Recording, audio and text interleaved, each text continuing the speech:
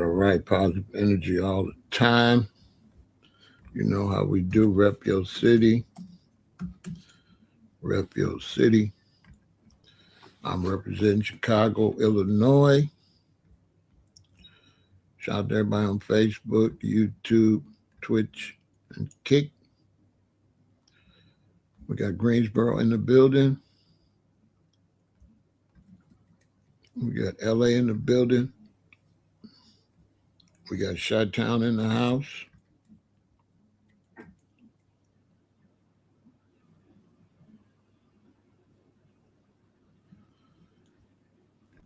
Right now, hanging out in the city of Chicago, but representing Missouri. Shout out to everybody in the loop. Got Fresno in the building. Come on in and rep your city, rep your city. Right off the top. Right off the top there. Like, share, subscribe, hit that like button, hit that like button. Right off the top.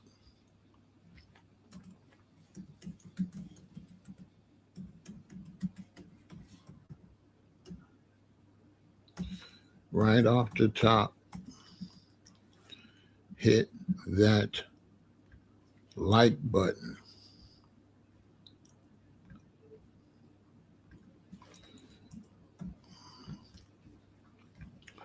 And let's get it going.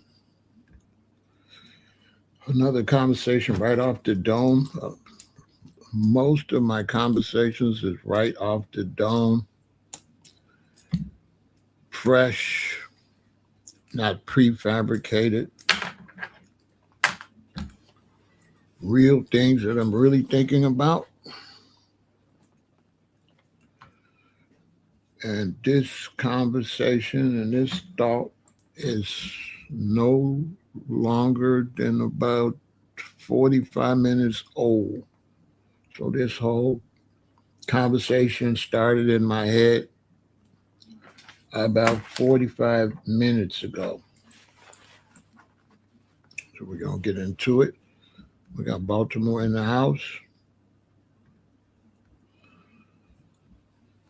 Prison property.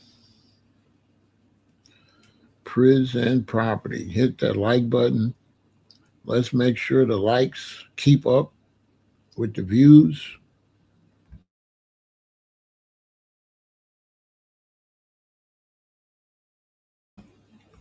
Let's make sure the likes keep up with the views. Too many views and not enough likes, so all the subscribers don't get the notifications.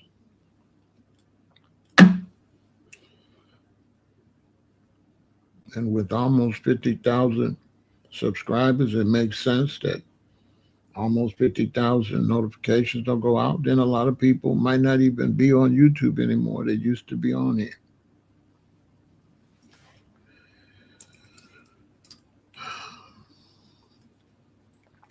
But this is a heavy conversation I want to talk about. All of my lives stay up now. I just edit out parts. And so what I've been doing recently is I don't like to be trapped. So, get some rest. I don't like to be trapped. So sometime towards the end of the live stream, I'll just talk freely. And then I'll go edit it out. And I'll keep the main part of the conversation up. And I'll put the full conversation on Patreon. So if you want to see the unedited full conversations on Patreon, you have to go over to Patreon to see the full conversations. You can see some of them for $5 a month, but to see all of them, it's a $20 a month subscription to see everything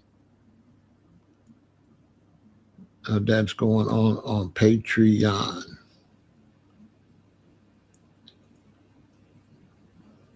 So that's where you got to go for that. So subscribe to my Patreon.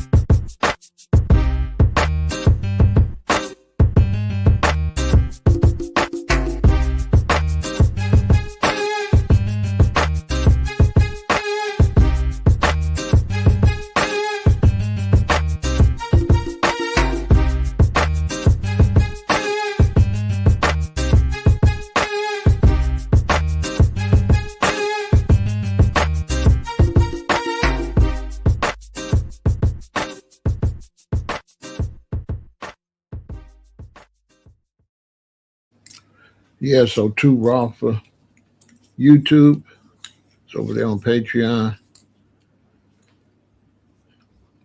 And there's original content on Patreon and about to be flooded with content that will not even be over here. That's going to kick off next month. So next month there will be exclusive content on Patreon. That's a little bit too rough over here. So today I'm talking about prison property. Prison property.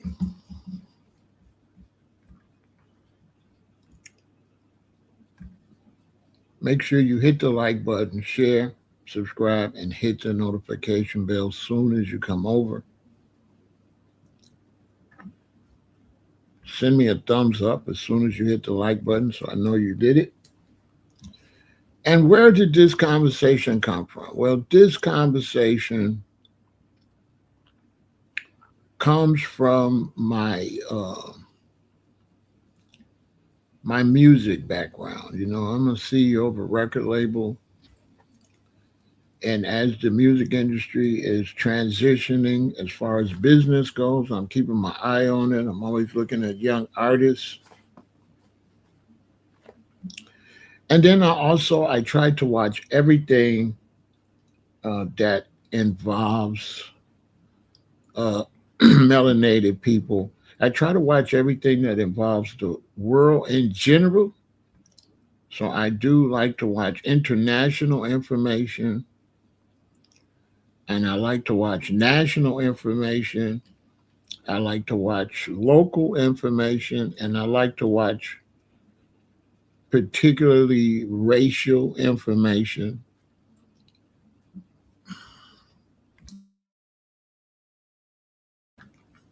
And so I watch the youngsters. I keep my eye on the youngsters.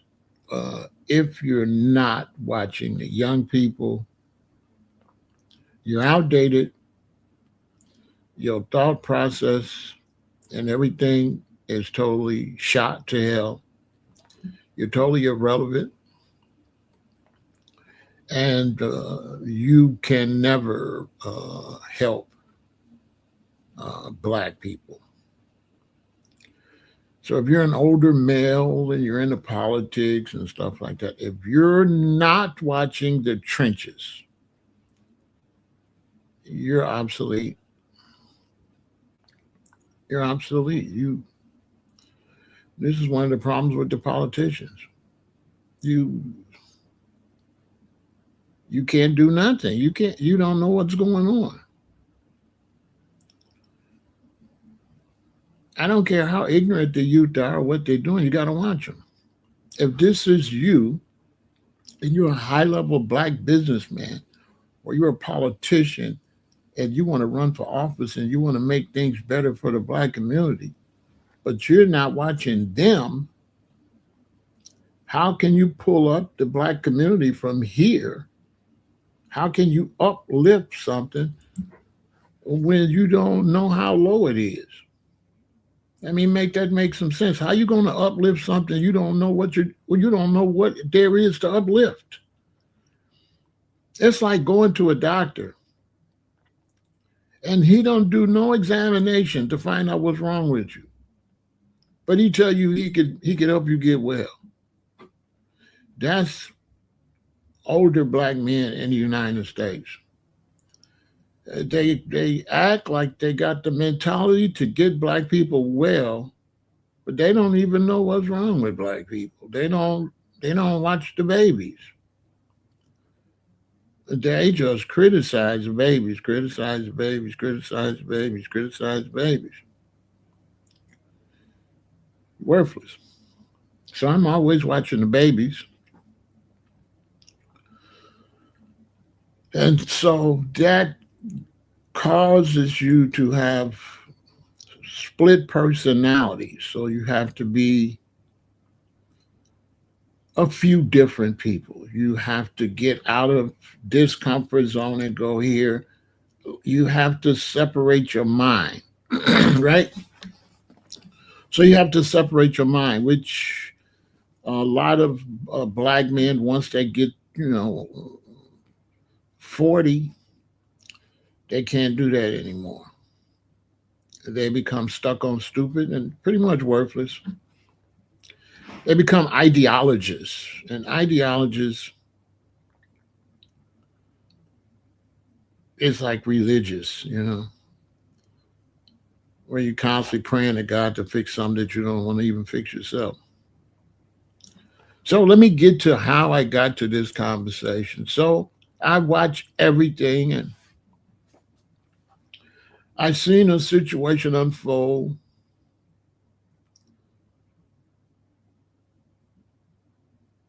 where young brothers got shot up.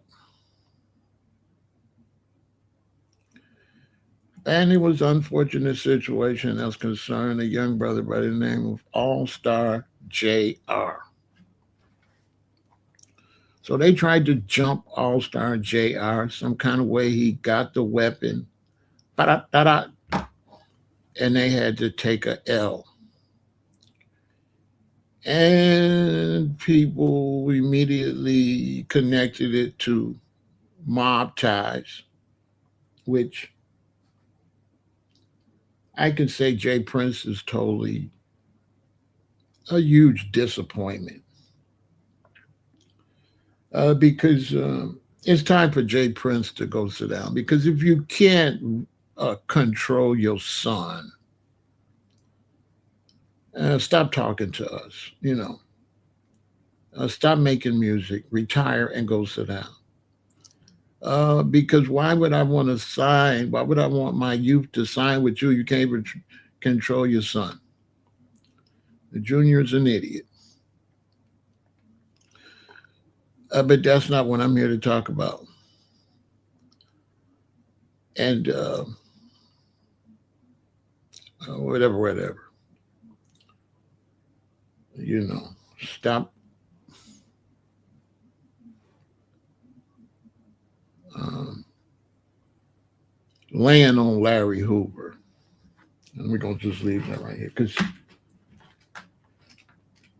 I know some folks and they don't really like you.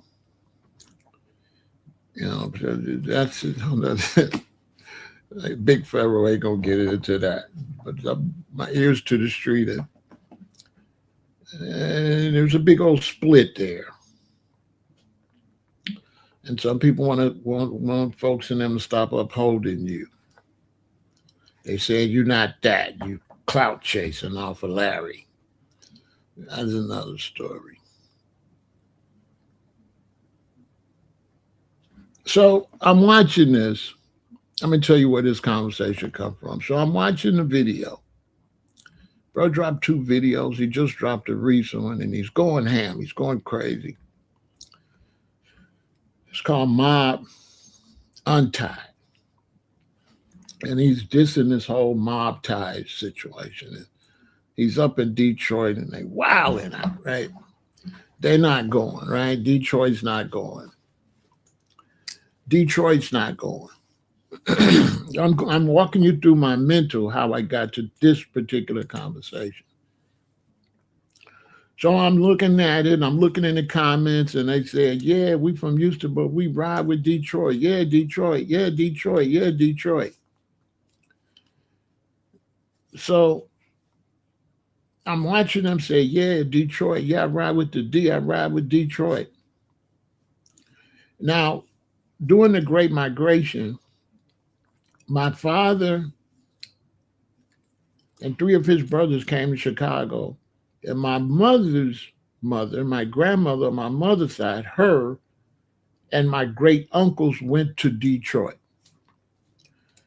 So that family, my mother's side, had 3 sets of twins. So my grandmother's twin was up there with her, my Uncle Sam, my Uncle Red, my Uncle Willie, my Uncle Sam, my Uncle Red is in Detroit.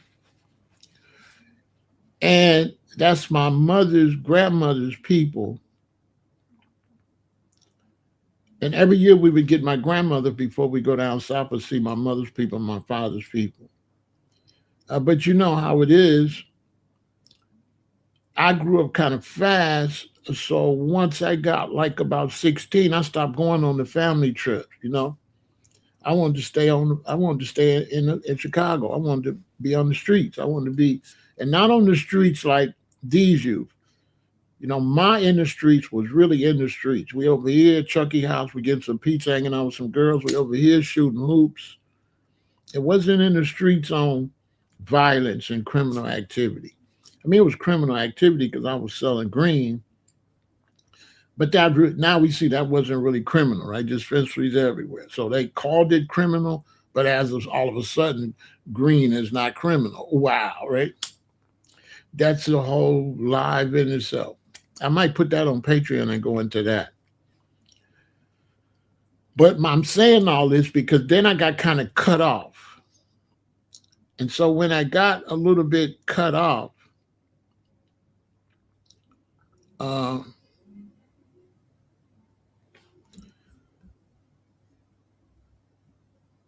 I wasn't still going to Detroit and hanging out with my great uncles, which means I don't know my great uncle's sons who would be around my mother's age. And I don't know their grandsons who would be around my age. And then I don't know their great grandsons who would be in this group. So I'm looking to all of these brothers and I'm thinking to myself, I got family members in that group, right? The odds is very high that I got some of my great uncle's descendants is with All-Star JR. The odds is very high because that's a lot of people, 4 men in Detroit having babies and them babies having babies and them babies, there's connections. Right? So off the top, my street vibe kick in, and my gang mentality kick in, and I'm riding with Detroit. Off the top. It's Detroit because I know I got blood in Detroit, lots of it. I don't know if I'm sure I might have some blood in Houston, but no. My blood is in Detroit, Chicago, Alabama. That's my family.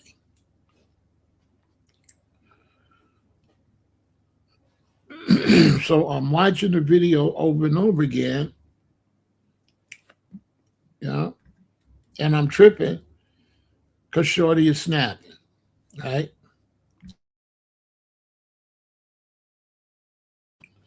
So even though the video is street and promoting violence, I'm impressed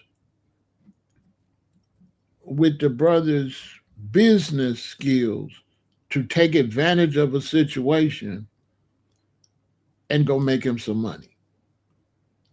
And he's rapping. He's rapping good. He's rapping really good. He's rapping good. All Star JR.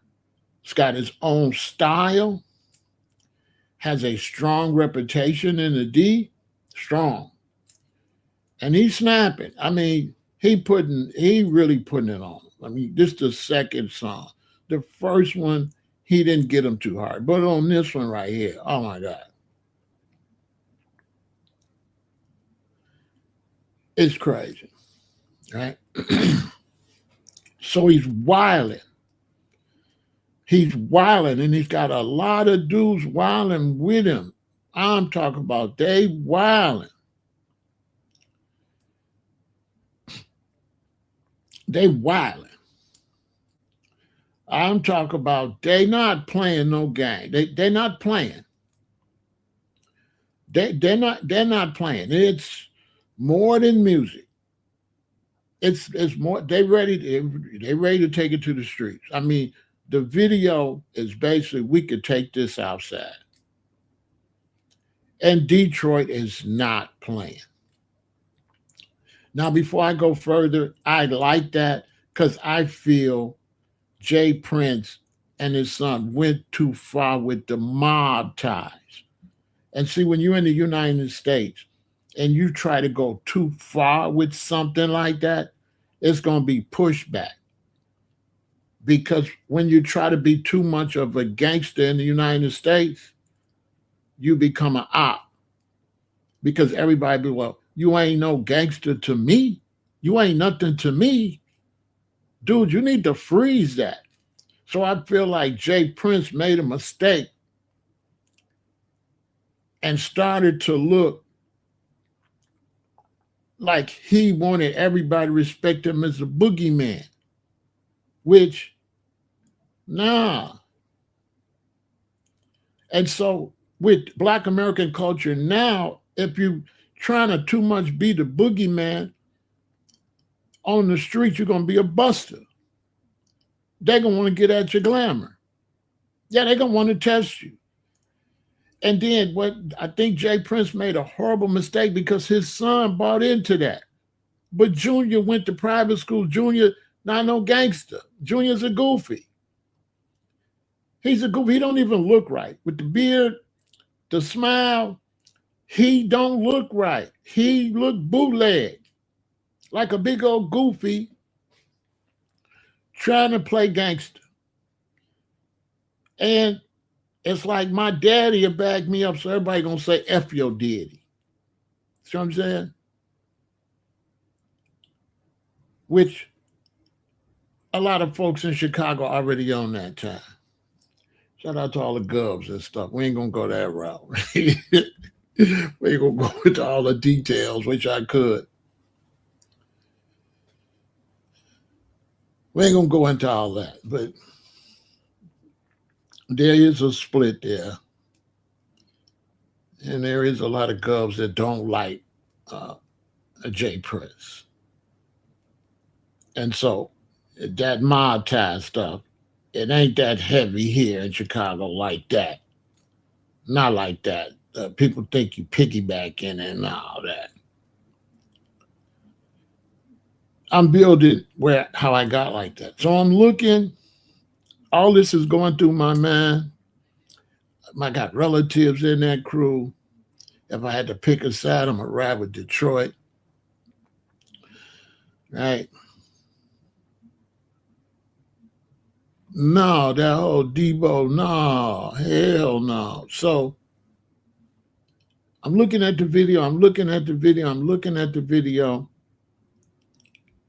And my mind goes in different zones. So now I'm looking at the video and I'm saying, dang, they real extra violent and they all on video. And I'm like, they going to prison. This prison music is prison music. It's crash out music. So I'm looking at them. The song is hot. I feel the energy. They on wartime. But wartime equal to penitentiary.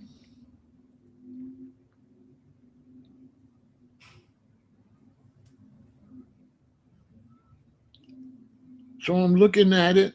I'm looking at the picture. I'm looking at the video. And I'm saying, we got a whole lot of young brothers, middle-aged and young brothers in prison. A whole lot. A whole lot.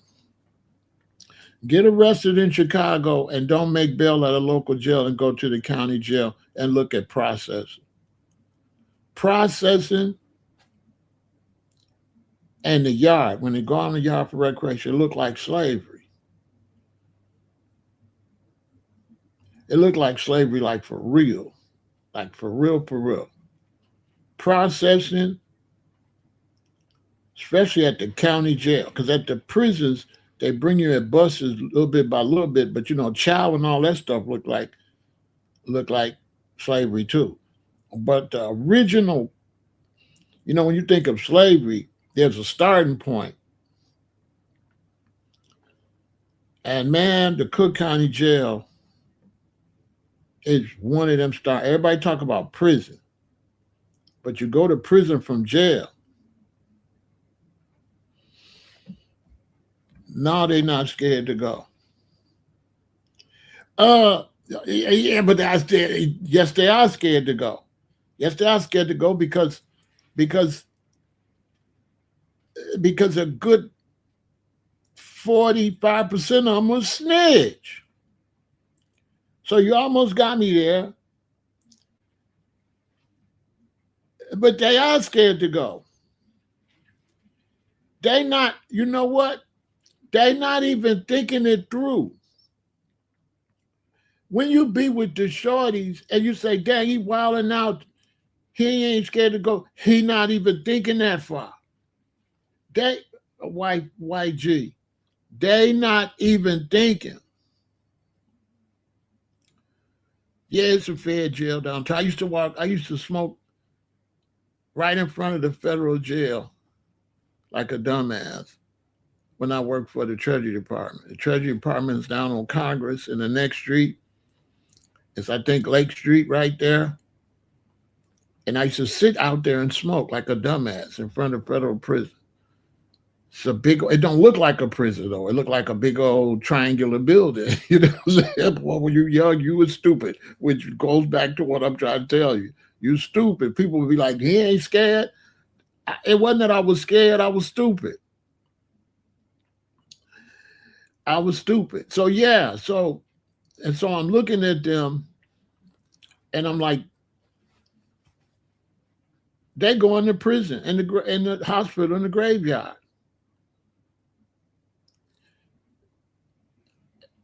When you look at it and you look at what you're looking at, they on there, I don't know if it's fake weapons or what, but the imagery in this video portrays these results. This is the results. This is the results. And so the young men that's in this video are the exact same young men that's in the prison. Same people. Some of them is in and out. I would be willing to bet that in his video, at least half of them that did time already.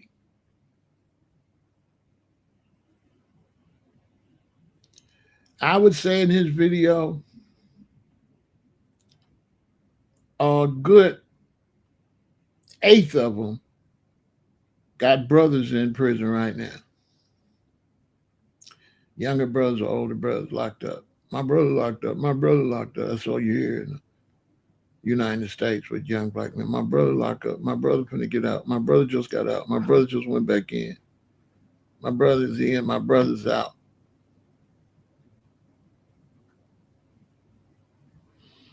You know what I'm saying? My brother's in. My brother's out. Now he's snapping. I'm gonna give him that. He's snapping.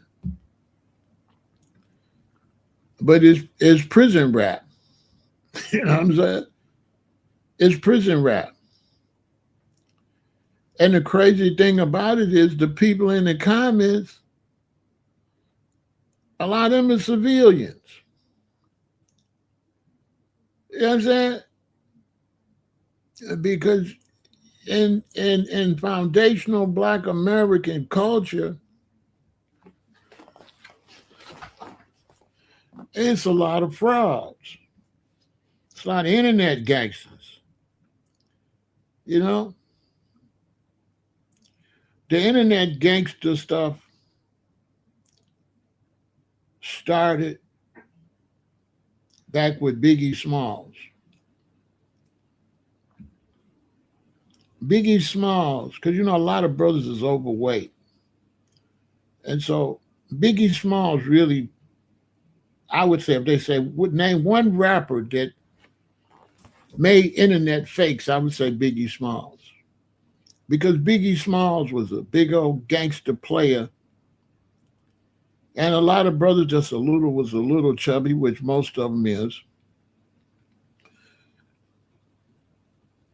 They would want to have that Biggie Smalls look when they went to the club. He made it cool to have a big old stomach and a Coogee sweater on and, you know, be too overweight, sloppy, and still be attractive. So you would see these brothers in the cars banging the Biggie Smalls, doing the whole gimmick. But he worked for the post office, you know what I'm saying? So it was a whole bunch of post office, mailman, construction worker, UPS driver, Biggie Small, bootleg Biggie Small dudes. That's when I first started seeing that. That's when I first started seeing a lot of brothers, you know what I'm saying, rapping and acting like what I really was. You know what I'm saying? When I was driving down the street saying you can't knock the hustle, I had Fed time in the trunk. You know what I'm saying? I wasn't working for no I was UPS, but I was my own UPS. I was delivering, but not for the government. And so I used to pull up next to them. They got these good jobs and stuff. We really outside. We really got that beeper popping off. We really got that next telling. I'll pull up next to you. You try to look like me. You try, you know what I'm saying? You got the whole, instead of you just looking like a worker, you're a worker. Just be a worker. Why you trying to look like a gangster hustler? See what I'm saying? Why you trying to make your car look like our cars? Our cars look like that for a reason. Why you just don't get a regular nice car and just make it look like you a worker? There's all right, nothing wrong with being a worker. And then sometimes they would start believing it. And get G pointed at the club. Well, you must have forgot. Well, you up in this club, you know what I'm saying? That's where the club started going bad. Because all the fakes got chased out the club. So now it's real ones all in the club. Everybody's a real one. And then when you get a bunch of real ones, it ain't a lot that's educated. So now you got hotheads with weapons that can't read to the 4th grade and 5th grade level. And he's a grown man. Testosterone, got a baby on the way, but he can't read. He can't read over out of grade school level. and he got weapons. And when you're a crash dummy like that, you can make a lot of money because you're going to take penitentiary chances all day. So money going to come in quick. Because your dumb ass will ride out of town and get a bunch of illegal weapons and stuff like that and come back with no, you ain't got no fear because you're too stupid to be scared. And when you get caught, you're going to tell. Because out of all these gangster criminals that keep going to jail, hell, 65% of them is rats, maybe even 70% is rats and snitches, maybe even 80% is rats. That's why Shorty keep coming home when he really supposed to be gone for 25 years. And he back out on the block, 13 months he back, because he told. How you get caught with all that stuff? How you back? It's snitch paradise. And so they're pushing this prison culture. And now you could be in prison, but if you could rap, you could be rich.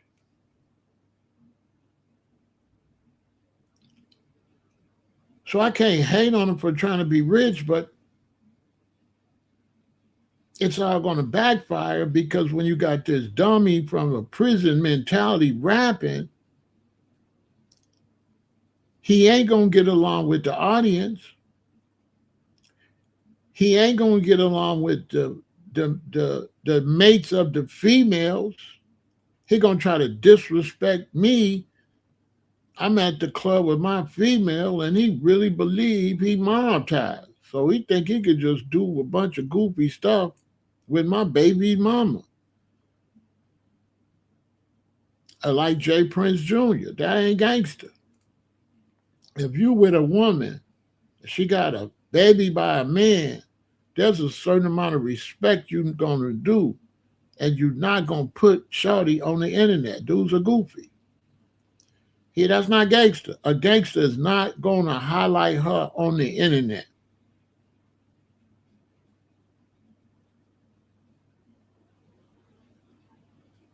Because you can fall in love with a woman,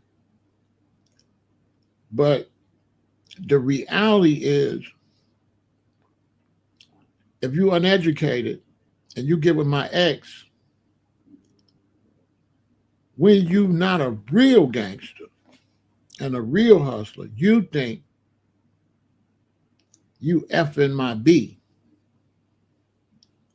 But a real gangster, no, you effing behind me. You eating leftovers. That's in the real, when you get around real hustlers and real gangsters. And I'm with a woman, she broke up with a dude. I'm not finna highlight that she used to be with dude. Because that's an L.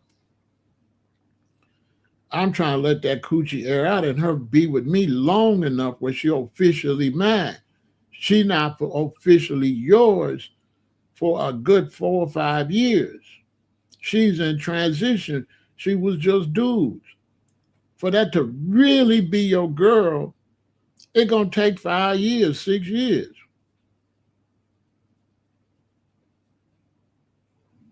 That first 36 months, you with somebody else's ex. That's just what it is.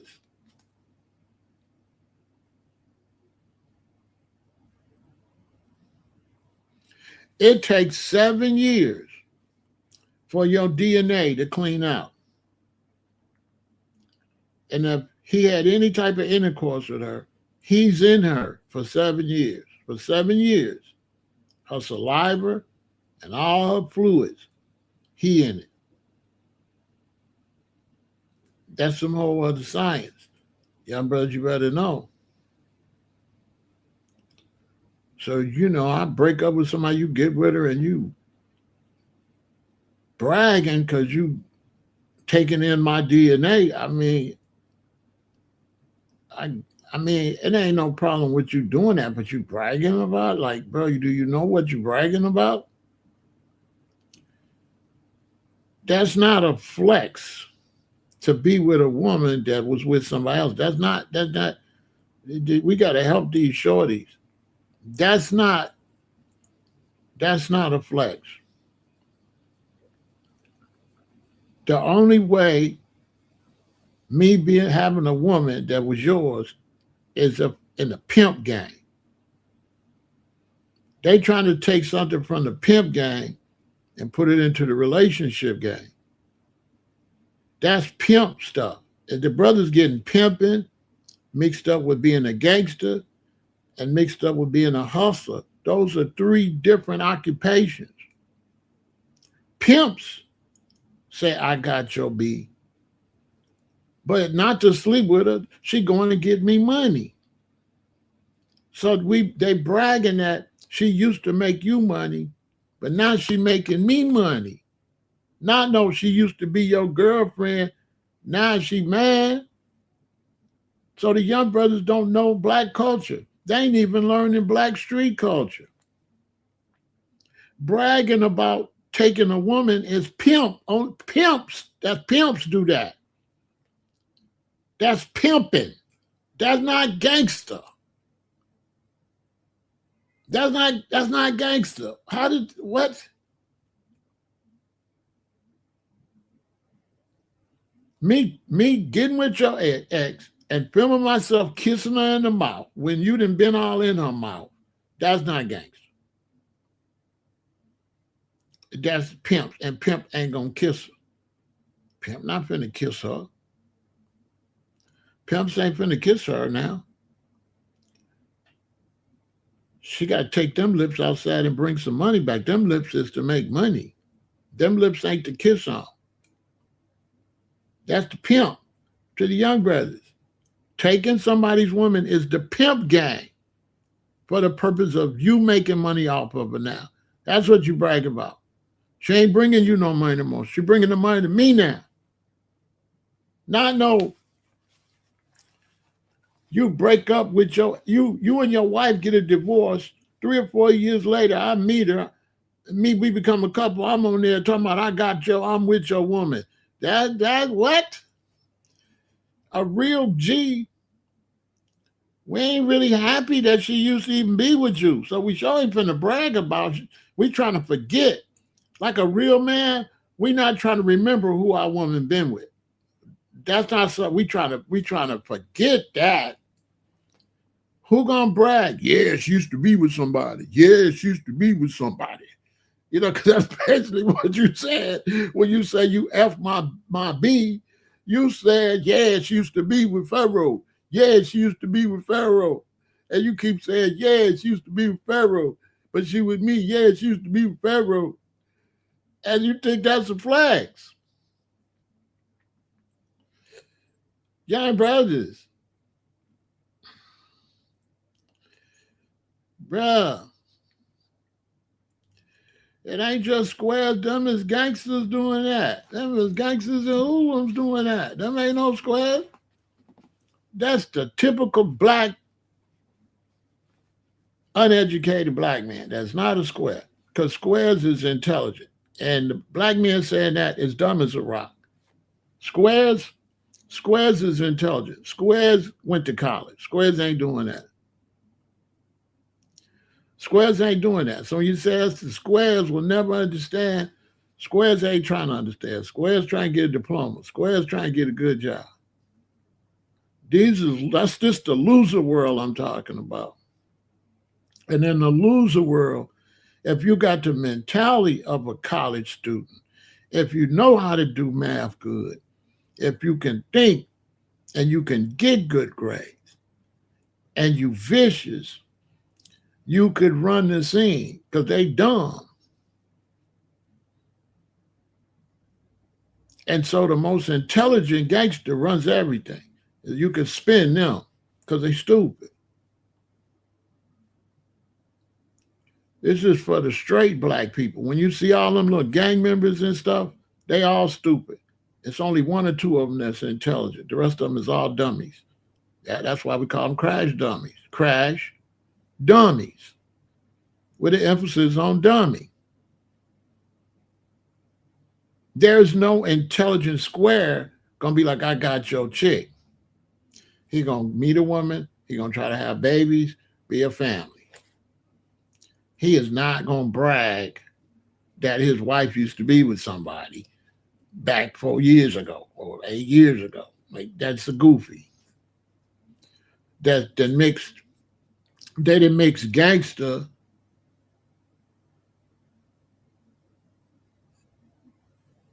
what you consider square. Because you're trying to say intelligence is square, but if you're trying to say some hoolum, a hoolum is not a square in no kind of way. So you confusing me. Because you say squares don't understand. I'm talking about street dudes. You're trying to call street dudes square. That's totally wrong. Squares ain't in the streets. Squares don't even rap. Squares don't rap. Squares ain't in rap videos and shit like that. So I don't know. Let me just move on. Because I don't think you know either. You just saying shit. You know what I'm saying? So you just confused me. That's all. But let's move on. But don't y'all listen to this. This don't, when we talk about street stuff and he say squares won't understand, he just misspoke. Because there ain't no squares in the street. You know what I'm saying? Squares is at college.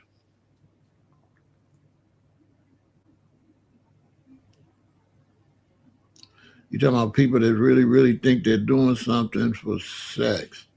I don't know. I don't know.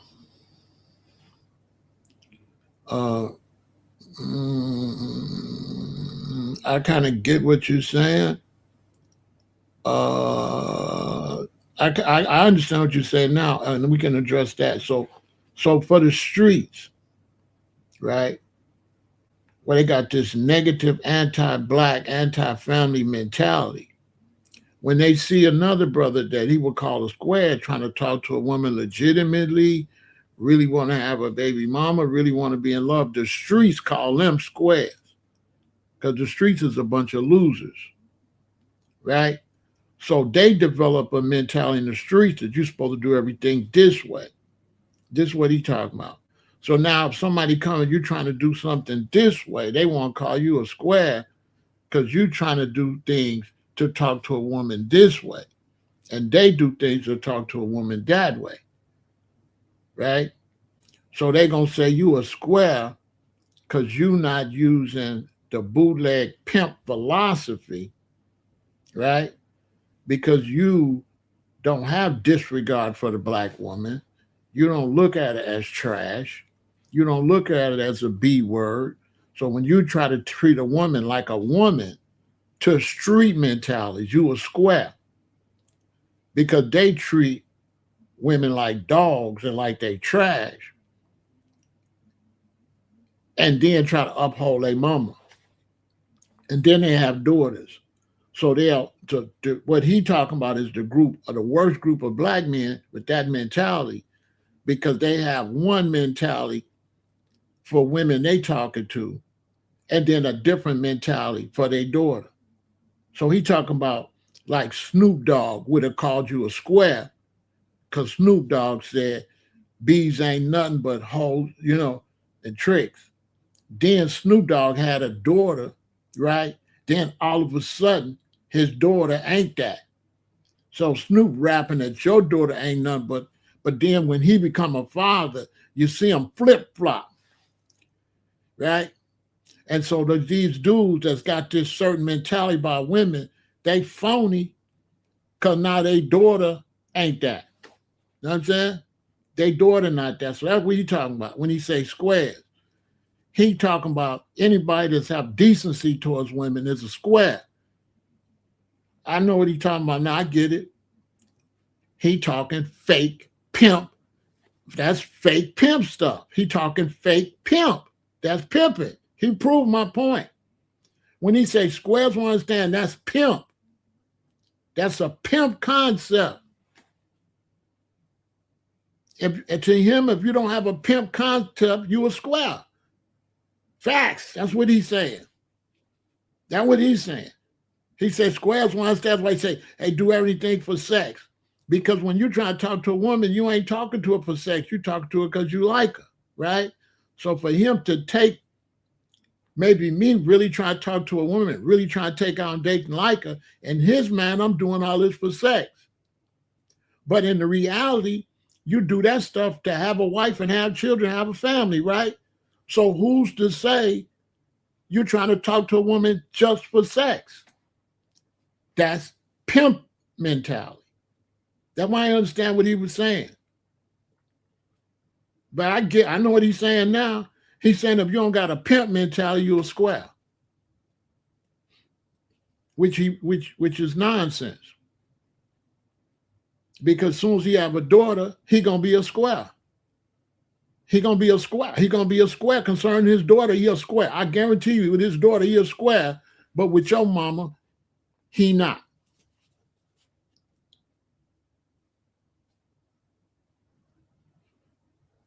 I don't know. I can't dress it no more because I already broke that down. So when I look back at I already broke that down. Y'all listen to me, okay? Listen to somebody really know, okay? Because I already broke that. I already told you what that means. I already told you that square is a pimp mentality. You understand? Because look, pimp shit. I'm talking about Mr. Steal Your Girl and brag about it. He hit it and didn't get a penny. So he didn't pimp her. Ain't that what he just said? He said if you didn't pimp her, you're a square. That's what he just said. He said if you ain't pimp her, he said if you hit somebody girl and you didn't pimp her and you didn't get no money, you're a square. That's what he just said. Same thing. See? He proving me right. You don't even know it. See what I'm saying? You understand? He proved me right. Because she ain't nothing but a H to him. So if I get your girl and I didn't get no money, that means when you had her, you was getting some money off of her. That's pimping. It's not real pimping, but it's this new bootleg pimping. And that's a whole nother video that most of these dudes now, they fake gangsters, fake hustlers, and fake pimps. They not neither one of them. They trying to be a facsimile of all of that. And they not even built like that. They're not built like that. He ain't no pimp. He ain't no pimp. He talking pimp talk. He's not a pimp. Not in my chat. Ain't no pimp in my chat. Post. No pimp in here typing. I just said, with all due respect, this big Pharaoh. There ain't no pimp in my chat typing. Church, tabernacle. I'm just saying, if I'm pimping, am I in somebody's chat?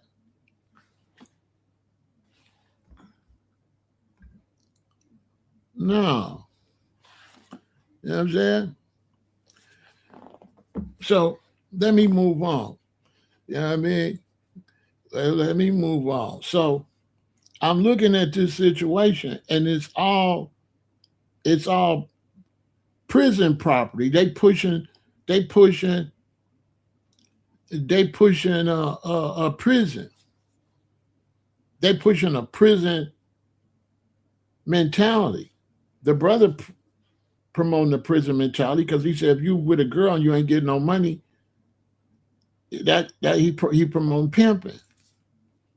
Not just pimping, extortion, embezzling, all kind of stuff. Because they don't just pimp these women; they send these women to do crimes.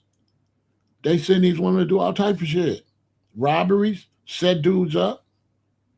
It's a lot of different ways they get money with these women.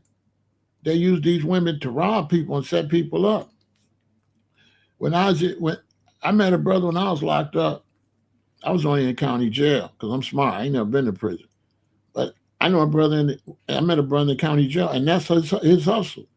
His hustle was to get these bad chicks, send her to the club. She badder than any chick dude would ever be with. She walk up, she flirt with dude, Dude take her home. Dude let her know the location. She opened the door. He come rob him. Take everything, right? You understand? You understand what I'm saying? And so they pushing a whole prison situation. That's what they pushing. They pushing prison for more and more and more men to go to prison because he got a rap video with all these brothers talking about unaliving somebody, right? And pushing that mentality and making money with that type of concept. So they're making prison music, basically. They're making music that encourage people to go to prison. Straight up, go watch the video. The video is a straight advertisement to go to prison. They basically on there showing the FBI to come and follow them and watch them. Basically, they basically self-snitching because the way they doing it is you really got to be like that, right? So now if you rapping, you're in the videos, you really got to be like that. So if you in there talking about transporting substances and getting all this illegal money and catching all these bodies, and you say you really like that, right? And you on the camera, you putting yourself in the FBI investigation. Duh. You telling the FBI, yeah, I got bodies, I do crimes. Come watch me. Basically. Come watch me.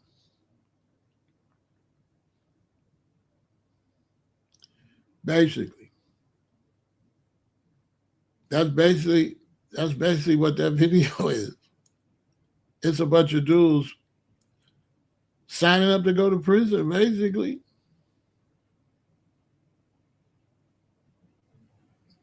Go watch the video. It's a prison video. What's the results? So what they saying? It's a prison video. And you don't got to go to prison to know they're stupid. All you got to do is go to county jail. I was in the county jail for 4 months. These street dudes is dumber than a damn rock. Yeah, listen, young men, don't not listen to no street dude. Don't listen to no dude giving you no street information. That's an idiot.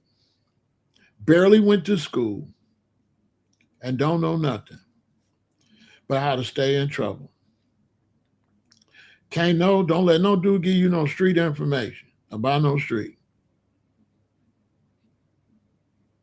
You might as well go lock your own self up. I ain't listening to nobody trying to tell me nothing about no streets.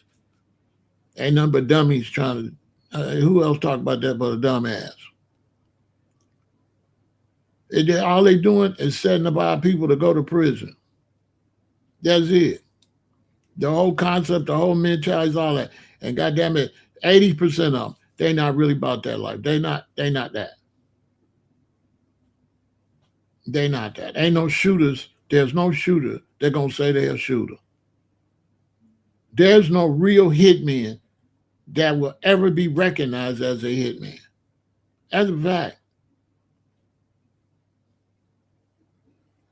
Most of these young brothers on these videos and stuff, a real hitman will knock all of them off, one by one. Nobody know what happened to them. And they beefing, so the hitman going to get away with it because the police going to look for your other side. The other side, they ain't going to look for nobody neutral. They not going to look for nobody neutral. A hitman that like to rob people can go rob every one of them brothers, and the other side gonna get blamed for it, and the robber gonna get away with it. If you just a quiet, real one that look normal in public, but mask up at night and go hit them, you'll never go to prison because the first suspect is each other. Facts. They really. If you was a real gangster, if you really about one of them professions, because They just calling everything gangster when it's not. And so the young dudes, they getting all confused. They mixing up all of this stuff together. They mix it. They mix it. If you look at them, they mix it. They gangsters and they pimps and they hustlers, which is impossible. That means you a half-ass. Because you got to be either all the way gangster, or all the way pimp, or all the way hustler. You cannot be a little this, little that, little that. This is what they try to teach our young youth coming up today. This is what they teaching.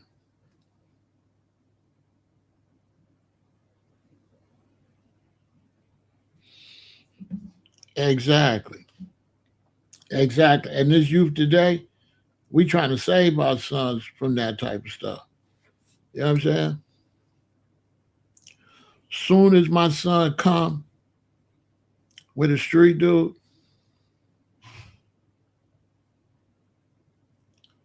and my son go to the bathroom or something, I grab dude around the neck and say, boy, if you come back over here again, you ain't gonna never come back nowhere else. When he come out, excuse yourself. You finna go bye-bye. Yeah, gangster. Don't come back over here. Don't come back over here. So my son come back out, he like, all right, man, you gotta go. I'm gonna still be a regular father. All right, man, it was good to meet you, nigga. You know what I'm saying? Let me see you again. Let me see you again, motherfucker. You know what I'm saying? Let me see you again over here. Get the hell out of here. My son ain't going to prison hanging with you. Get your ass out of here. Boy, don't let me see you nowhere around here because I'm going to take it as a threat. You know what I'm saying? My son don't know you. I know exactly what you is. You know, in the streets, real hustlers or real gangsters, we don't mess with people. We don't got no guys. You know what I'm saying? The guys mean prison. Yeah, guys. You show you anybody with a crew, you going to prison. You going under the prison. You don't bring no man around your family. You don't bring no man around your wife. Because he got low self-esteem and he believes it's a come up to snake you. It's a fact.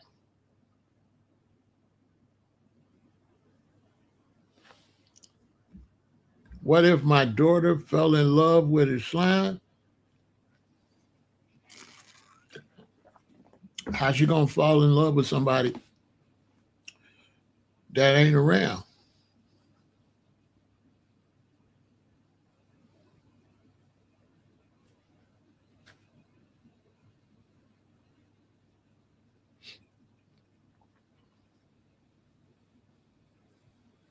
I don't know. I almost want to call my oldest daughter. She'll answer that. My oldest daughter answer that. She'll tell you.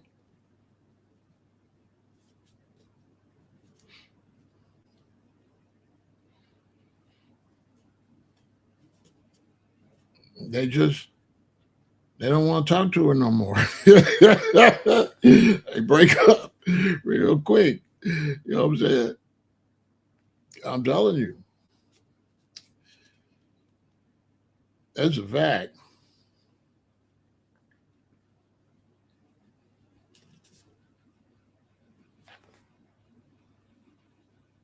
It could be one of y'all over here. If my daughter brought one of y'all over here that I didn't like around, you would definitely never come back. And it's two ways that can happen.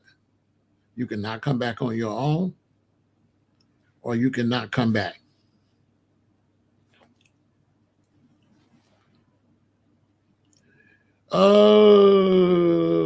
Warned.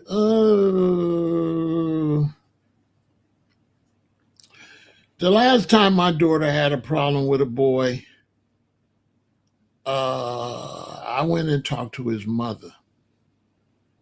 I went and talked to his mother and her youngest baby. And we're going to leave that like that. I went And I talked to his mother and her youngest baby, because he was the oldest son. So I went to holler at the mother and the baby. And we're just gonna leave that like that. And then I left. And then my mother called me and said, "What'd you do? It's the police all over." "What'd you do, boy? The police got the whole block locked off." "I ain't do nothing. I didn't do nothing. I just told his mother, that's a cute baby.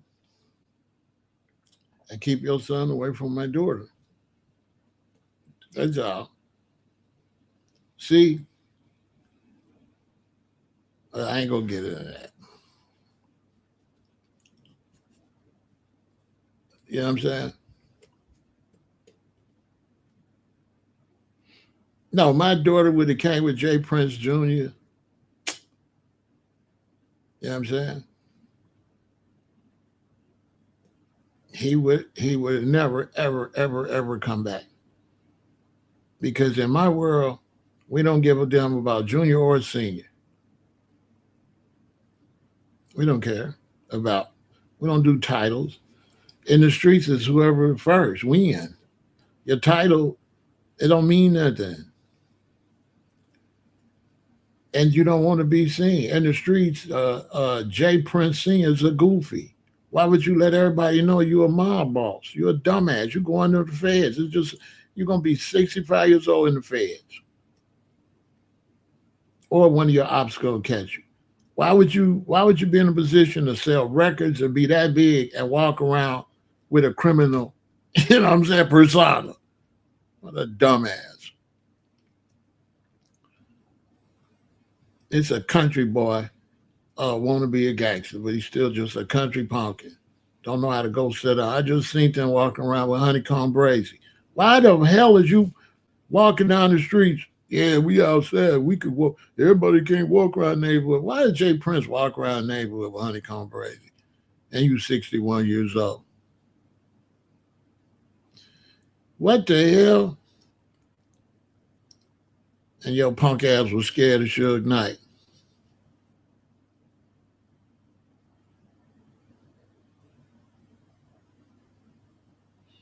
You know what I'm saying? Crazy. With the fake gangster persona and all of this stuff. You know what I'm saying? And all they doing is just pushing out little shorties to go to prison, go to prison, go to prison, go to prison, go to prison. Look at the facts. Look at the black politicians. Do the black politicians ever talk to the shorties? Ever? When these black politicians run for office, do they ever talk to the streets? They'll go to a college or something. But do they ever talk to the trenches? Ever? Do they ever have any message for the trenches? Any solution for the trenches? Any provisions for the trenches? Any way to get all these young men from going to prison and unaliving each other? Name me one politician that do that. They'll say like they coming to Chicago. They'll come to Chicago, be a whole bunch of working people and stuff there. They never go to the trenches. And they got the power to come to Chicago with the police and go to O Block and go up in there and talk to them. Nothing could happen to them because they have the security to do it. You ever seen that? You ever seen them have any type of way to stop the prison pipeline? Name one.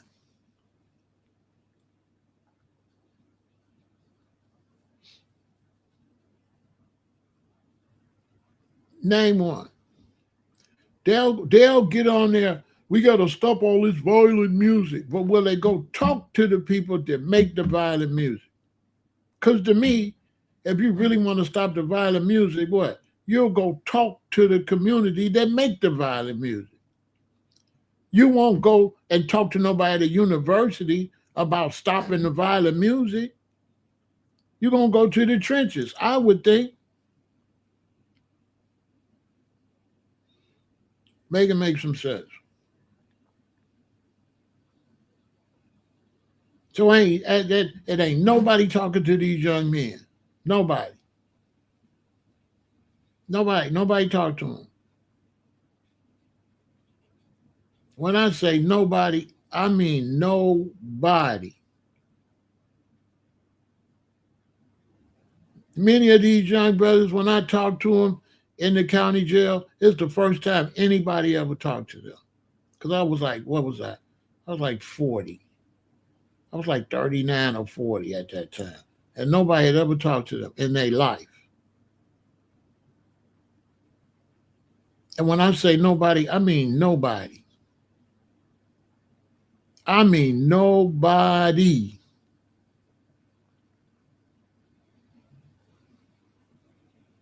You couldn't even get in my cell because it's so crowded. They trying to hear what I'm trying to say. Till the one time the lieutenant came and pushed through the crowd. What the hell's going on in here? Because he figured this got to be something illegal. That was just me in there dropping knowledge on the brothers. And when the lieutenant pushed through the crowd and came in there, I kept talking. I told him shorties, I said, you see him? I said, y'all, they grabbed us and locked us up and drug us down here to the county jail, didn't they? They're like, yeah, Pharaoh. I said, but look at Lieutenant. Lieutenant get up every morning, brush his teeth, wash his face, take a shower, comb his hair, put on nice clothes. He come to jail every day. I said, look at the lieutenant. He come to jail every day. I said, we all going to went home. We all going to be them beat our cases. Some of y'all going to be them went to prison and went home. And lieutenant going to still be in jail. He come to jail every day on his own. And I told him on top of that, and the black ones is down here in the cells with us. And where's the white guard? The white ones. The white ones upstairs on the marble floor. They in the courtroom. Yeah. When you go to the county court building, where the county jail's at, court's upstairs. And the court's nice, shiny floors. That's where all the white ones is upstairs. And all the black ones is down in the dungeon. Because the jail's underground. Yeah.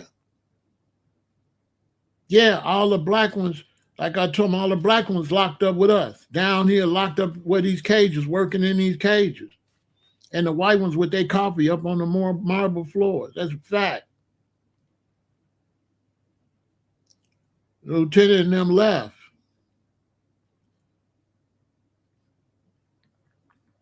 Sarge left. And the crazy thing, I met a queen and she lived in O Block, and Sarge worked the front booth up there. I come in there, I stop at the gate. He said, Pharaoh!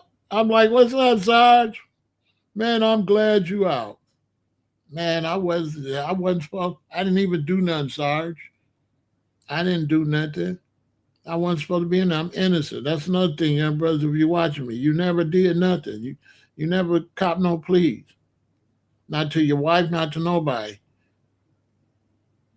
If you're going to lie, you got to lie every day, every second.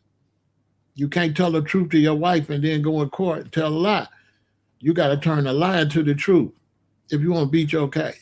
As far as everybody concerned, you tell everybody the same goddamn story. Is y'all understanding me? Everybody. There's one story. I didn't do it. You can't say I did it over here. I didn't do it over there. You go to court, they're going to see that. That's another whole video. You understand? But no politicians or nothing does anything with the young black male. And it's so bad that not a young black female going to prison. She following her king's lead.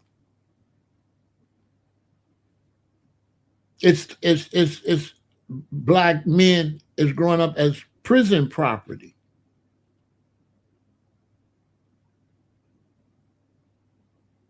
You look at conversations where the men talk about the women. They showing you that your women is prison senders, right? You look at the women. The mom, totally uneducated. I could show you some of these dudes going to prison's mama right now on social media talk crazy. The mama ain't got a lick of sense. The mama boyfriend in and out of prison. She got 3 babies by 3 different men. One of them got unalive. The other 2 is in prison or in and out. When I was living in O Block, I used to do social studies in there. So I used to look out the window and study the habitat of foundational Black Americans. It was like 3 generations lost. One time I seen a fight. The 2 grandmamas was fighting, the 2 mamas was fighting, and the 2 granddaughters. 2 granddaughters like teens. The 2 mamas was like late 20s, 30s. And the 2 grandmamas like late 40s, early 50s. 3 on this side, 3 on that side. 3 generations fighting. It was something else. 3 generations.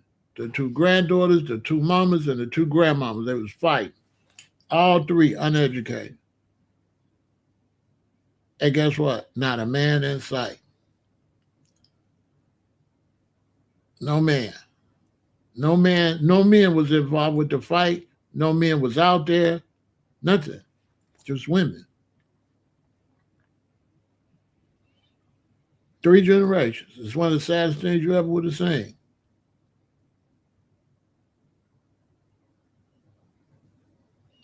You say you think they make so much money off our degenerate dysfunction, it really profitable. Kind of. But they make enough money on their own. They in the oil, gas, gold. They don't really need our money. They get it because we're giving it to them. But they don't need our penitentiary money or nothing like that. The money of Baby Lane, that penitentiary money, that's going to be gone. Ain't going to be no more penitentiary jobs.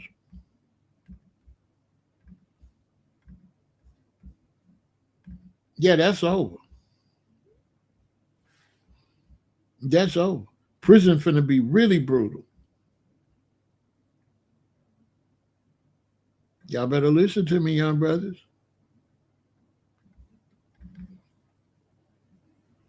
Yeah, I'm penitentiary, where you go work for the penitentiary and they feed you and house you and all that. They're not doing that no more. That's over.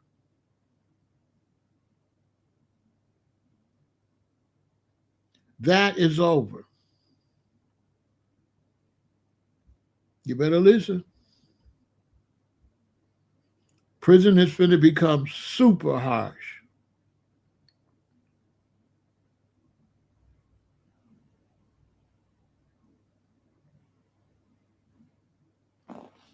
Yeah, that's old. That's old news. Anybody teaching you that, they outdated.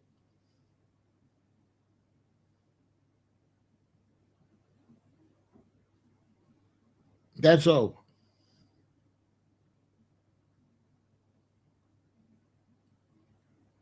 This is a fact. Anybody teaching you that they're going to lock you up to work,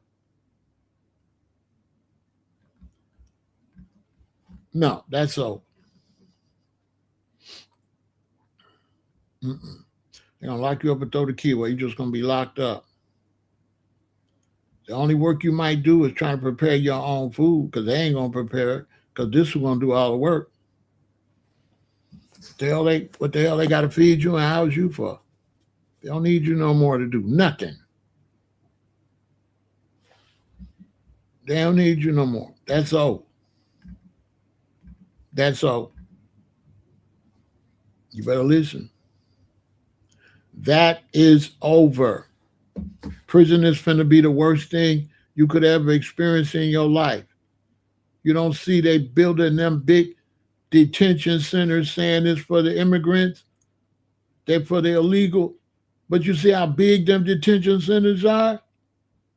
Man, them detention centers ain't for no illegals. Them detention centers is for you.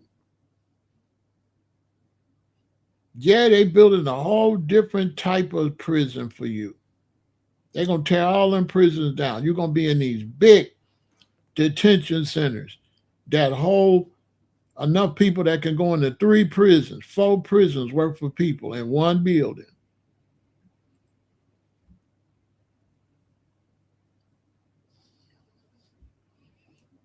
Gonna be cheaper because this gonna be the guard.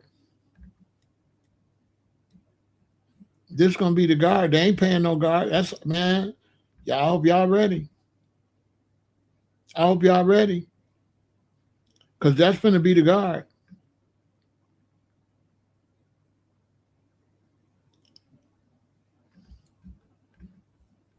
That's gonna be the guard.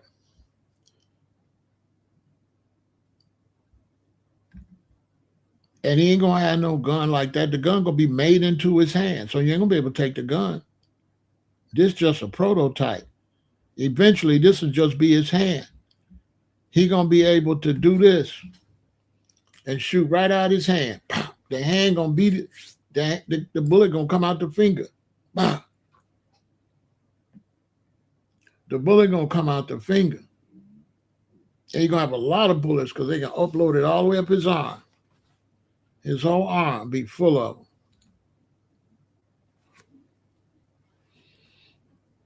He ain't gonna have no weapon in his hand. This is just an early prototype.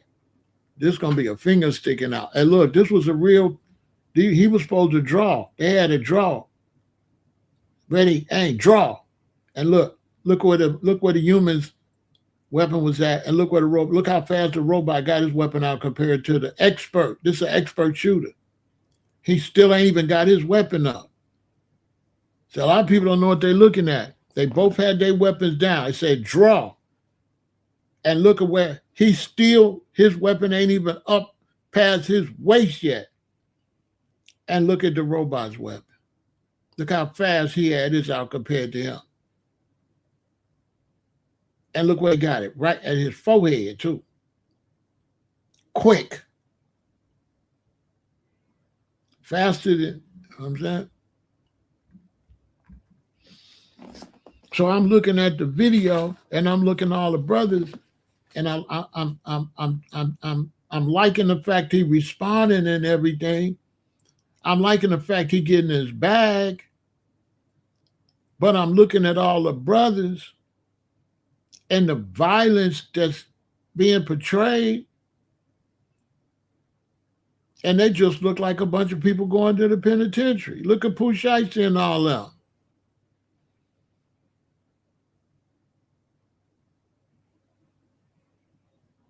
How to break down that cycle? You can't break down that cycle. You can't break down that cycle out. The only way you could break down that cycle is to put a team together to break it down. But who got time to be in the team? If you're a trucker, you ain't even in town. So how are we gonna have meetings for the community? None of us work the same schedule. The Babylon system that mixed up the work schedule. So it ain't no more 9 to 5. So when you got time? And then the typical young black man now, he not leaving his woman to go to no meetings. He chasing the broad. So how could you do anything, right? When you don't have the availability to get together. There's no availability to get together. Why you think we don't have businesses? Why you think we don't have no economical development? Why you think we don't have no political structure? There is no way to get together. How? Can one of y'all get 100 men in your neighborhood to come to a meeting every Sunday? No. You can't even get 100 men to go to church.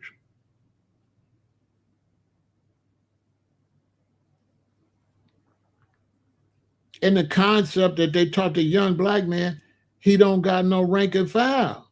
There's no rank and file. The white society got rank and file. The black society don't. As soon as I go live, I get 5, 10 ops quick. Young motherfuckers don't know nothing. They don't listen to me. They don't listen to me. Elaborate as far as what? Can you get 100 men in your city, Robert, to come to a meeting to talk about doing something? Because how could you do something without a meeting to talk about doing it? How could you break a cycle? That means you got to get together and do something. So I'm asking you, how can you get people together to do something? And the answer is no.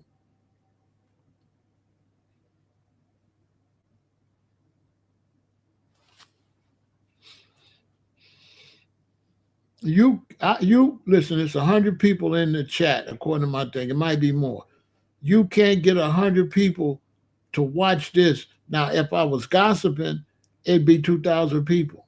If I was gossiping about Pooh Shiesty, if I was gossiping about these brothers and had these brothers' names, right? If I had their name in the title and was gossiping, there'd be 2,000 people over here. All I had to do was put All Star JR in the title.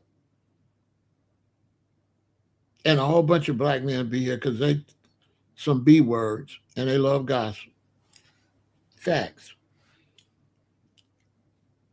But when they see it say prison property and it look like it's some kind of information, the only ones going to come over here is a few smart ones and some asshole that want to debate that don't know what the fuck he be talking about any goddamn way.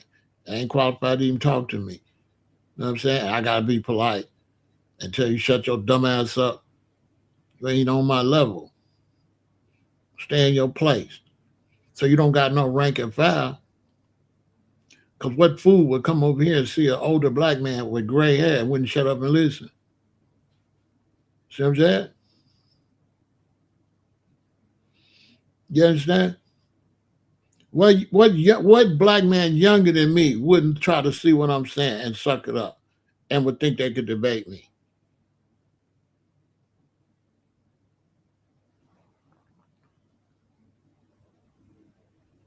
Let me break that down. Let's say you're a young black man. You come on YouTube, you see me. You want to debate? You want to debate with me, right? You don't see my YouTube game is better than people younger than me, right? So it ain't even crossed your mind. Dude is up on everything. It never crossed your mind that I'm the only 7-year-old on here. That I'm the king of this shit. You don't even see that, first off. So you want to debate with me, but I got more better technical skills than you. I'm better on the internet than you. I'm streaming on both Facebooks, YouTube, Twitch, Kick, and X right now. Social media game through the roof. I'm 70.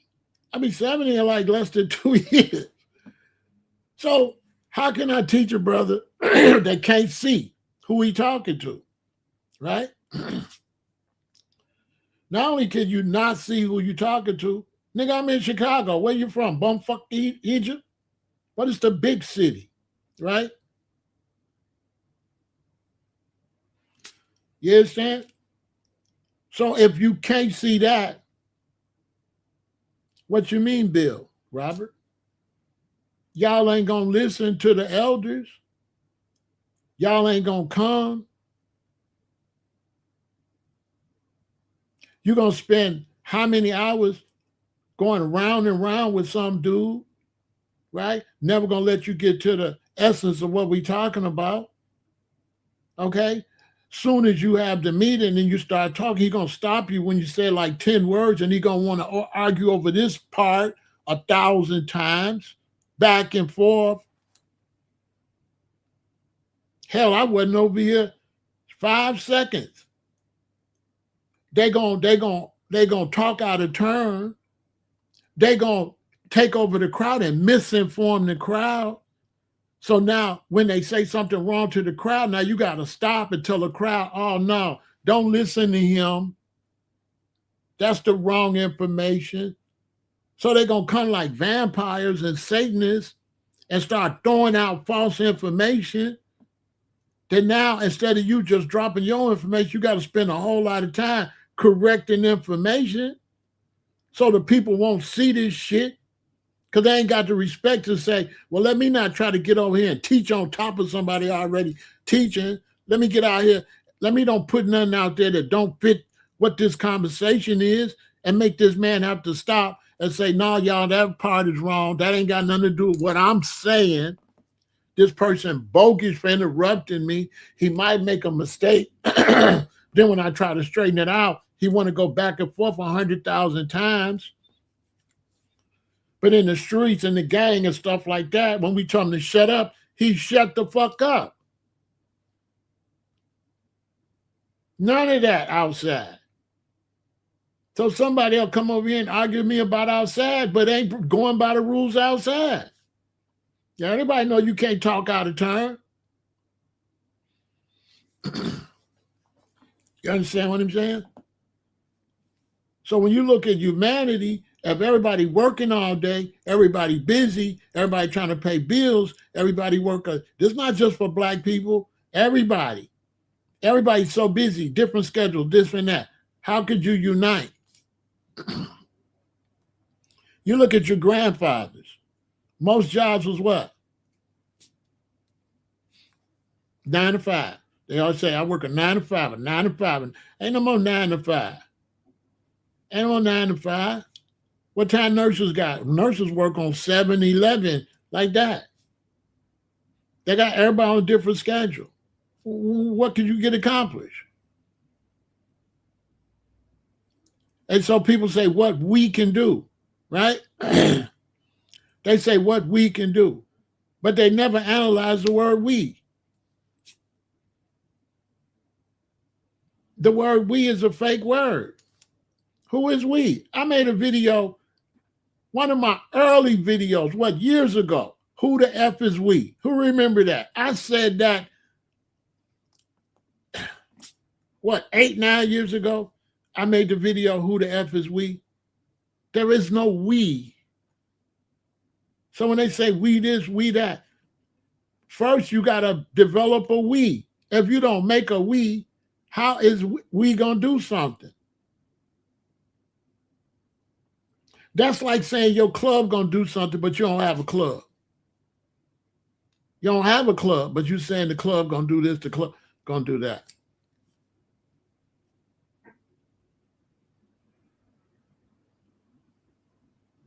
And because the Europeans run the military, the Europeans establish rank and file. So for black people, we don't have no rank and file. That's why the shorties is going to the penitentiary. There ain't no rank and file. There ain't no rank in the gang. There ain't no rank in the block. There's no rank and file. None. It doesn't exist. None. There's no seniority. None of that. That don't even exist. So now, if you take the black community, you got a bunch of young brothers. Then you got some OGs. The young brothers is crash dummies. The OGs ain't crashing out. The OGs can't help them because they crashing out. The OG's not going to crash out to get you in line. So it's like F you. Because to get the young dudes in line, we would have to crash out. We would have to hurt them. You understand? See, we got order in prison. You know why? And in the county jail. You know why? Because we'll hurt you. See what I'm saying? We can't do that in the civilian life. In the county jail, you will shut up. You won't talk out of turn. You're going to stay in your place. Or we're going to hurt you. You're going to get hurt. We're not going to ask you twice. You're going to catch a violation, period. Right in the door. That's how we keep order in the jail and in the penitentiary. But we got to have order in society, but we can't hurt you. So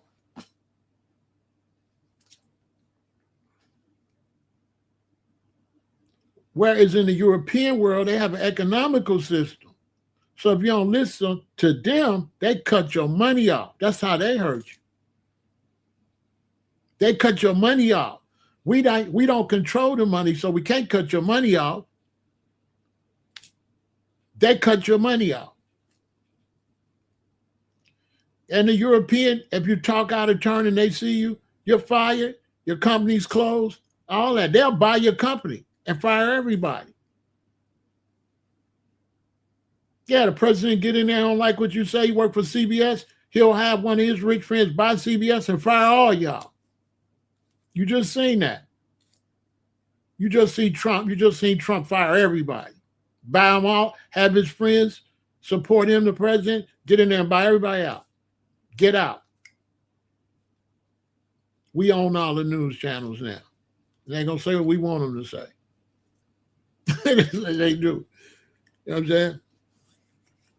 Anybody that's a real gangster, a real boss, a real businessman, know what it is. You show me a person on social media, you show me a black person, any person on social media talking against Donald Trump, I'll show you an idiot. I'll show you an idiot. Nobody noticed all my Trump discussions was when he wasn't in office. Y'all ain't noticed that? Y'all ain't noticed that since Trump became president, you notice I don't have his name on no titles? Y'all ain't noticed that? Y'all ain't noticed I don't have Donald Trump name in no titles, nowhere. Y'all ain't noticed that? You ain't noticed? I don't talk about dude. I ain't talking about him. I'm not talking about dude.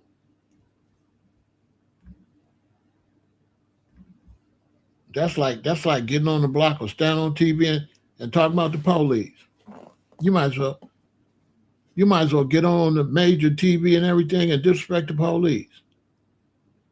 You might as well. You might as well get on social media and every TV and all in front of your house. You might as well drive around your neighborhood and hang up signs about how much you don't like the police with your name under it. Signed by PharaohElAton. I don't like the police. I might as well get a bunch of campaign signs and put them all over Chicago and say, I hate the police. The police say S-H-I-T and fly Pharaoh and put my address on it. I didn't put my address. I might as well put my name and address, social security, date of birth on there, and my picture. You know what I'm saying? I've got a whole new campaign. This I want to go to jail campaign. I want to go to prison. You can join. Come follow me at shutmedown.com. www.shutmedown.com. Okay? And you're going to come back over here. There ain't going to be no YouTube channel, and ain't going to be no Instagram, and ain't going to be no TikTok or nothing. You're going to have to find me where they shut my TikTok down, y'all. I'm going to have to get all new TikTok, all new Facebook, all that. And every time I get one, I'll have to get another new one and another new one and another new one. They're going to turn that stuff off. As soon as I turn it off, get him the hell out of here. He think we playing with him.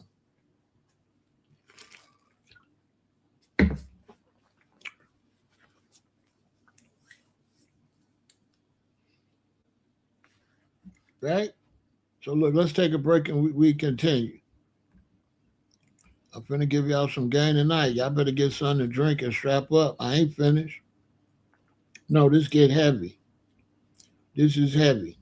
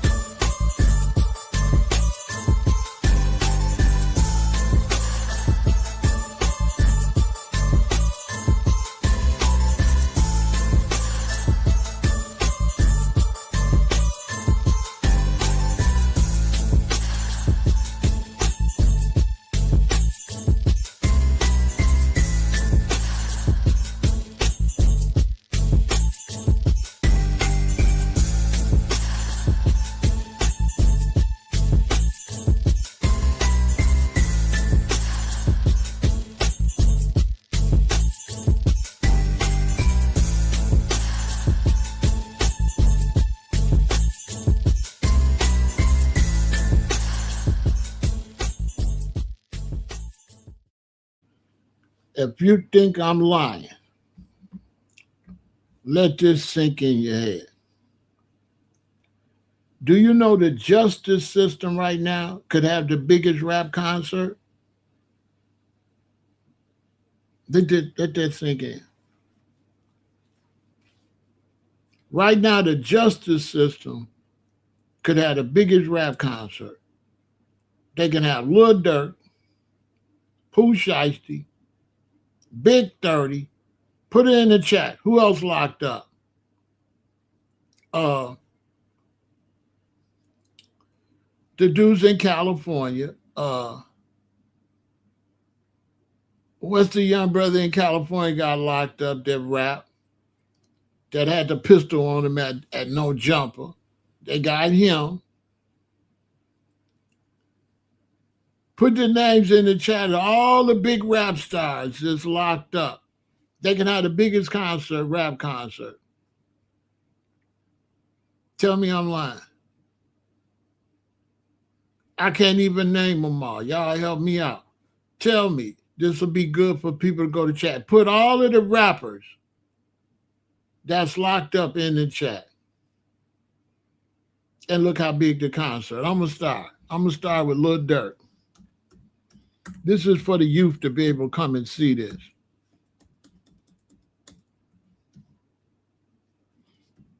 And you tell me if I'm lying. I'm going to put Lil Durk. And I'm going to put Pooh Shiesty.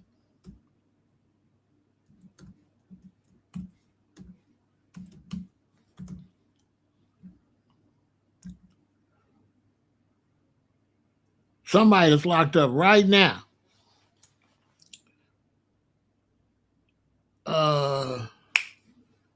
Dang. Drew Down. What's Shorty name out there in California was talking crazy with the braids? They finna lock him up for messing with Loose Cannon. Loose Cannon boy. What's his name? Hold on. See?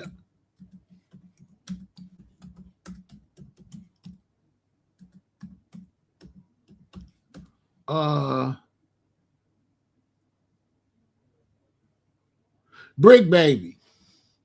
Brick Baby. Brick Baby. Right? We would have been able to say NBA Youngboy. He just got out. Brick Baby.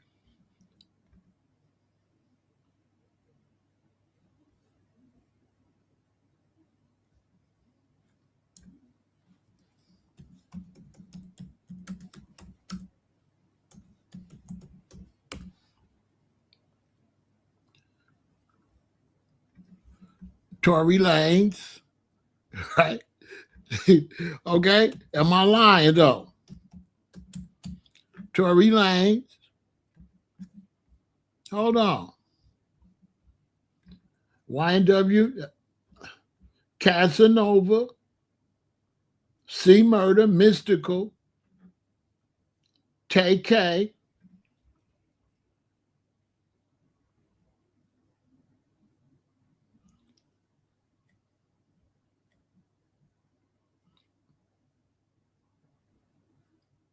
Did Rod Wave get out yet? Did he? Did Rod Wave get out yet? See what I'm saying? They can have the biggest rap concert.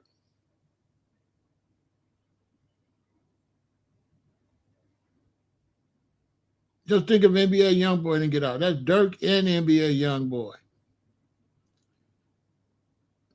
Just think. Mystical, Fetty Wap. Fetty Wap got out. Fetty Wap recently got out. TK is in there. I can't even name all the Chicago rappers in there. Oof. I can't even name all Chicago rappers that rap that's in there. I can't even name them.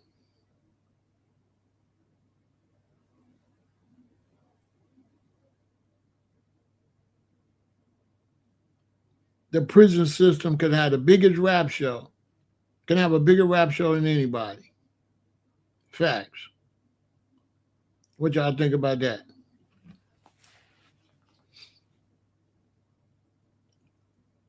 TSU surface in there, yeah. Then them dudes that just caught all them Ricos in New York is in there.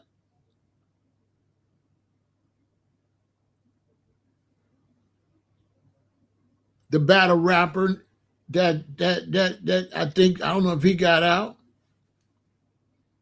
We got some battle rappers in there.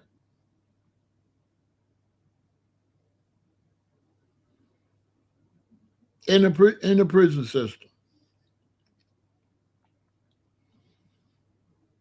Let that just sink in. And we got a bunch of people in and out, and they rapping that prison rap to our shorties. Like I said, the song was fire. I was listening to the song, but it's a prison song. It's everybody go to prison. They basically on there exposing themselves. AR Ab is in there.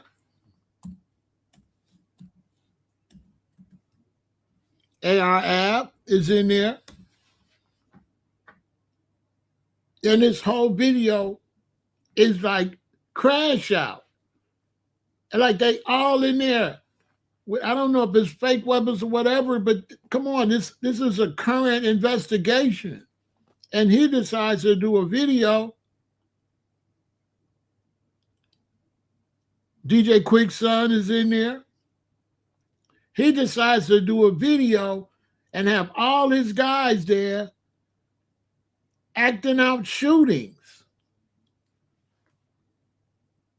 bragging about bringing stuff across state line, bragging about their crimes, knowing they gonna go back and do crimes. These ain't working people with no jobs. Let's let that sink in. You're doing crimes. Then you going to rap about crimes. And then when you get through making a rap video, you go back and do crimes. You're on the rap song telling all your crimes. We coming across state to state. We got all these weapons. Man, just let that sink in. Why? Because they're totally unintelligent.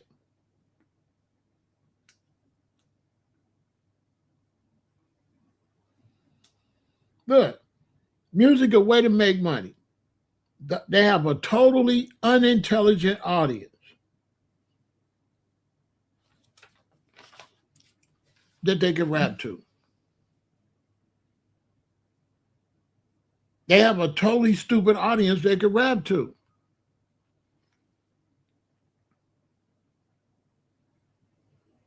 They rapping to people in and out of jail, in and out of prison, or out of high school, on their way to prison, want to go to prison. They want to get, and they want to be on the block with real guns and emulate what they see in the rap video. So in the rap video, you might got stunt guns and stuff. Lil Reese. Yep, Lil Reese. Keep putting them in here so when people go look at the chat, they can get a reality check. So I'm looking at the video. I'm saying dude spitting. I'm saying dude taking advantage of a bad situation. And I was kind of like, okay, he's smart. But then after I kept thinking about it, I walked to the bank. Got me some coffee, and I kept thinking, I said, yeah, but they on there telling on themselves. So once I got over the initial look at the video and how he did turn it to a business opportunity, OG Percy's son just did something crazy again. And I said, look, and then I started thinking, I said, but they own there.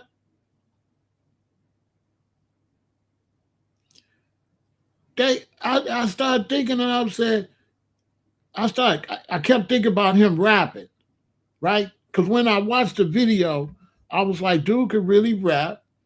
Detroit riding. This is the first thing go through my mind. You know what I'm saying? Some hood stuff. Oh, Detroit riding. Oh man, I got some relatives in Detroit. Oh, dude can really rap. Dude taking advantage. Oh, they like, oh, he putting belt to ass to Houston. Ah, ah, ah. People in there Texas, we ride. We riding. Cool. But after I got over that, by the time I walked around and got back to the office, then I started thinking about the video. At first, I was just thinking about All Star JR, and I was listening to his lyrics, and I was looking at the opportunity. After I processed that, then I started processing the actual video. At the end, when they up there and they got dude, and they reenacting unaliving somebody, then I said, wait a minute though. I said, this video is sending people to prison for sure. He might as well have named it Go to Prison. Because now I'm thinking, I know these dudes is real criminals. And he's saying stuff on this song that is a confession. It's like he's confessing crimes on the song.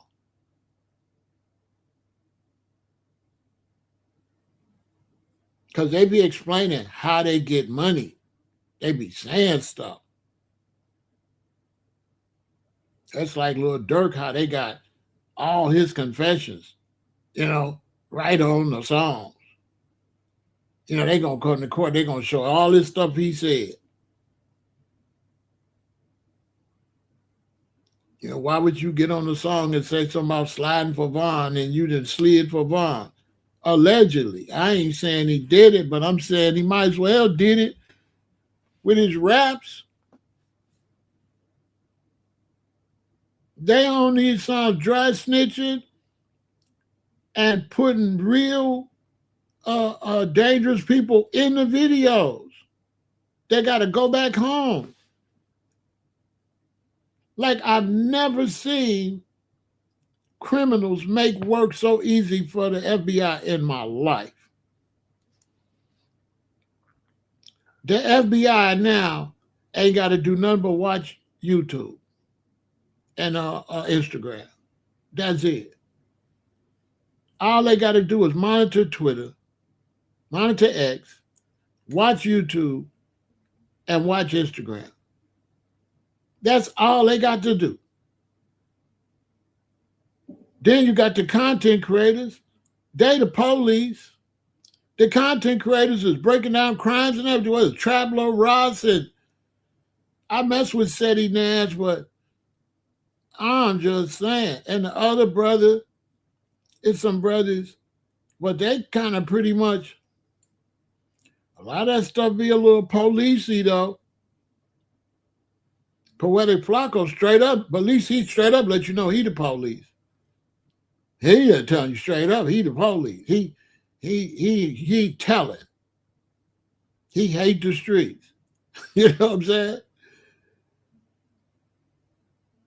I can watch Poetic Flacco, Seti Nash, and a couple others that know everything going on. Whack 100. What's that, 100 whatever on TikTok? Well, they all on YouTube. I don't got even go on TikTok. And I mean, they telling everything.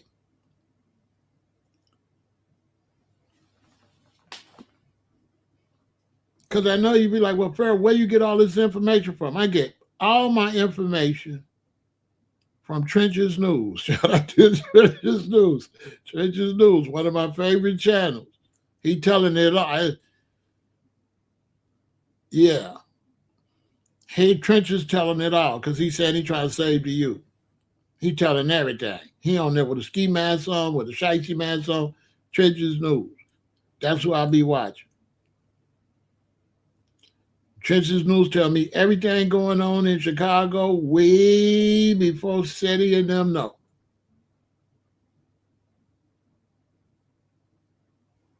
He telling everything. If I want to know what area not to go in and all that, Trenches News, let me know where it's hot at. The police got the easiest job in the world. And the more you tell, the more people watching, the more money you make. So you get paid big money now to tell. Look, he know all of Rico. Rico ain't in there, is he? Rico back in jail?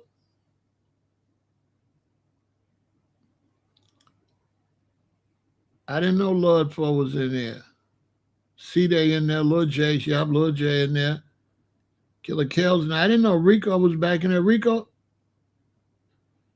back in there. Oh, yeah, he did just do something crazy. Rico did just do something crazy. I forgot about that. I thought I just seen Rico with some blonde looking dress, looked like a girl kind of braids. And he kept slinging them around. I said, uh-oh. I said, girl, stop. Why he so feminine all of a sudden? What happened? I just thought I just really seen Rico Rescas with his hair dark with some blonde braids on it. And he kept slinging them around. Ain't he out? That when he just slinging around some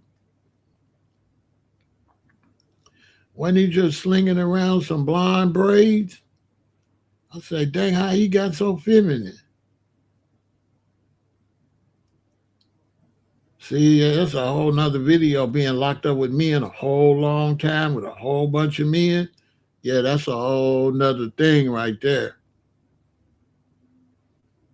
That's a whole, when you're used to having a queen like me all the time, and then they take you away from a queen, and you locked up with a lot of men, and you in a cell, you got to go to bed with a man, he in the one bunk, you in the other one, and all that.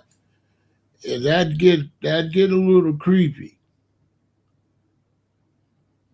You up in the morning, you go to brush your teeth, and they got the big bathroom, and everybody in there brushing their teeth. You know, all these men in the morning, no woman nowhere.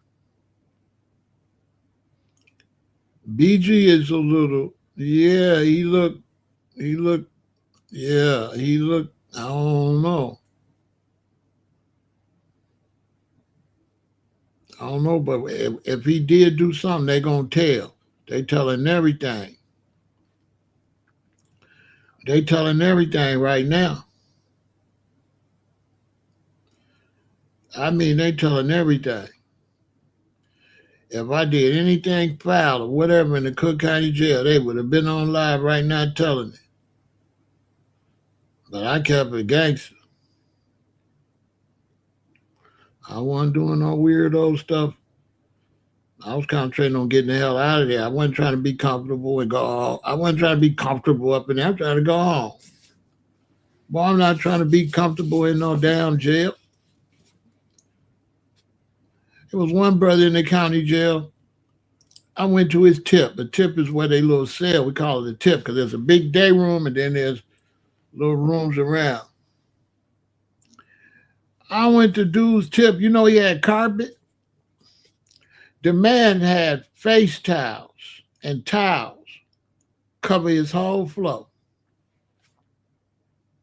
I said, he been in the penitentiary too long. He was in the county jail, but you could tell he's been in the penitentiary. The man had folded up towels on the floor, and he had took milk cartons and had made tables. He had a little table.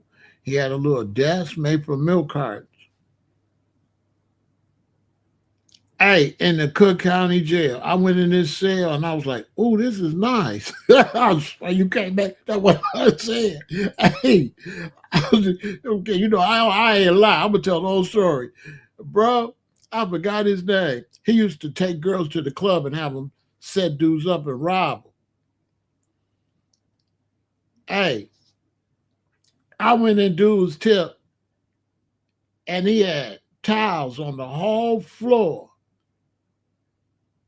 It was cleaner than a board of health. And he had made little tables and stuff from milk cartons. I walked out and said, "Oh, this is nice." He been in prison. That was at Cook County Jail. I said, this dude, you've been in prison too long. And you know, he got to hand wash all them towels and dry them and lay them back down.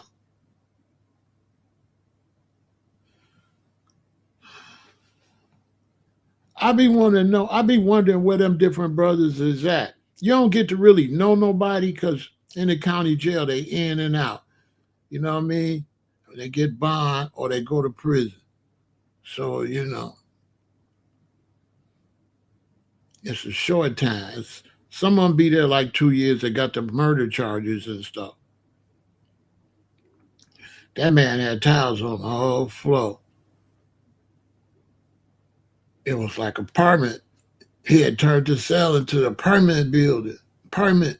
Yeah, that was an apartment. Man, that was crazy. Right? Now, one of the things that this prison, keep us as prison property is also the women. See, the women they talking to, the women's mamas is hood. So a lot of times the dudes, they mama's hood, right?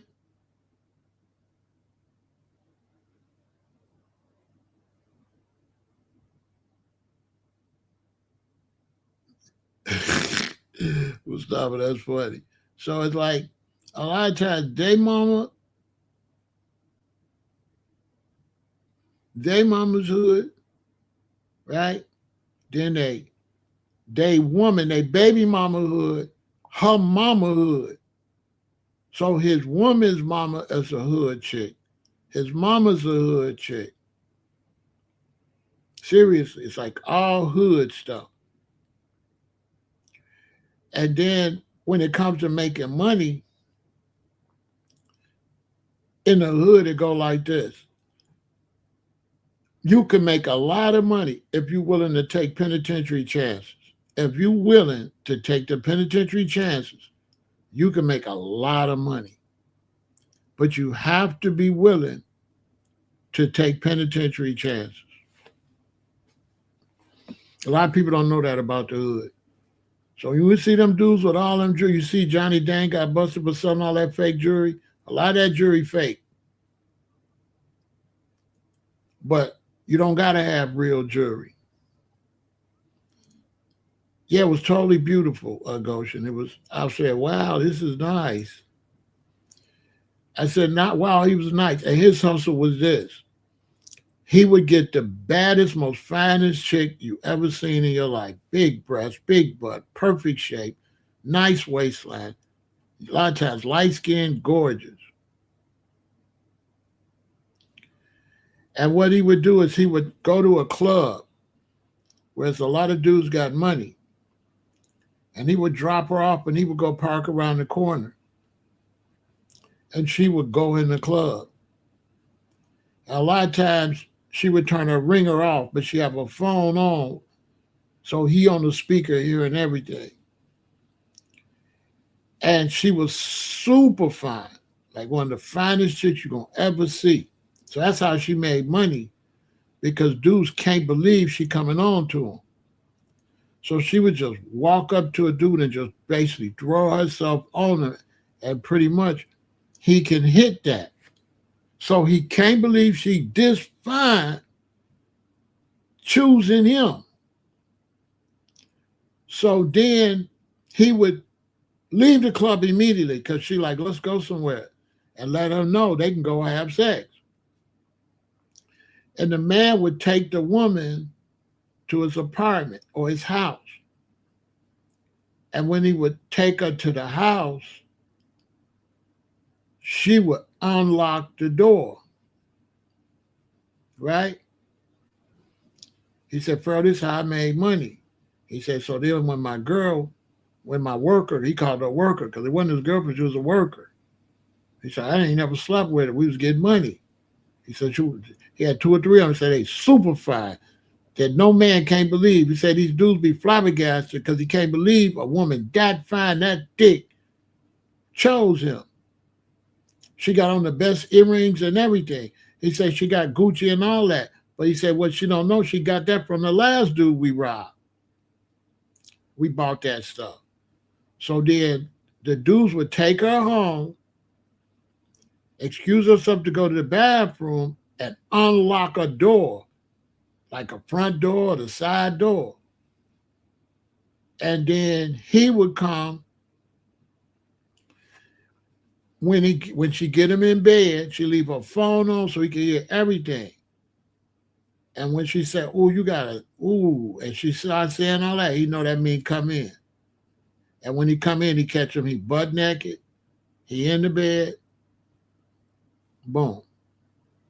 Then he said when he would come in, she would scream. She would scream and like grab her clothes and cover herself and run. So that he really don't know she was in on it. Right? And he would take all your stuff because she would only pick you out if you had a lot of money. He'd take all your jewelry, all your money, make you go open your safe, all that.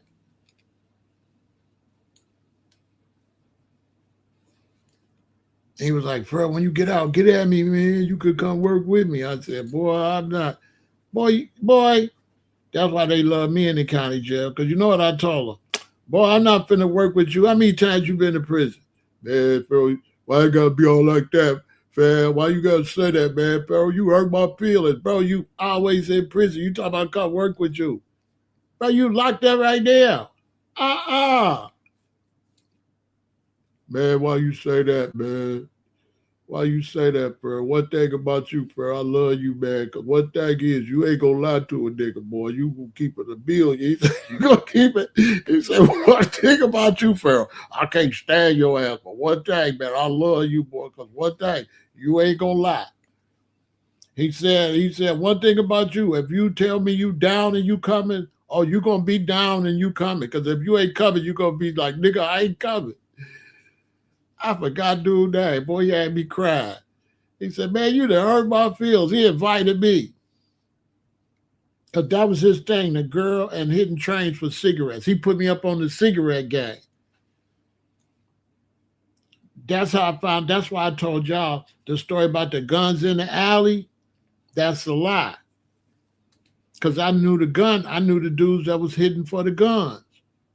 The reason the guns started being found in the alley, because they stole so many guns off the train that the gun manufacturers stopped putting the pins in them.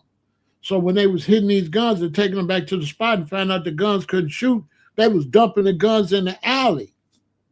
So when them shorties was going to get all them guns out the alley, what they didn't tell you is them weapons didn't work. Because they started sending the guns separate on the trains and mailing the firing pins with UPS. So when they say, "Oh, it was guns in the alley in Chicago," those was guns that didn't have firing pins. That's a fact. The feds was not putting no guns in no damn alley. That was the people hitting the trains leaving them guns there. Because like he said, once we seen they had no firing pins, we was spooked. We started thinking they got tracking devices on them. So they said, "Fred, once we get all them guns back to the spot and find out no firing pins," he said, "our heart beating like do, because we like, they coming." They, so they rushing. They said, "Boy, the first alley," he said, "the first alley we get to, we throwing them out." So they was just trying to get rid of them. You know what I'm saying? They just trying to get rid of them guns. Like, them guns got to go. Where I get these glasses at, I don't know, man. Women be sending me gifts and stuff in the mail. Women be sending me stuff. A lot of women be buying me stuff and sending me stuff because I be giving them advice. I don't be trying to sleep with them. So I be like they psychiatrist or they brother or something. They be buying me stuff, sending me money, stuff like that. So I be helping, I took it out of there, but I used to have my P.O. box in there and where you could call me for, I'm going to put it back. I had it where you could call me for counseling. I do a lot of counseling on the side. So I have a lot of women I be doing counseling because I'm a professional. If I'm doing counseling, I ain't gonna try to rap to you. I ain't gonna try to sleep with you. So they be liking that stuff. You know what I'm saying? I don't mix business with pleasure. When y'all start talking about gangster stuff, when you're a real gangster, a real hustler, you don't sleep with no lot of women.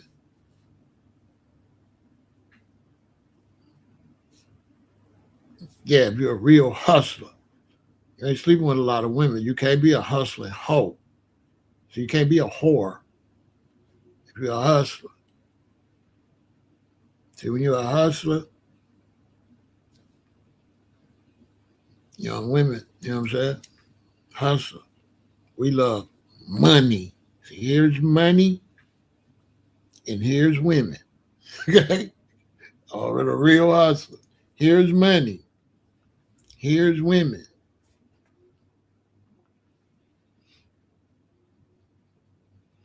A real hustler. It's money, it's your protection, your weapon, and your communication device. Then your wife. Yeah, a lot of women can't be with no hustler.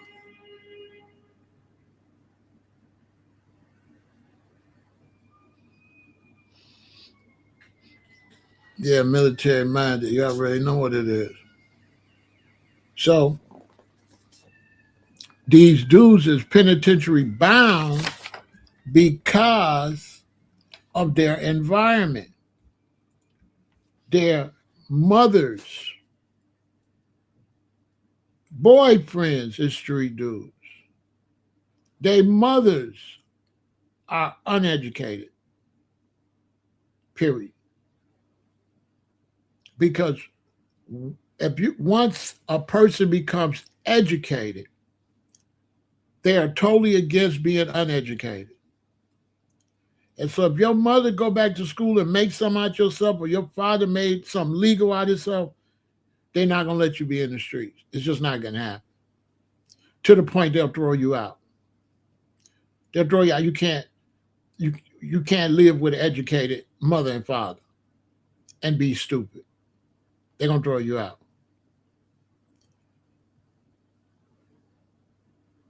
So most of these people, they most of these brothers, they mother kind of like a street chick, which I'm not against that because we products of our environment.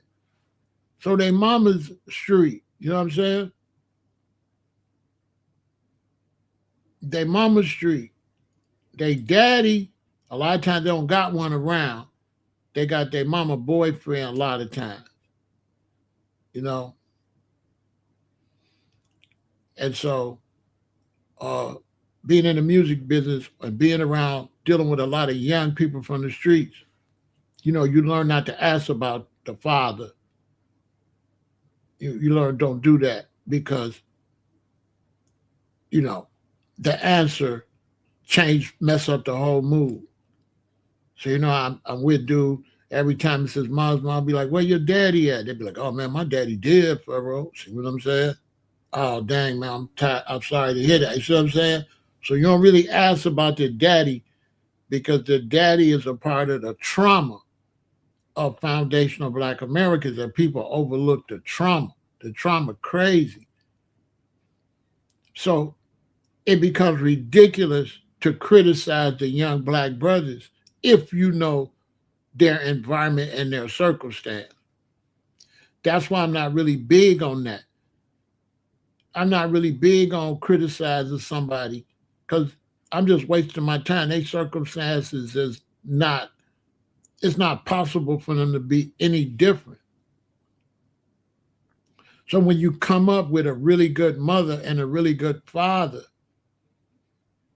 growing up, when you get around people that don't have a mother and a father, might only got a mother, might only got a stepdad, dad, you have a lot of compassion for them because you could tell your situation, you was fortunate. And the worst thing you could do when you fortunate is to look down on people unfortunate because you're not fortunate because you're great. You just fortunate. You just been blessed. You can't make yourself have good parents. They was good parents before they conceived you, so you have nothing to do with it. So when you feeling high on the hog about your achievements and what you do, you out of order because you fortunate. I don't give a damn. Now you did put some work in, but that don't really count because people would say, well, Pharaoh, yeah, you had a mother and father, but you went to school and got good grades and all that. I know I did not. My mama made me do that. My mama made me get good grades and go to school. That's a fact.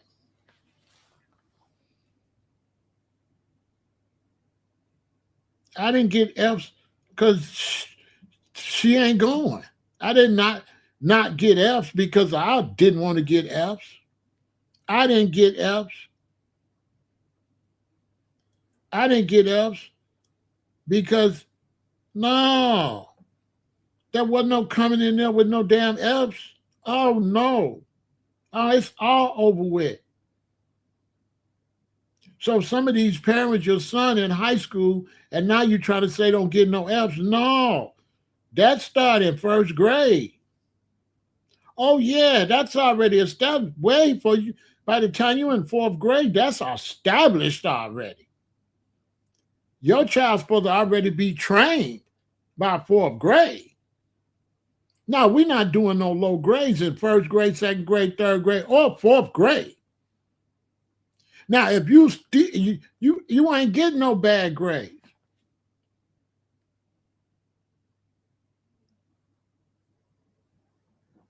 So if you was getting bad grades in fourth grade, fifth grade, I want to know what you got for your birthday and Christmas. Did you get anything? Because if you got good parents, you ain't getting nothing. When I mean nothing, I mean you ain't getting nothing for your birthday or Christmas. You're not getting nothing. Nothing. The only thing you're going to get if you don't get no good grades with a good family is spankings. Because they're not going to keep telling you to get them grades up. And they're going to get to the point if you don't get the grades up, they're going to feel like you're being disrespectful. They're going to put belt to ass. That's the real belt to ass, not that fake belt to ass. If it would have been belt to ass, y'all wouldn't be out there with the fake belt to ass. I mean, no, you could get a C.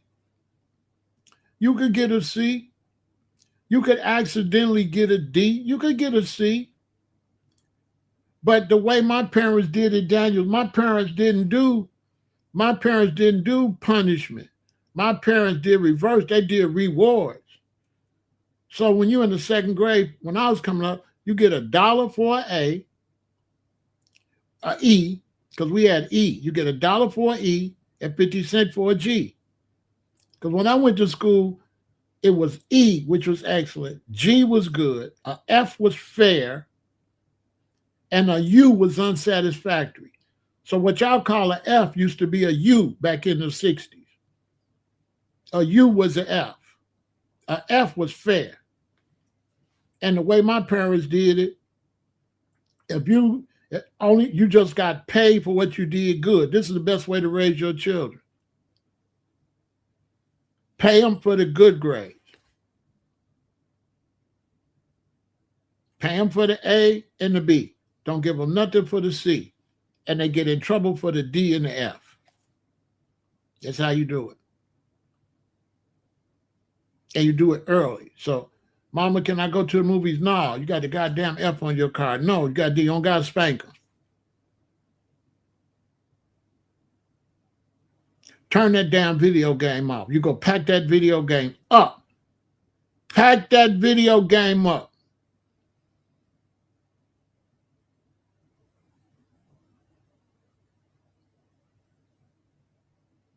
Like if I'm raising a baby now, I'm raising a shorty now. At Christmas coming, I get him a brand new PlayStation.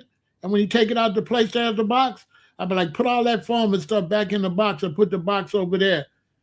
Because if your grades go down, it's going back in the box. And then you say, do you understand me? And they go, uh-huh. Do you understand me? You say, yes, sir. Yes, sir. Okay. It's going back in that box. Let that box sit over there. Your grades go down, the game go down. This is a parent. That boy gonna get them grades to play that game. Facts. That boy gonna get them grades. Them kids gonna get them grades for their stuff. That is an absolute fact. And to not be in trouble.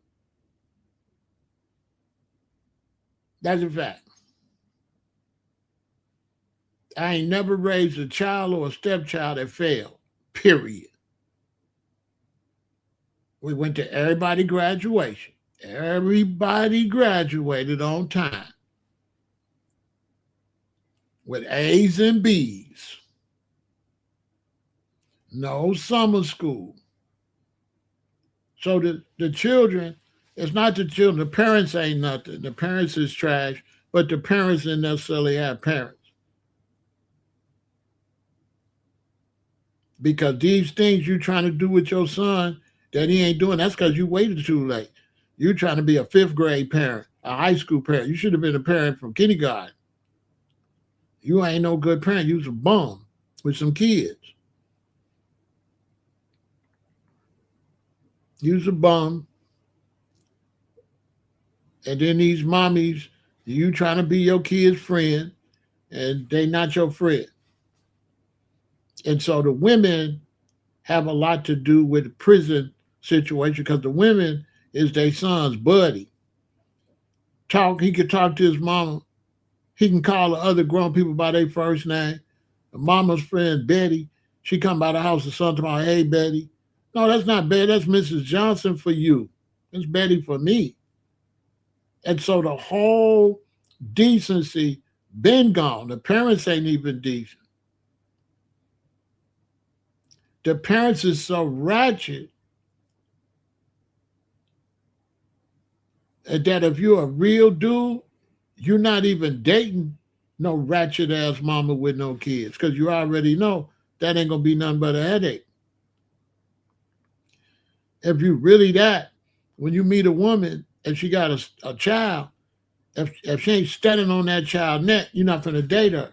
Because if she ain't standing on that child's neck, that's more work for you. Now you want to try to come in and stand on the neck when the mama don't want to stand on the neck, and now you're gonna grow up with this beef between her son, and you. Because he gonna always run to his mama. The mama gonna be choosing between you, then the son, then you. Nah, we're not doing that. If it's a woman that got children, if she ain't standing on business with the children, we not dating. No. Why would I take on that headache? You the mama, be a mama. I'm not supposed to be raising no children. So anytime you talking about men raising children, that's because his woman is a bum. Because my daddy didn't raise me and my mama. Me and my sister. My mama raised us. My daddies don't raise children. Daddies back up mama. Daddies is the backup. These are facts. Daddy don't raise no children. Daddy's the backup. Our job is to make sure you do what your mama told you. But your mama told you. I ain't telling you nothing. Your mama telling you.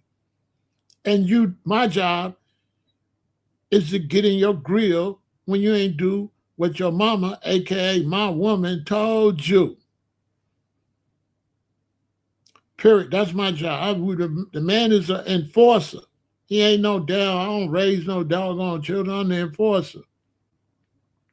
I don't raise no sons. I teach sons how to do stuff, but I don't raise them. I'll show them how to cut the grass. I'll show them how to trim the bushes. I'll show them how you really wash a car, stuff like that. Show him how to wash up between his legs, keep himself clean, stuff like that. We don't raise no children. Mama raised the children. If you ain't raised like that, then your parents wasn't no good. Yeah, your parents wasn't no good. Mommy raised the children. Daddy backs up mama. So now when these shorties come up, mama's ratchet, so ain't no daddy. All he trying to do is hit her and go. She ain't nothing but something to hit. These women with these bad boys that come up, her boyfriend is a mother effer because all he do is F mothers. See, y'all don't even know what a mother effer is. That's what a mother effer is. If somebody come in and sleep with their mama, right?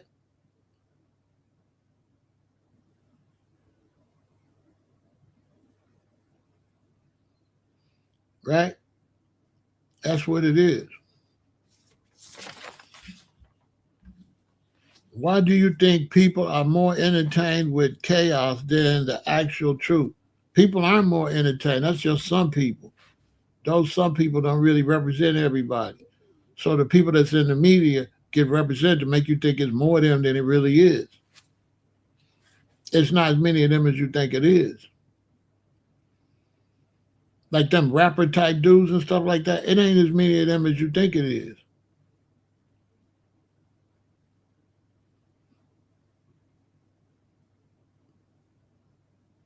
However many dudes is in jail, there's 3 times as many out there today. The gang just look big because they ganged up, and the decent people's individuals. So you don't see the decent people. You see the ones bunched up. Dummies don't run nothing like that. Yeah, dummies don't run nothing. You come to Chicago, you ain't seeing no dummies like that. You seeing dummies here and there. Y'all think gangs run Chicago?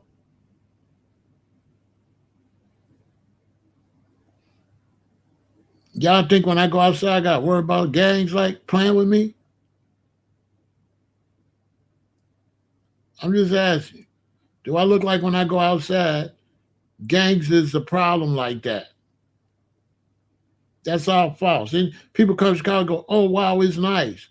Man, you watching TV. Chicago got 77 neighborhoods. Them gangs is only in how many neighborhoods out of 77? You think them gangs are in 77 neighborhoods? No. They over there. They over there. They over there. They not. Oh, they no. You know what I'm saying? That's false. You come to Chicago, you ain't gonna see no gang member unless you go where they live at. You know what I'm saying? It's a fact. Now, if you live in a smaller place, you're gonna see them quicker because it's smaller, so it's easy to get to where they at. But if you live in a big city like this, you're gonna have to go find them. Now, we do have problems on the L train, but that's because poor people on the L train. So then you're gonna run into poverty type situations. It's gonna give you the idea that Chicago crazy. No, that's the L train crazy because that's where a lot of bums at, homeless people, people selling illegal stuff, troublemakers is on the L train. But guess why they on the L train? They better stay their ass on the L train because if they come outside with that, they're gonna get did dirty. If they come around the citizens like that, they're gonna get did dirty. When you see them teen takeovers, that's a whole bunch of good kids. There's some bad kids, but that's a whole bunch of good kids downtown acting crazy. There ain't a whole bunch of bad kids. That's them everybody kids. That's them everybody kids. You know what everybody kids is? I would have been an everybody kid.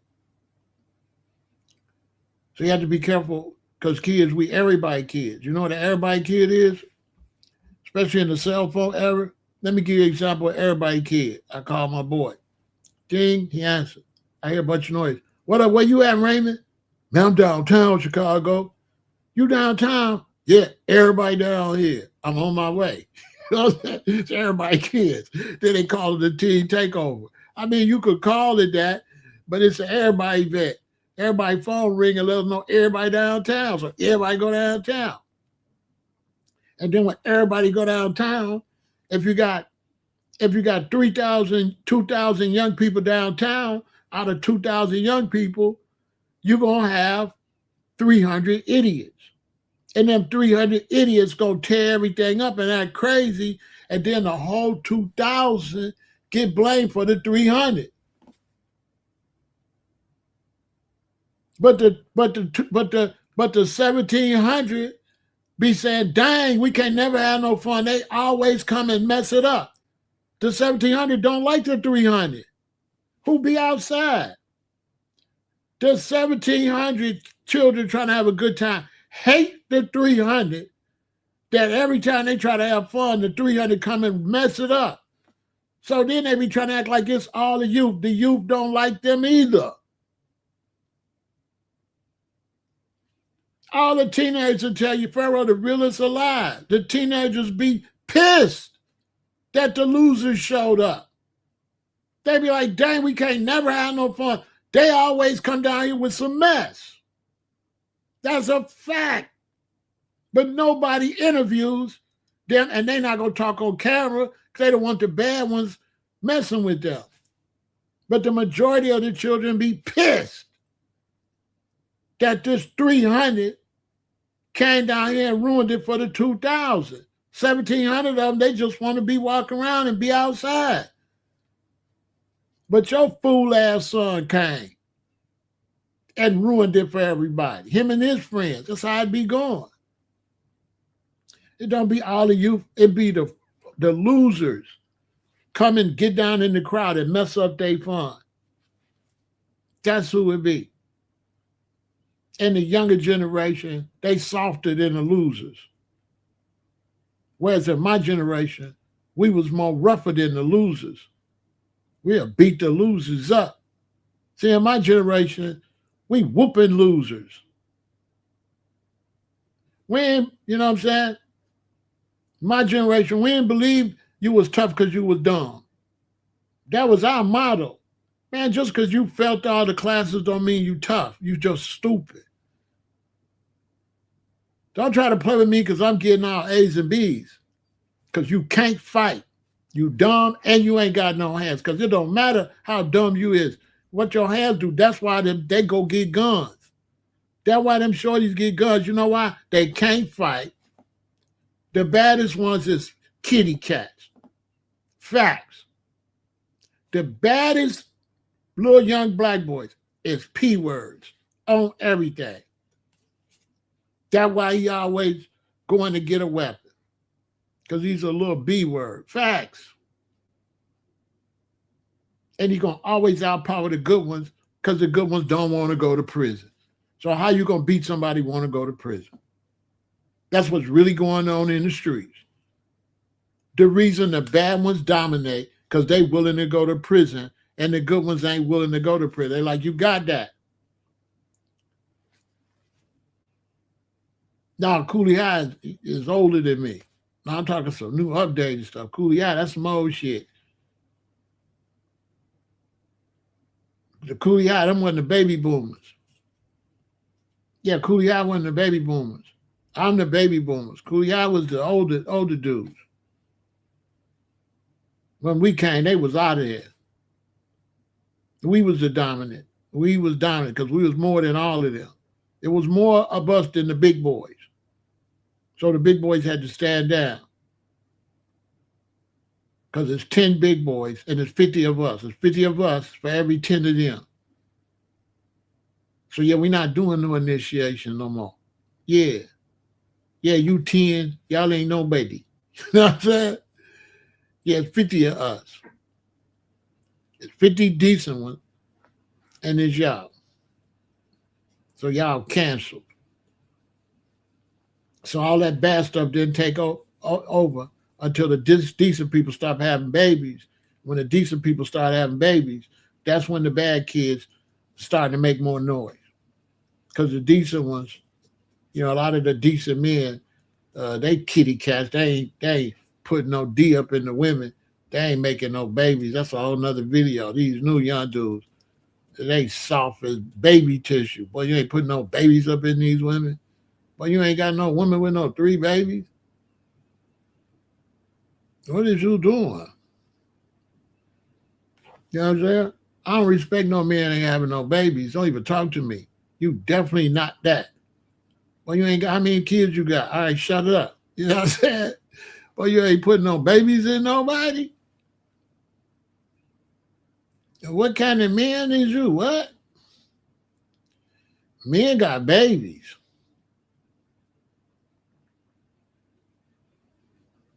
And they start calling, but these women, but Pharaoh, see, we wimps. So these women, they runs over us. Pharaoh, you just don't know these women. You just don't know how women act when they got P word men's. See, Pharaoh, we some P words. So these women's, they be running over us, Pharaoh. Pharaoh, you just don't know. We can't control these hoes. You know what I'm saying? Basically, that's what it be sound like to me when I be seeing you cry. You know what I'm saying? I be kind of mad because I be like, well, damn, I'm 68. I can't even go get her. You know what I'm saying? She should have been with me. You know, she should have been with a real one. Could have put 2 or 3 babies in and taught her how to act. I feel sorry for the women that you stuck with y'all. Don't be trying to make it like tell me it's bad. I feel sorry for the young women. Yeah, I feel sorry for these young women with these little old sissy little boys that can't control the bras. You know what I'm saying? I thought it was king and queen. And now it's queen and king. Like I thought I was a king and a queen. You know what I'm saying? You supposed to be kept her in check in the 5th grade. They be in check already. 5th grade, 6th grade. She grow up in order. Now I know you didn't let her get all out of order. Now you trying to get her back in order. How she get out of order? How do women get out of order? What y'all wasn't standing on nothing? No. Because the young man, all you do is run around boys all day. So you can't keep her in check. See, we ain't running around dudes, okay? We had a dude limit. There was used to be a boy time limit. Y'all got to bring that back. See, you only hang with dudes from when you get up till about 6 in the evening. Now it's girl time. Yeah, it's girl time. When it start getting evening time, it's girl time. Dude time is over. And dude time is super masculine. Y'all dude time is criminal and feminine. Y'all walk around with y'all drawers hanging out in front of each other. Our dude time was baseball, basketball, football, bikes, Papa Willie. Then when it get evening, that's when we switch to kiss a girl, kiss a girl.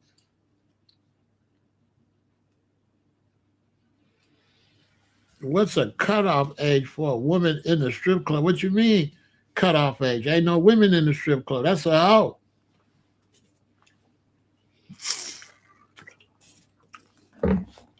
Ain't no woman in the strip club. That's a hoe. Y'all call them women, them as women? Damn. That's what y'all call the strippers? Y'all call them women? Damn. That's a professional bust down. Like, come on, man. It's crazy how you say women in the strip club, but what if that was your mama? So if your mama was in the strip club, you'll say that's a woman? You'll be cool with your mama? See what I'm saying? So the fact you cool with a woman being in a strip club, but she could be somebody's mama, but you're not cool if your mama's in the strip club. So your mama could be in the strip club and be a good mama? Can you have a good mama in the strip club? You know the psychological damage when a little boy see his mama get naked for men? That's got to be horrible. Because when I was growing up, you didn't even see your mama get naked at all. You didn't even see her and your daddy do nothing sexual. Yeah, they had a lock on the door. All that happened when y'all go to bed, they lock the door. You never seen your mama. I never seen my daddy pat my mama on the butt or nothing like that. They separated adult behavior from parent behavior. You never would see any parents do any certain adult behavior in front of children. Never. And that's a man.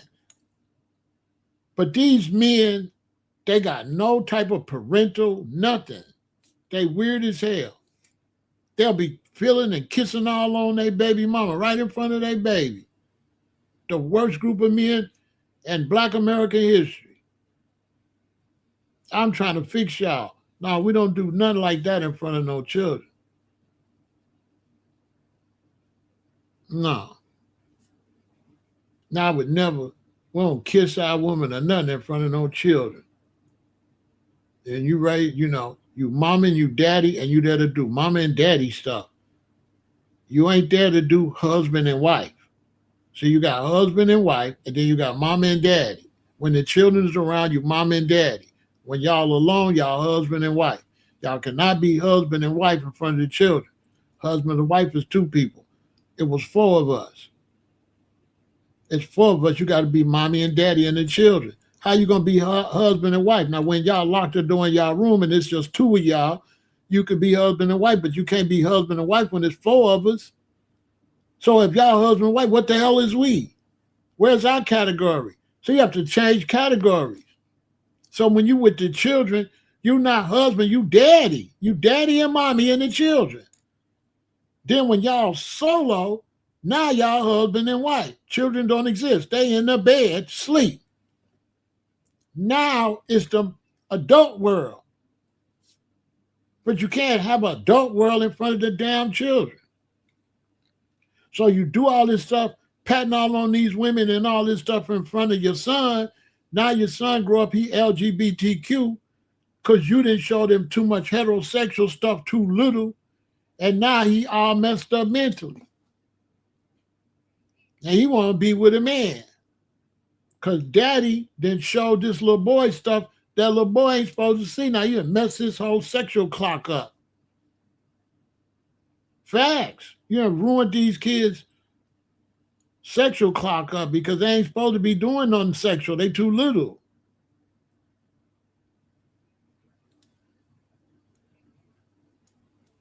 There's no sex until you can pay for your own bed and feed kids. If you can't feed no baby, how you having sex? You can't have sex if you can't feed a baby. And if you can't put a roof over a baby head, okay. All my children knew the rules. You can't have sex in my house, in my apartment, or in our beds. And my children know that all these beds in here is me and your mama's. You sleeping in our beds that we bought, and your whole room is ours. Y'all better raise these kids, let these kids know what's going on. That's why your son don't get a bag. That's why your daughter ain't getting no bag. Y'all ain't teach them about a bag. Y'all better teach them finances. See, that's financial education. Hey, get one thing straight. All this stuff in here is me and your daddy's. Hey, mama, daddy, this is how you raise children. All this stuff in here is ours. Y'all don't own nothing. The only thing you own, little boy, is that place, your toys. Your toys are y'all's. That's it. But that closet, that PlayStation, that's my closet. Me and your mama closet. This whole house or this whole apartment is me and your mama's. This is not your apartment. This is not your room. This is the room you be in. It's like that. It's yours like that. But if me and your mama want to paint it, guess what? How much say-so you got? How is their room when they can't decide when to paint it? When they can't decide to buy no furniture? I ask them straight up, this is your room? Buy some new furniture in here. Put some new furniture in your room then. Oh, you can't put no new furniture in your room? What about this furniture you got? What about these beds? You bought them? All right, then. Because you didn't hear the song right. It said, God bless the child that got his own, and you don't got your own, little boy. You don't got your own, you got ours. Okay, that's the first thing. Now, if you grown, get out. And you young mothers and young dudes, let your little 15-year-old, 14-year-old son come talk you crazy. He ain't paying no rent. Boy, listen. Get out then. Get out. Your son like, so daddy, you going to just throw me out like that? Yes. Get your ass out. Now, you can leave or a stretcher can carry you out. That's on you. You gonna get the hell out of here. You either gonna walk out or you gonna get carried out on a stretcher. Because I'm old school. I brought you in this world, I'll take you out. I'm gonna just keep it real with your little ass. They don't need to talk crazy to me, because if you go out in that world talk crazy, they're gonna do you dirty. You understand? That's why these little boys out here getting wasted, because you were supposed to tell them that's what's gonna happen in a grown man world. In a grown man world, you're gonna get beat up, you're gonna get hurt, you're gonna get unalive. In a grown man world. This ain't no little boy world. Now you sitting up in the penitentiary. Welcome to a grown man's world. Yeah, grown man's world. Yeah, you got to pay the cost to be the boss. James Brown told you that.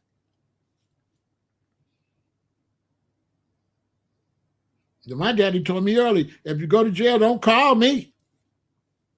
And I was selling green and stuff. I think I first got arrested with green. I think I was like maybe 19. You think I called my daddy? Hell no, I ain't called my daddy. I ain't called my daddy for none of my cases. Anything I called, I beat it on my own. I let it get thrown out on us. I ain't called my daddy. I went out here and did something and got arrested. I ain't called my daddy.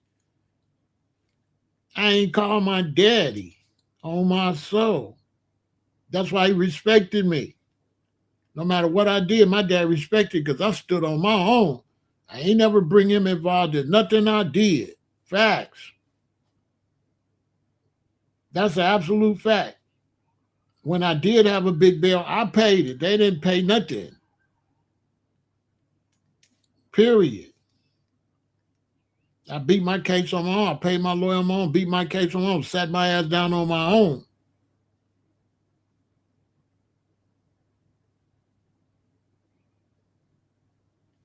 What do I think about a whole men with a bunch of women and these punk niggas can't do nothing with one woman?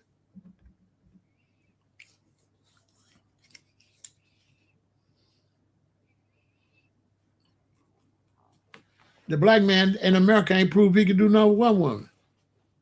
What the hell he gonna do with two? They got polygamous relationship because they cheating on their wife and got a baby on the side. So no, polygamy is whack. It's a dude trying to do some shit, some bogus shit, because he can't do it legit. Just imagine somebody asked me about polygamy in a black America that ain't even raising their kids right with two parents. You can't even do two parents right. And you ask me about three. Listen, black man in America, you failed at two parents. You failed with one woman, you failed. And now you want two? Like you've been successful with one?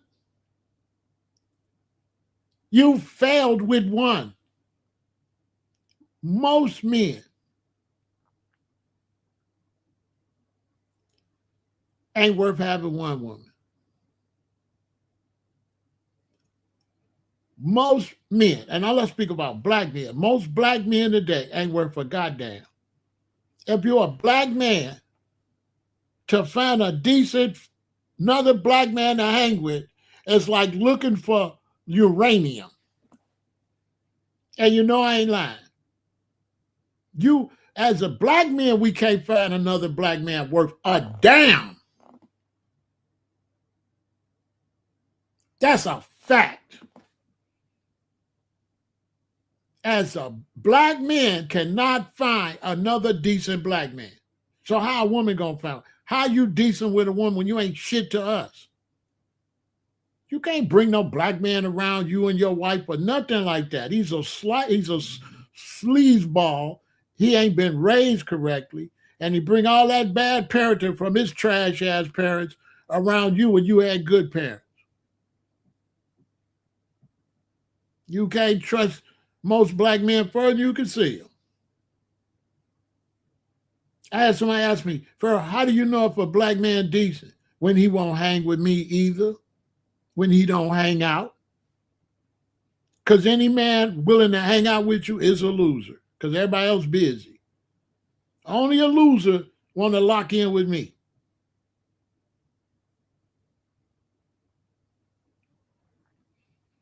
Call a decent man on the phone. I got one brother that I met over here. Call him on the phone. He called me on the phone to be talking. It's a time limit on how long you got to talk to me. He got a wife and kids. He got a job. After so long, you're like, okay, well, I got to go. He got to go. You find a black man that want to hang with you.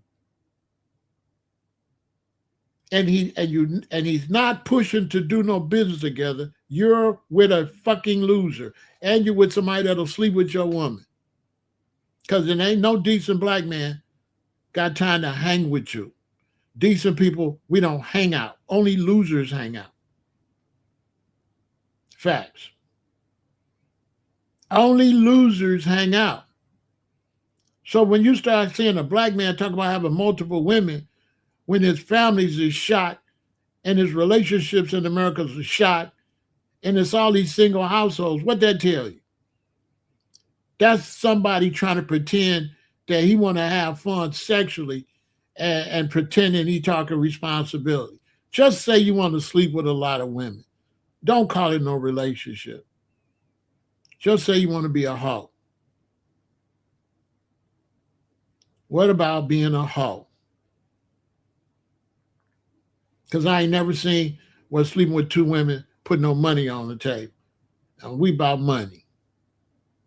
We about money. So to me, that's clown shit. Because you still got to go to job. You still got to make some money. You still got to pay some bills. But you talking about you want two wives.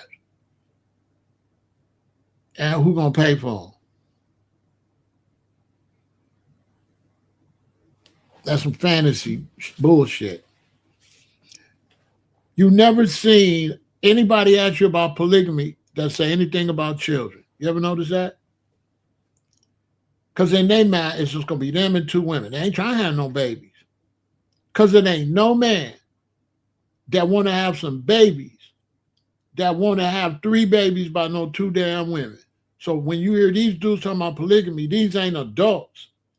These is dudes that just want to fuck women. They not family men because they never include no children.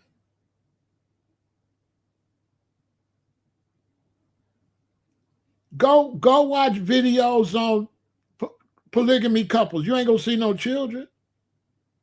You ain't gonna see no children. You always see this dude with these 2 chicks. These 2 chicks be gay. I seen one dude, he started practicing polygamy, and the 2 women ran off. They ran off, became a couple. That ain't polygamy. That's you got 2 lesbians, okay? Stop. That's what that is. That's a man with 2 lesbians. I ain't stupid. That has nothing to do with being a responsible family. Nothing. That's the opposite of responsible family. Because look, first you asked me, look what he asked me. When should a woman stop stripping? Next question. What I think about polygamy. All his questions is on the satanic side. Dark. No positive family. All his questions, if you look at them, it's anti-family. All his questions is about men's pleasure.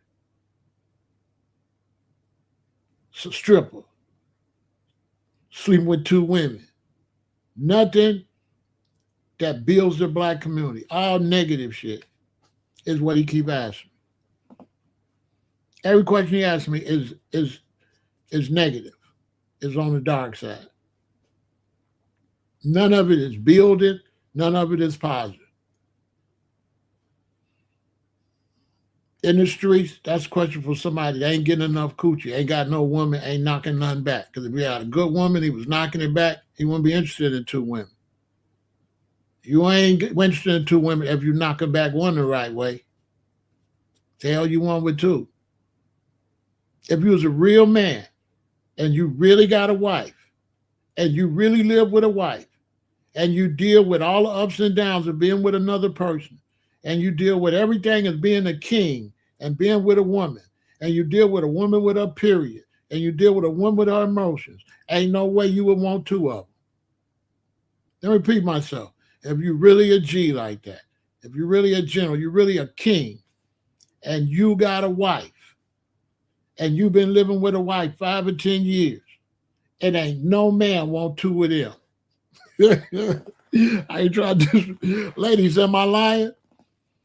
Ain't no man want two of y'all, do they? Because it take a lot of understanding and a lot of nurturing to be with a queen. And a queen got ways, and she have certain times she go on her period, she have certain emotions. What man really want that? So any man talk about two wives, he talk about a half-ass responsibility, ain't he? Ladies, ain't he? He ain't talk about no real responsibility, no real relationship. Any fool know you can't have no real relationship with no two women. You can't do that. Anybody know that you cannot get two women to get along like that? Because you could barely get along with your wife. It's hard for a man and a woman to stay together. So you trying to tell me it's going to be easy for a man and two women to stay together? When a man can't keep one woman, when relationships with one woman is failing.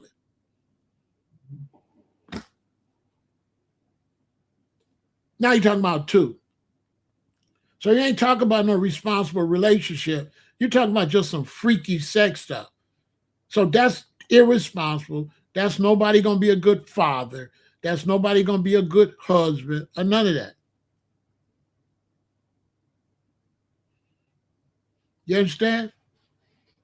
That, Benjamin, that mindset, you're going to lose. You ain't going nowhere in the world. You're not going nowhere with that.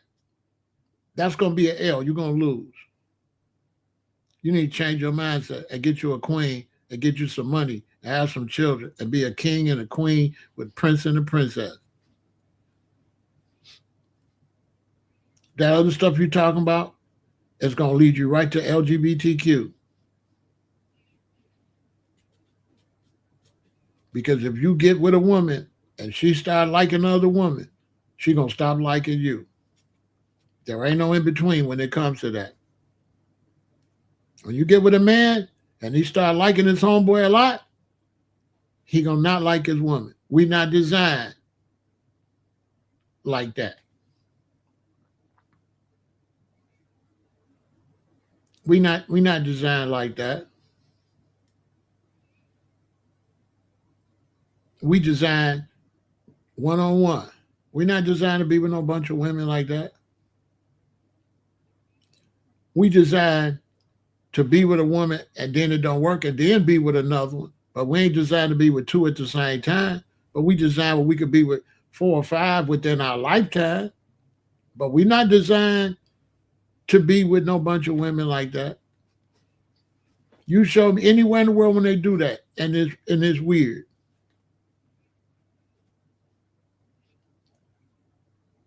They got places where men are sharing women, but that's only because war wiped the men out, and they just trying to breed. They're only doing it for the purposes of breeding, because they ain't got no men, right? So to wish to have a polygamous society is to wish for men to be unalived, right? So you wishing for it not to be no men. Think about it.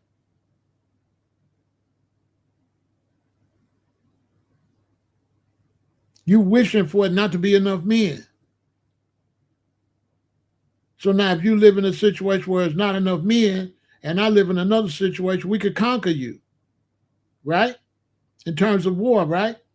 If this tribe got 1,000 men and 5,000 women, and our tribe, right, got 5,000 men and 6,000 women, we could conquer them. Yeah, y'all only got 1,000 over there. Let's go conquer them. Right? Y'all sharing women, that means ain't none of y'all. Because in a society where there's enough men, a man not going to let you take all the women. If we live somewhere and there's 5 men and 5 women, We gonna let one of y'all have two women? Oh no, you're not finna have two. You gonna get one? Everybody gonna get one. Am I right or am I wrong?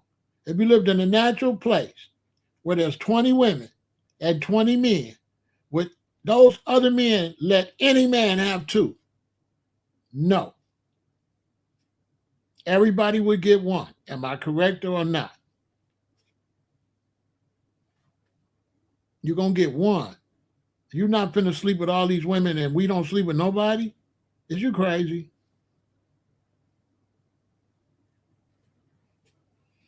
So that concept is a selfish concept too. It's taking women away from other men that could do more with them than you. You half-ass doing something with two women instead of letting one man do a full job with this one and one man do a full job with that one. You want two and you half-ass doing it. Because the young men today, y'all half-ass taking care of one woman. How the hell y'all gonna get two? I don't know, make it make some sense. Right? Well, that's what these young boys is growing up with. They growing up with mamas that's having menage a trois and stuff. Then they growing up and then they having menage a trois and stuff. But then they growing up and they so loose sexually because of their parents that they growing up with their butt hanging out in front of other men and all of that. And the whole sexuality with the young men is getting looser and looser to the fact that they doing strange stuff with each other. They getting so far away from the tradition that look at them. They getting so far away that look at them.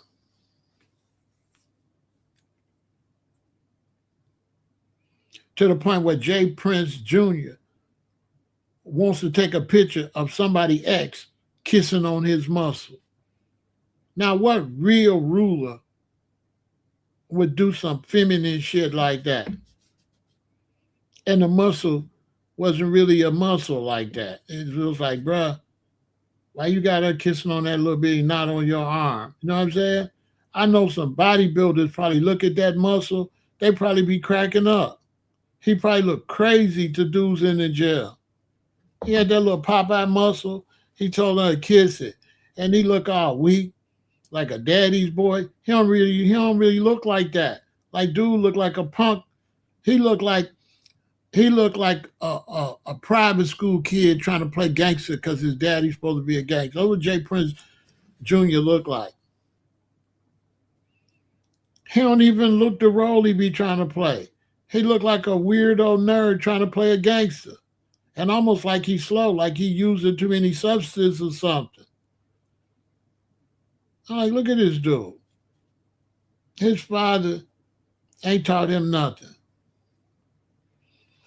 He gonna bring that whole family down, right?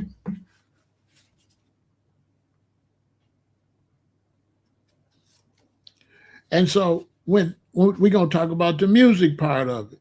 So if you don't have no intelligence, if the children ain't going to school, if we ain't making the children get good grades, if we ain't making the children grow up to try to get some type of profession, then the children gonna be slow, right?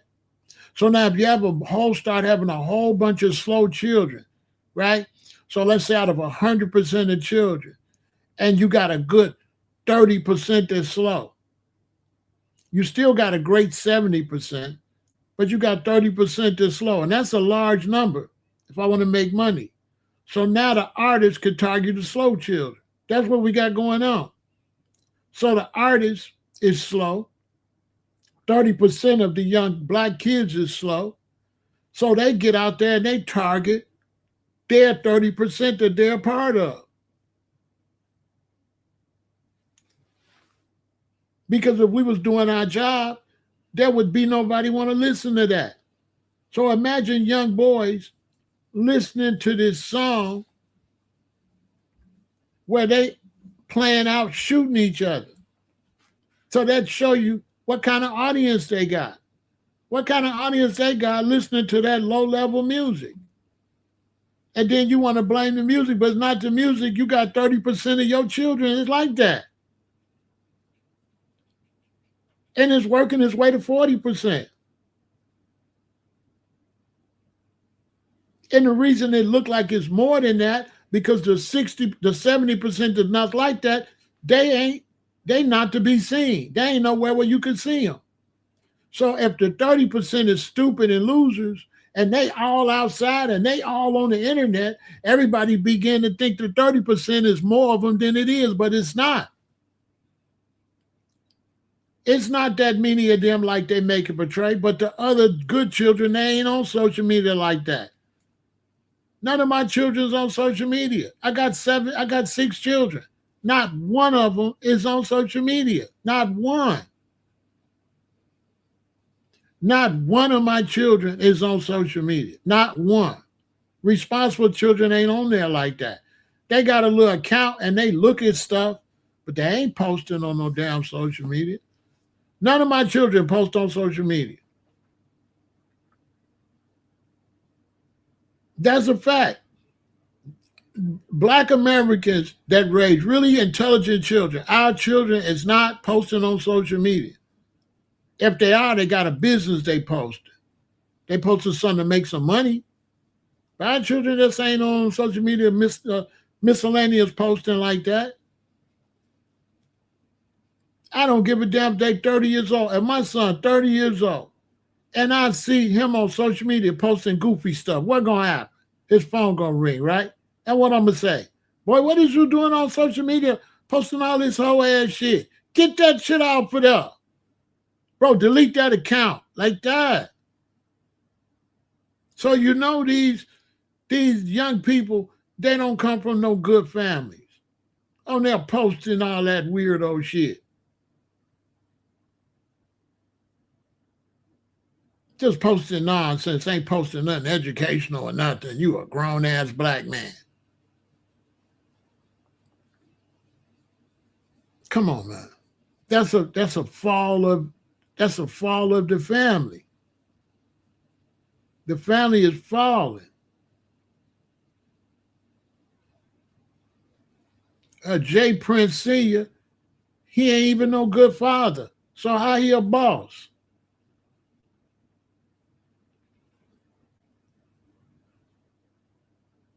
The real original gangsters, when they got a certain amount of money, they made every son become a lawyer or a doctor. They didn't let no son follow their footsteps and like that. And if you followed their footsteps, you had to do it the same way they did it. You couldn't come and be a lower level of a gangster like Jay Prince's son. He ain't even on the level of the gangster of the daddy. He's supposed to surpass the daddy. He's a 2-bit weirdo loser, destroying Rap-A-Lot's whole reputation is in the trash. To the point I seen Jay Prince Sr. walking down the street with Honeycomb Brazy, trying to look cool. 61 years old. I shook my damn head. I said, look at this. Look at him. Look at this dude. And you ain't nothing but 4'2". Jay Prince ain't nothing but 4'2". So he ain't really that. You know what I'm saying? He ain't, you know what I'm saying? He ain't, his mob ain't scared of him. They just using him for money. Every gangster he got around him is only around him for the money. Let the money dry up. They're going to step on him. I said, look at this dude. Bro, you 61 years old. Y'all ever think y'all see me? I'm 68. You ever think you see a picture of me walking through the hood, which I could do, with a whole bunch of gang members, which I could do? You think I'd do some cornball shit like that?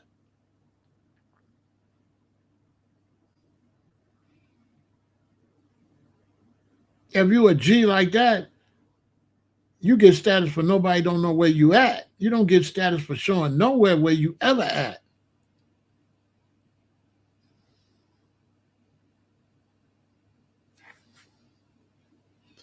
Yeah, they just pass them on to high school. They can't do nothing. And when they send their homework home to Teresa, it's a ditto sheet.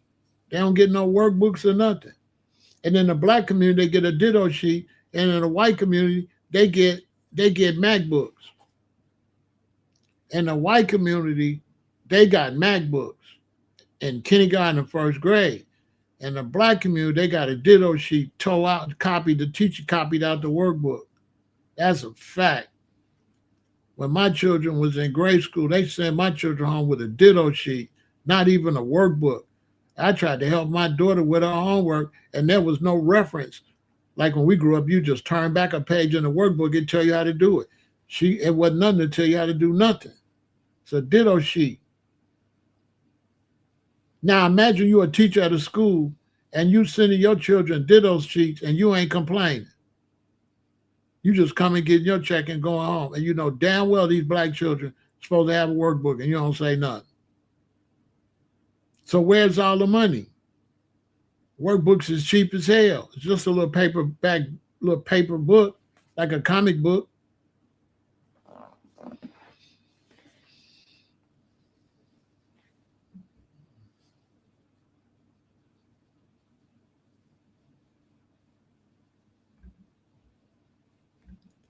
Every question from a man about polygamy that I've ever never mentioned having children. Never. Never. Never. And they ain't been with no women. They ain't never been with no women. That's a fact. Because you ain't going to never like no women equally. That ain't going to never, ever, never, ever, never happen. You will never like and be attracted to two women equally. That will never, ever happen. Look, this is the realest channel ever. I don't know why.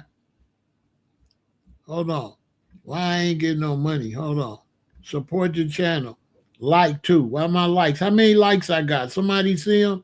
I bet my likes is low as hell. But check this out. Real story. You don't get this nowhere. So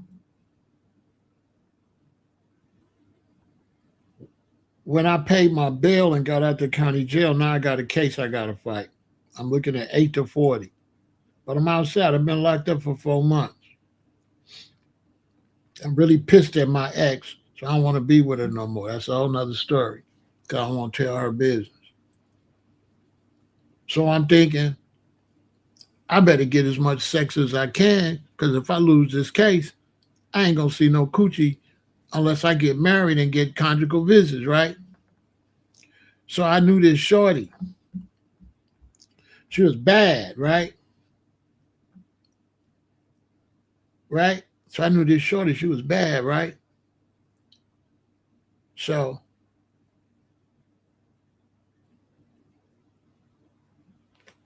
one of my boys I used to cop from, when I called her, I said, yeah, meet me at the hotel. She's like, I could, but I got my sister with me. I said, you could bring your sister too. Hold on a minute. I'll call you right back. So I called my boy. I was like, I got this. I got a friend of mine coming. She got her sister. They bad. I said, meet me at the hotel. He said, cool, Ram. I'll be there. Boom. So we go to the hotel. I get 2 beds in the room. If he come, we'll get another room. So I pick him up. We go to the hotel. Two sisters. The one I'm with is fine. The sister is super fine, right? So we sitting there, I'm entertaining them because she waiting where the other dude at. So my phone ring and dude say, some came up, Ram. The work just came in. I got to go pick these birds up. I ain't going to be able to come. Money, MOB all the time, right? So boom, all right. So now I'm stuck in the hotel with my homegirl and her fine ass sister. They both fine. It's like fine and finer. So I'm like, dang. So I gotta play with both of them, right? This ain't nothing I set out to do. I'm stuck. I got 2 women. In some kind of way, I gotta get sexually active with both of them. I gotta entertain them now by force. So the one that I know, I already know she going because I already been with her. So if you want to keep them there, then the first target got to be the sister. The sister got to be the first target. So boom, I start playing with the sister. We start drinking. I get everybody out their clothes. I start knocking the sister back, right? So I'm knocking the sister back, knocking the sister back. But the sister, right? Bro, nobody know what you talking about. So you trolling, right? So I don't know what you're talking about. So I'm knocking the sister back, knocking the sister back, knocking the sister back, knocking the sister back, right? All of a sudden, the other one jump on my back. Get out my sister! Get out my sister! Like that. Why? Because they wasn't even. They was both fine, but she was not as fine as the sister. So imagine if them was two different women and I married both of them. The sister was going to get more attention. There is no way naturally that my natural body would have been as attracted to the other one as that one. It just wouldn't have never worked. The best thing would have been to just marry the sister, not the second one, not my friend, because the sister was bad. Badder than my friend. My friend could not hang with her sister. They've been still trying to call me to get a do-over, but I beat my case and got married again, and I ain't dead. That was girl. I was just fresh out the county jail. But I'm telling that story to show. I don't know what you're talking about, bro. But I don't know what you're talking about. You know what I'm saying? I don't know what you're talking about, but with the picture and everything, nobody gonna take you serious. You know what I'm saying? So, stop trolling. You look like a troll. And I don't know what you're talking about because ain't nobody even talking about FBA, right? So he talking about I have white in my lineage. I'm still FBA. What that got to do with us talking about prison? Yeah, you trolling. Come back tomorrow, bro. Yeah, come back tomorrow. You trolling.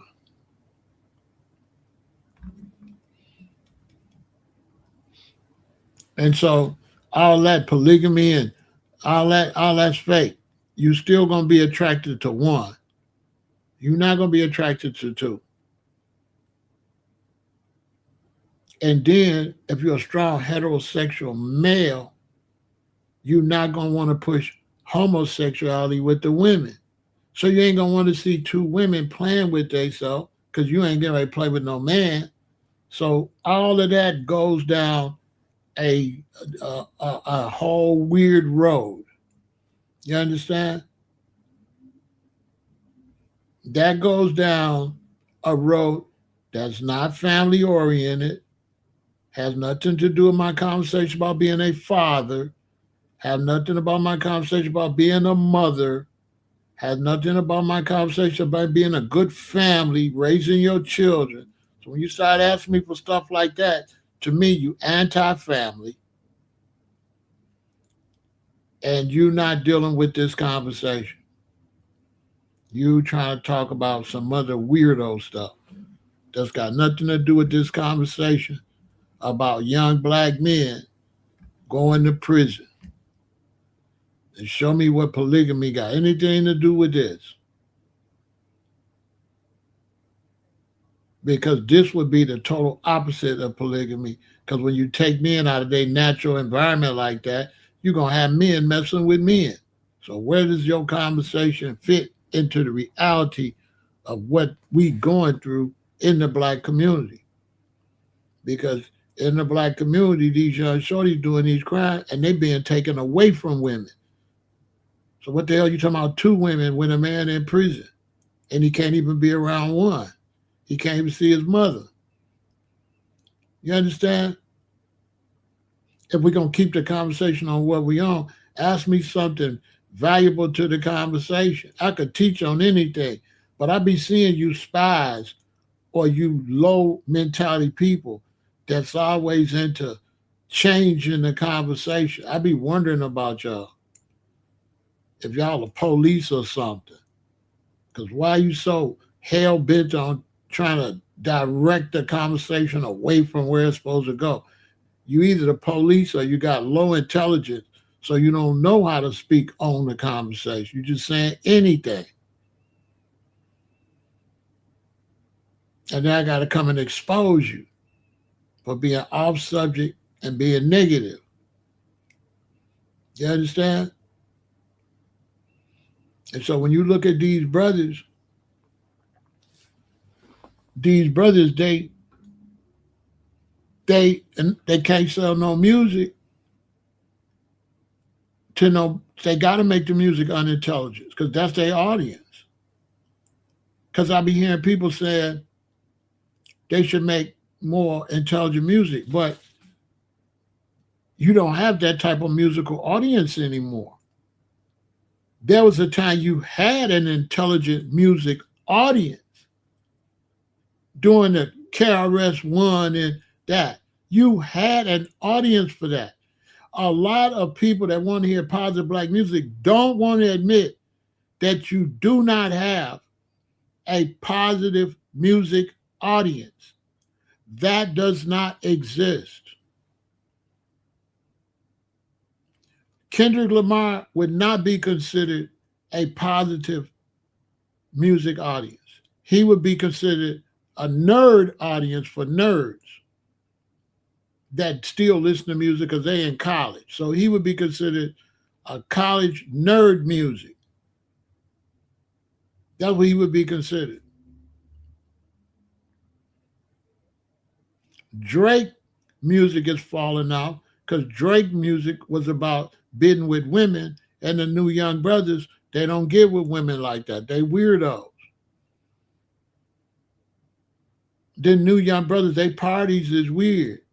When you go to the club now with the new young brothers, it's a whole pile of brothers standing together, popping bottles and doing this, and the girls is over there twerking. It's not a dude with a girl, a dude with a girl. These dudes don't be with girls no more. These dudes be with dudes. That's why they at the club jumping somebody, right?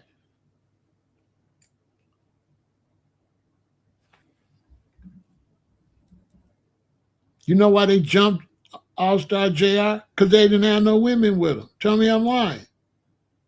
They didn't have no women. It was a pile of dudes. Tell me I'm lying. It's a pile of dudes at the club. Not one of them dudes had no woman with them. If they'd have been with their women, they never would have been doing that fighting and stuff. That's the new dudes. It's just a whole bunch of dudes. No women. They ruined the club scene. The club scene is ruined. Because who want to go in a club with a whole bunch of dudes? And the club scene been going down since, the 90s. In the 90s, we had to start having a dude at the door to let the women out. So like it'd be a line of people going in. There'd be a dude and this girl, you let them in. Then it'd be 3 women, you let them in. Then it'd be a dude, you let them in. Then there's 4 dudes. You say, y'all can't come in. This is in the 90s and 2000. We used to have a doorman. And you 4 dudes, y'all can't come in.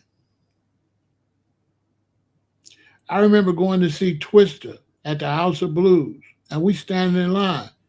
And just a little bit up is these 4 dudes going to the show. And the one dude in the crowd, he keep looking back at us, right? But that's because he was a pile of dudes drinking and he looking for beef somewhere. And and showing up after that show, the black dudes and the Hispanics got to fight in there. They had to end the show, and the police was all downtown and stuff, where it turned into like a little riot. Why? Because a bunch of dudes be coming and stuff, and those is weirdos. These is dudes that be around dudes. So these dudes are not the type of people you want at a party. These are losers. All they know how to do is start trouble and fight. They don't know how to talk to no woman. They don't got no woman. They got baby mamas. They sleep behind each other. They run trains on women. That kind. They let one dude get a woman and they all try to sleep with her. Spike her drink, all that. That group. So you can't have no event. So you got to have event. You got to make sure you can't let no single black men come in there. No whole bunch of single black men because they're going to start fighting. That's what happened with JR. All of them single black men in there. Nothing good was going to happen. And right now, all across the country, people are losing their clubs because of black men. Black men are making people lose their liquor license and their clubs because they coming to the clubs fighting, shooting, hating. They ain't coming to have no fun. They coming to make sure don't nobody else have no fun. And Jay Prince Sr. bogus, because how you going to sell records and entertainment when your son is around a bunch of dudes that's ruining the entertainment? That's Jay Prince Jr. is doing the opposite of the business he's in. He's dumb as hell. If you selling, if you monetizing, you're a record label and you signing artists, but you around people that tear up the clubs, where's your artist going to perform at when you create an environment where they don't want no rap in the clubs? So it show you Jay Prince Jr. is a dumbass. Bro, you ruining your own business. There's going to be nowhere for your artist to perform. And we just seen Finesse 2 times have to run out of a club. So how you going to make money? So them dummies is shutting down the rap business in the clubs and signing rappers. Imagine that. You signing rappers and you making it where rappers can't make no damn money. That's Jay Prince Jr. He at the club messing his own money up. So now if he got an artist supposed to perform in that club, the club might be like, we got to close. We can't have no more rap here. Make that make some sense. How you in the entertainment business and fighting at the entertainment, I don't know. Dumber than a rock. And so when the feds see you messing up the rap money, when the feds see you in the rap business, but you don't look like you're trying to have a rap to make no money, then the feds going to start looking at you to find out what crimes are you really doing in the name of this label. And you're going to catch a RICO. Because now the feds know, oh, this ain't how he making his money. He wash your money. Yeah, the feds going to be like, you wash your money. Because you obviously ain't pro rap, but you got a rap label, but you're destroying all the rap. So where you getting money from? They all be indicted.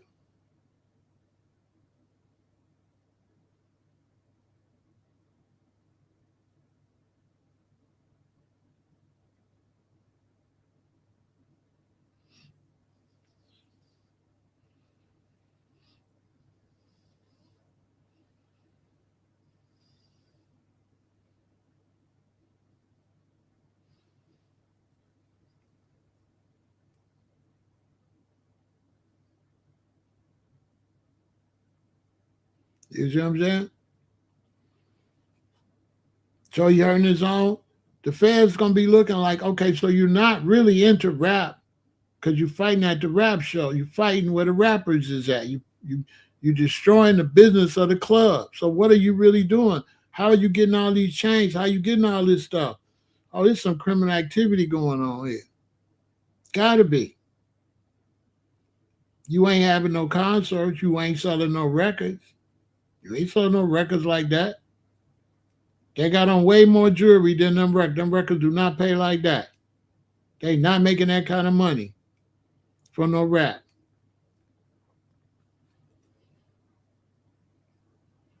Now maybe old man, maybe he got other businesses and you taking that money trying to make it look like you making it from rap. But when people start getting shot and it start being almost people unalive, y'all going to prison. All y'all going to prison. You going to prison. And you're all on the internet doing it. They got Jay Prince all on the internet at the club. Got them all saying slick stuff, doing weirdo stuff. You're supposed to be a boss. You taking a picture with a chick that was with somebody else. And you're supposed to be a boss. And you doing some old raggedy, like desperate, broke dude that never been with a woman before type. Because that just make you look like you ain't never been with no woman before. Ain't no real players out here got women taking no pictures with no women like that. Who you know that really get women that's going to take pictures with women? The only man that's going to always take pictures with women is a man that don't get no woman or a gay man. Only a gay man. But a real dude that like women, that sleep with a lot of women, they not finna show no women they with women because that run the women away. What woman gonna want you when you been there? I've been with a lot of women. She's like, no, I don't want to be here. He been with everybody.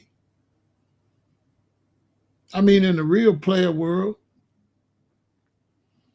you don't show nobody what you're doing. The more you show, that more that mess up your gifts for gab. You can't spit game because you didn't show too much. So what kind of game can you spit to a woman that already know your whole profile? I don't know, make it make sense.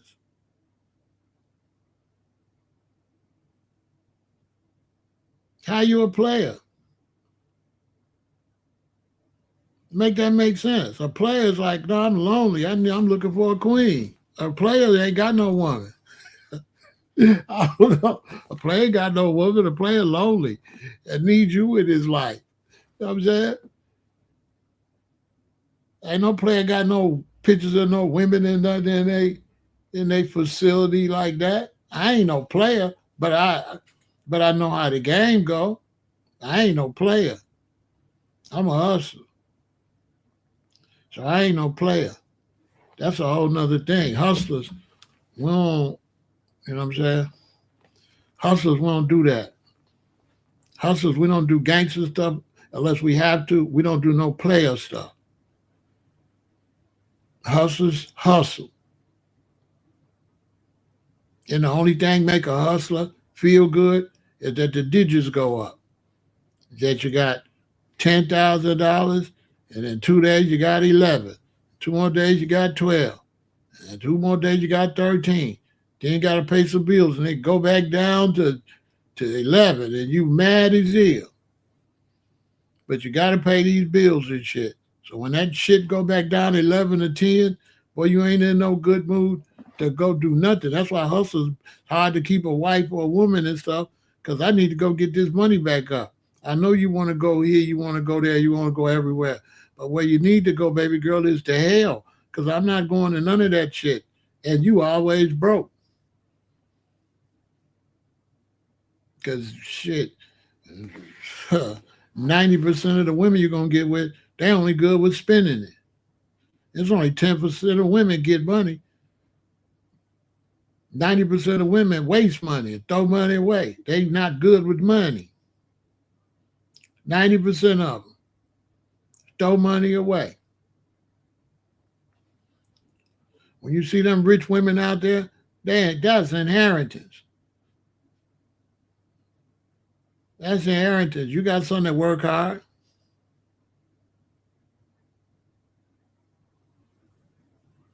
You all good. You know what I'm saying? You know what I mean? All that stuff is bad for the community. All them young brothers doing all that fighting, all that shooting and stuff. All they doing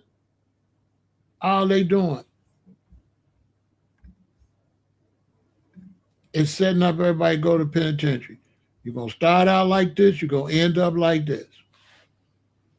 If y'all young black men don't listen to nothing I'm saying, if you got sons, if you got grandsons, you got nephews, you better look at this picture. Because this is what they got for you. Prison. Okay? They want you to be property of the state or of the government. I'm telling you right now, more than 1.1 million African American men are imprisoned in the United States, constituting the largest racial group in state and federal prisons, roughly 35 to 38% of inmates. Black men are incarcerated at 5 times the rate of white men, with the 2022 rate of 1,826 per 100,000 residents. Key data of incarceration of black men. Incarceration rate. As of 2022, black men were in prison at a rate of 1,826 per 1,000, compared to 355 per 1,000 of the general population. So look, they 355 out of 100,000. We 1,000, we almost 2,000 out of 100,000. Black men represent roughly 35.4% of inmates held in custody. A third of the prisoners is black, a whole third.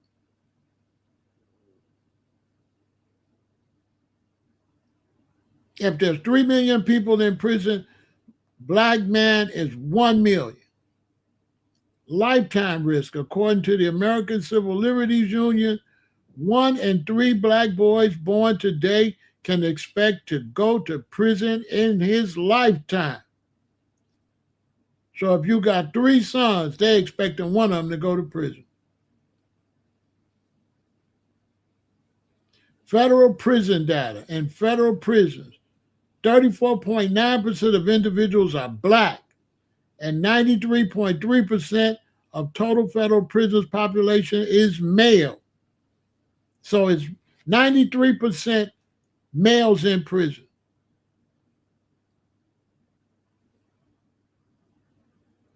Males. All males. Look, I'm giving y'all the real, no fake over here. This is real information. That's why I don't like to play. Because this is information that's going to save y'all life and y'all children's life. This is not the play station. So if you like to play YouTube, go to the play YouTube. This is the real serious YouTube right here. This is one of the most serious YouTubes on here. That's why it's only 140 people over here. Disparities in justice system. Sentencing. Black Americans are heavily disproportionately represented in the justice system, particularly in cases involving life or virtual life sentences, where they make up 48% of those serving such sentences. 50% of life sentences is us. Pretrial jail. In 2022, while black people made up 12% of the local population, they represented 26% of jail populations, where many are held before trial. So even though we only 12 or 13% of the population, it's double that amount being held to go to court. Now, what the hell is funny? Huh? What the hell? What's up with all the distractions for something this serious? And look at the mentality of the black man when I bring this kind of information. And look who is my biggest distractor. Look who's the biggest bozo. It's always a black dude. It's never a black woman. It's never a white woman. It's never a white man. Every time I try to bring some knowledge, you know who the number one haters is and the number one distraction from them people getting knowledge? It's always a black dude. And you know what kind of black dude it be? A kitty cat. Somebody that ain't about that life. Somebody that ain't outside like that at all. A weirdo. A weirdo.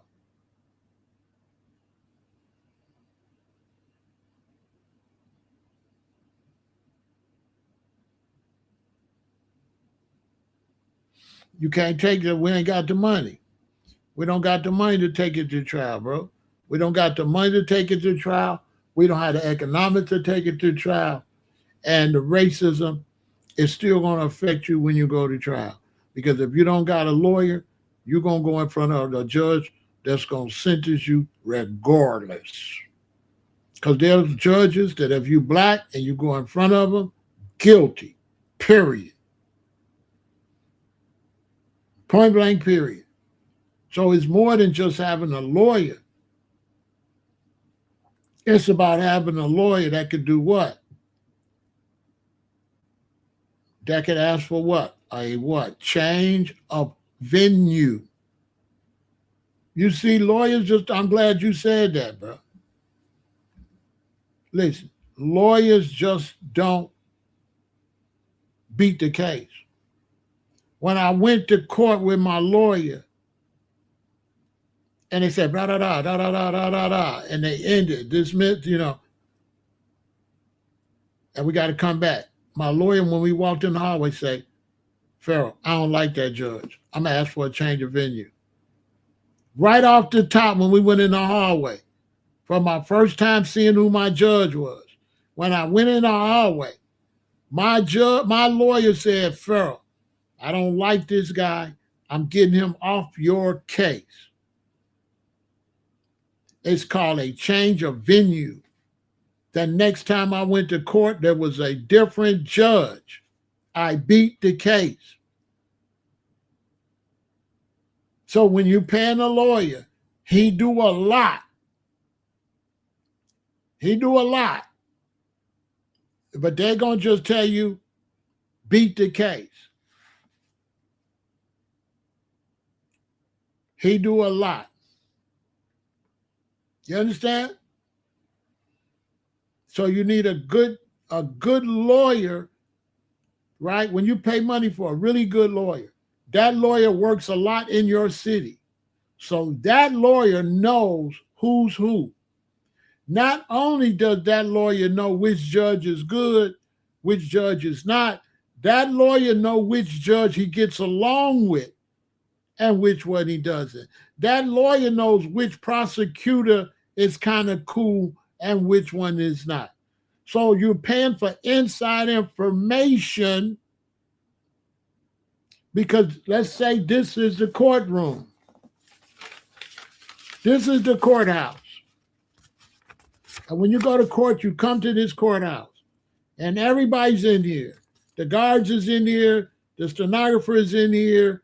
The judge is in here. The lawyer's in here, everybody, right? And so if your lawyer's going to this courthouse all the time, then your lawyer's familiar with what? Everybody else in this courthouse.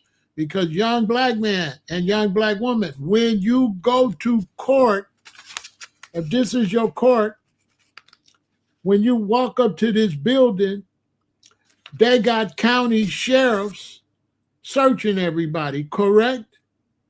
They got little offices you can go to for paperwork you got to get and everything, correct? They got a bunch of courtrooms in there, correct? They got stenographers in there, correct? They got secretaries in there, correct? They got judges in there, correct? They got defense attorneys in there, right? They got prosecutors in there. They got state's attorneys in there, correct? So it's safe to say that it's a bunch of people in this building that's what? At work, correct? So you're going to everybody's workplace when you go to court. Young black man, listen to me. Don't listen to no distractions. When you go to court, you're going to somebody's workplace. This is where people work every day. This is their workplace. All the judges, this is their workplace. All the guards, all the county sheriffs, that's their workplace. All the public defenders, that's their workplace. And guess who you are? You're the work.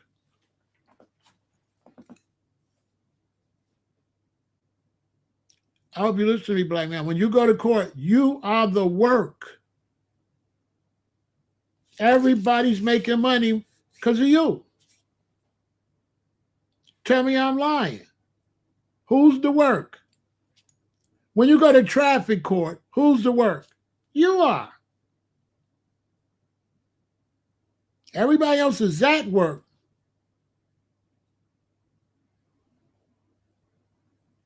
And you are the work. Period. And no matter what you do, if you don't have a good lawyer and you go in front of the wrong judge or wrong prosecutor, you lose. Period. You lose.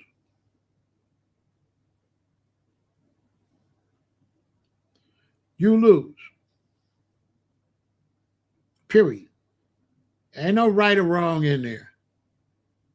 It don't go like that.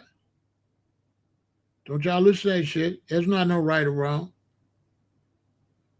There is no right and wrong in court.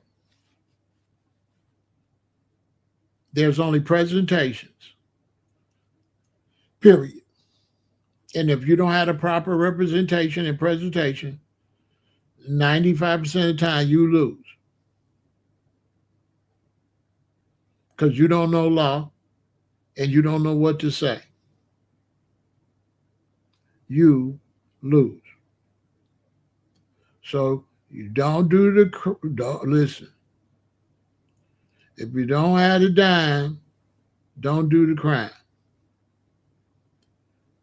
Crime gonna cost you money. Nobody gonna tell you that. Yeah, you say you're not a troll, but you're trolling just back to back, bro. Nobody want to see you back to back in the comments like that. You ruining the chat. We see you, bro. What is up with you? What's wrong with you? Just typing. I'm saying something, he constantly saying something else to distract everybody. I never hang with dudes like that. Don't you see me talking? And he constantly putting another concept up there. Fast, I'm trying to tell y'all, da. He like, but this, da, but that. Bro, shut your ass up. What the hell? You talking on top of me like that for? Y'all don't see that? That man constantly talking on top of me, just constantly. Y'all listen to me. Y'all watch me. Y'all just wiping out everything I'm saying. Fast I say something, he say something else. Wiping out everybody's memory. So that's that demon time. That's that satanic time. I can get into that too. That's that dark side. Wiping out everything I say. He try to wipe it out. Fast I say something, he wipe it out. I say, blah. He say, da. Damn. I say, da. He da. Before the people even sink in what I'm saying. Never hang with nobody like that. That's a whole nother story. Black men, when you see somebody like that upstage you, get the hell away from them. It's a hater. Because it ain't that much response in the world. Boy, shut your ass up, bro. And if you want to be a content creator, and you see all these different names in the chat, when you start seeing one name back to back, that's a troll. Soon as somebody come into your content, this for content, if you want to be a new content creator, soon as you see somebody's name takes over the chat and nobody else, you don't see nobody else in the chat, but there's one person, that's a nut and that's a troll. Get them out of there. They're intentionally doing that. They're intentionally disrespecting everybody in the chat and pushing everybody else out the chat. So when you look, all you see is their name all the way down. That's a nut. Because who will do that? Why would you do that? Like nobody else ain't, let nobody else say nothing. You try to make it a one-on-one conversation with you. I don't want to talk to you. I'll talk to, it's 100-some people over here. What make you think I'm going to stop talking to everybody to talk to your goofy ass? Bro, stop playing with me like that. Because in real life, I would never hang with you. Not for 2 seconds. I would have been walked off. You ain't in no circles like that, but a circle of losers. There's no winners hanging with you. Nobody mess with you in real life but losers. Because anywhere else, like, nobody likes you. So once again, y'all, with this troll wiping y'all out, I got to go back. Okay? So there's 1,826 per 100,000 of us incarcerated compared to 355 out of 100,000. Now, that's 400. So it's like almost 7 to 8 times of us than it is with them. 4, 5 times. 5 times as many of us as anybody else. When you go into these systems.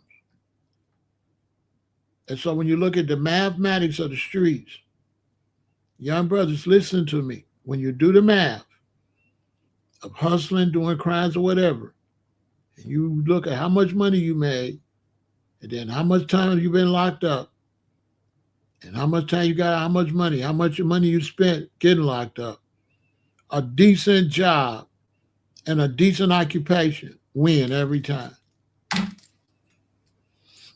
You lose it.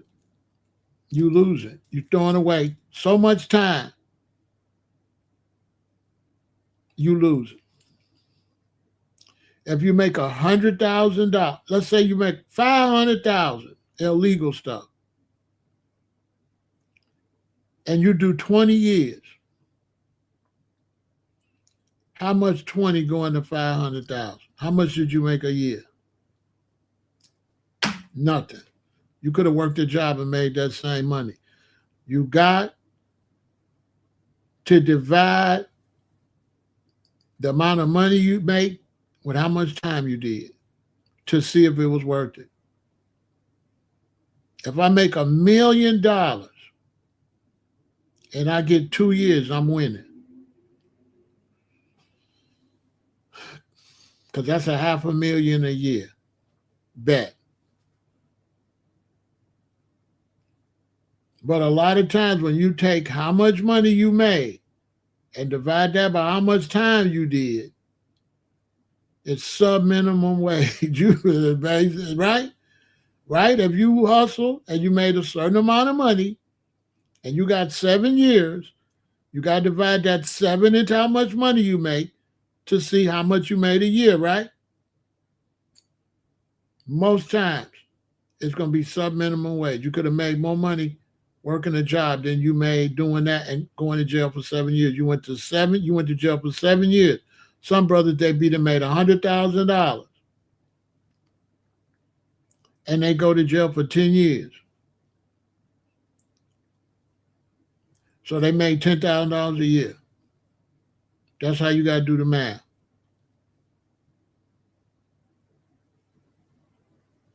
That's how you do the math. So if you take all your money, your profits, and you put it in a safety deposit box and pay it till you get out, when you get out of prison and you go get your money out your safety deposit box, it need to be more money than you would have made if you was free.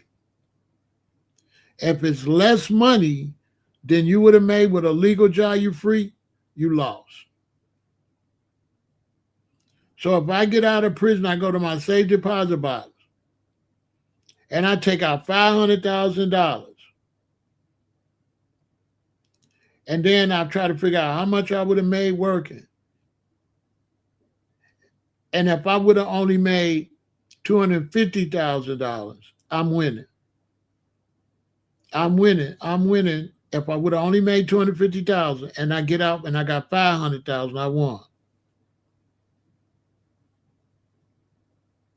But if I got $500,000, I get out and I would have made $950,000, I lost. I might as well made the legal money.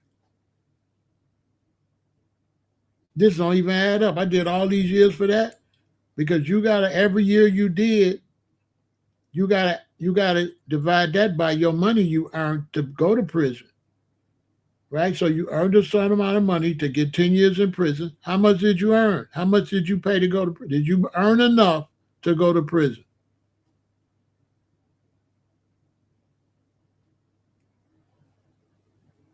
Because for me to go to prison for 10 years, I got to at least get out with $10 million, $1 million a year.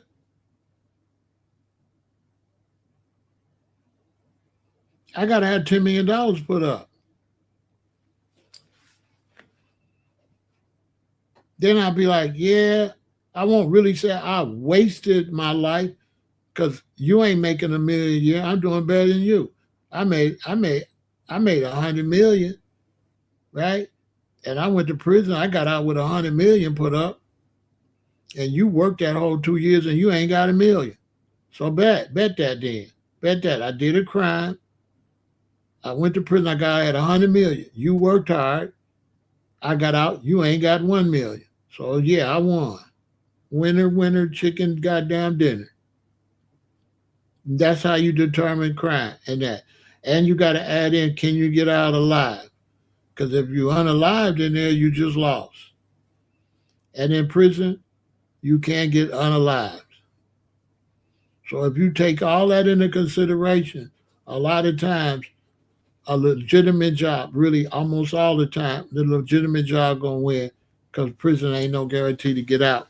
And prison also got crazy diseases. You could get bit by a spider. Brothers get unalived by spider bites. And then federal prison, they bounce you all over the country. So the spider that bit you ain't even from your state. They don't even got them spiders in your state. And this thing that bit you and you done passed away. Think I'm lying? Look up spider bites in prison. Yeah. You the only blood in there. Ain't no bugs in there. So if it's a black widow spider hiding, he ain't gonna never catch no fly or nothing. And he hungry. So guess what he got to get some blood. Guess who he gonna bite? You. That ain't even dealing with mold, lung diseases, and all this, and HIV. And then you could get gang raped in there too. Or you could get shanked up so bad you'll be in a wheelchair. All of that. All of that come with prison. And you could get more time. Because now you got to shank somebody and now you got a life sentence. You went in there doing 7, you shanked somebody, got a life sentence from 7 years. You was going to do the 7, you was going to do like 3, 2.5, 3, they was going to let you out. After you did 2, you shanked somebody, got a life sentence. Got to a beef, shanked somebody, go to the board, say it was fair fight. They said, no, it wasn't. Life, fool. Yeah, they going to know it wasn't. You're like, but yes, it was. We said it ain't. Boom, life sentence. Because you're at the mercy of them.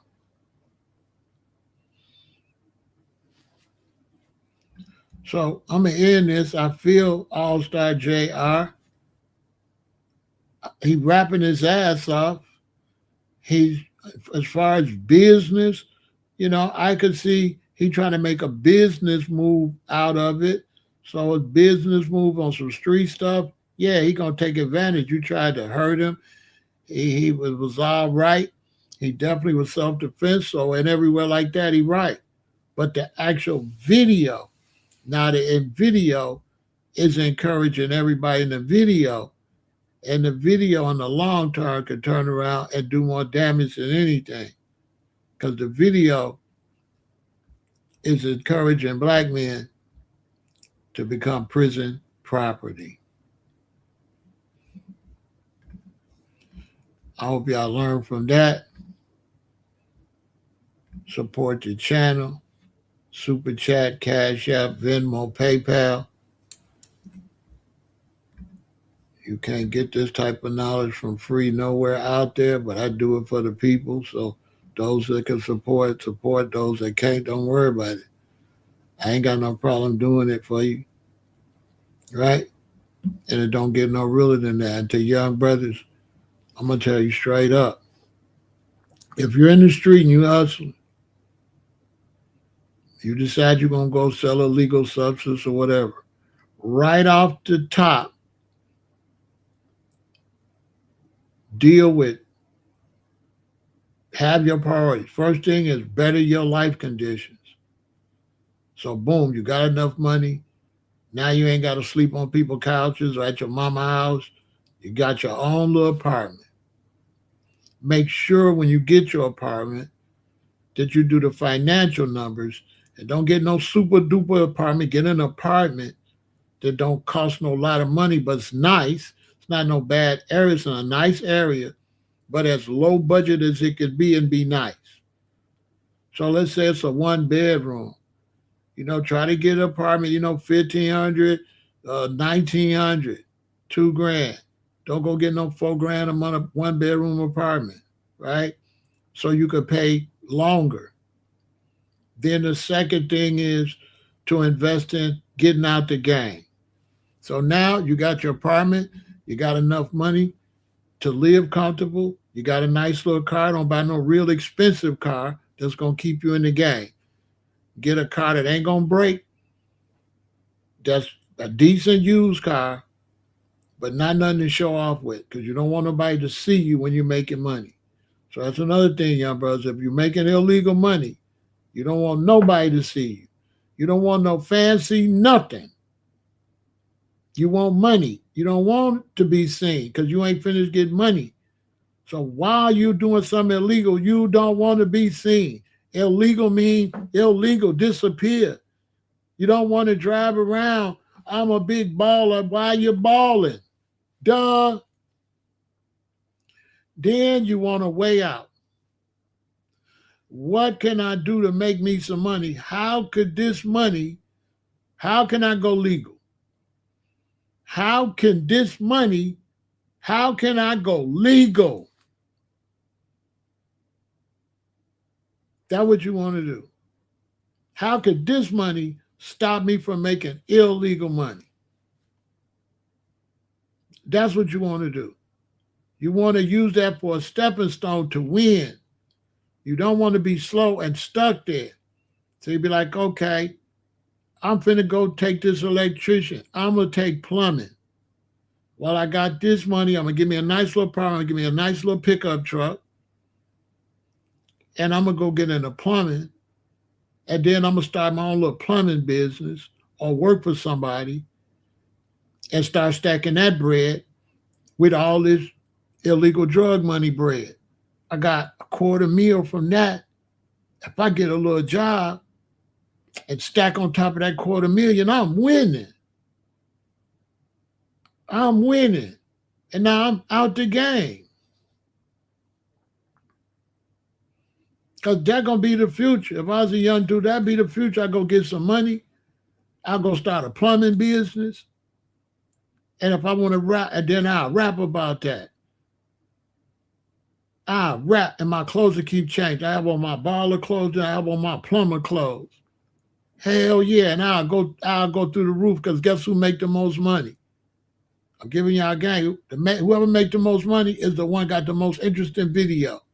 The one that got something controversial. So the word get out. Man, dude's balling. Man, dude got a video. He going back and forth. He got big chains on. Next minute, he fixing the sink and shit. And he advertises goddamn plumbing company on the video. Yeah, dude got a plumbing company. Yeah, dude rapping. And he's signing people to his label. He also want people to work for his plumbing company. He hiring plumbers. You're going to be on the news. You're going to be everywhere. You're going to sell how many records? And the records, you still keeping the gangs. You still rapping by the streets and shit. You're going to make a fortune. You feel me? Get out the streets, though. Use your money to go legal.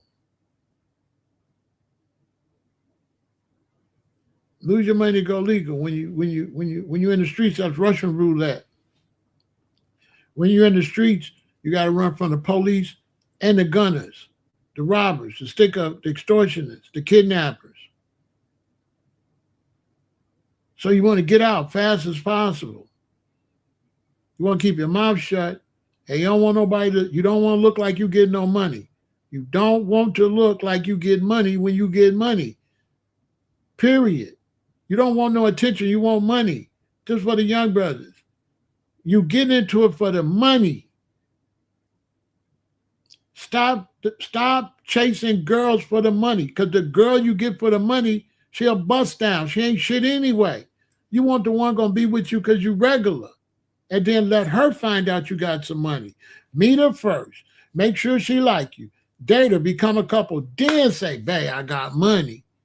Because now you know she got with you before she knew you had anything. That's the one you want. You don't want the one hopping in your Benz. You don't want her. Because when you get money, you get a real nice truck or car, you got to keep the windows up. Because if you got a real nice car and a lot of jewelry on and you got the window down, women will hop through the window to be with you. Women will come up at the red light. What's your name? Oh, my soul. Just driving down the street to do your errands, you come back to your place with a chick ready to get bust down, all because of your rims and the way you dress. And on top of that, she going to get with you because you look like you got money, you look handsome and shit. She going to sleep with you once. She going to sleep with you twice. Eventually, she going to get it feelings. Now when she get feelings, she going to want some money. She going to change. At first, she was just happy to be around the money. After so long, she going to want the money. She going to change. She ain't going to be satisfied with being with you no more. She going to start gold digging. I'm telling you. She going to go from happy to being around you to, so I'm just,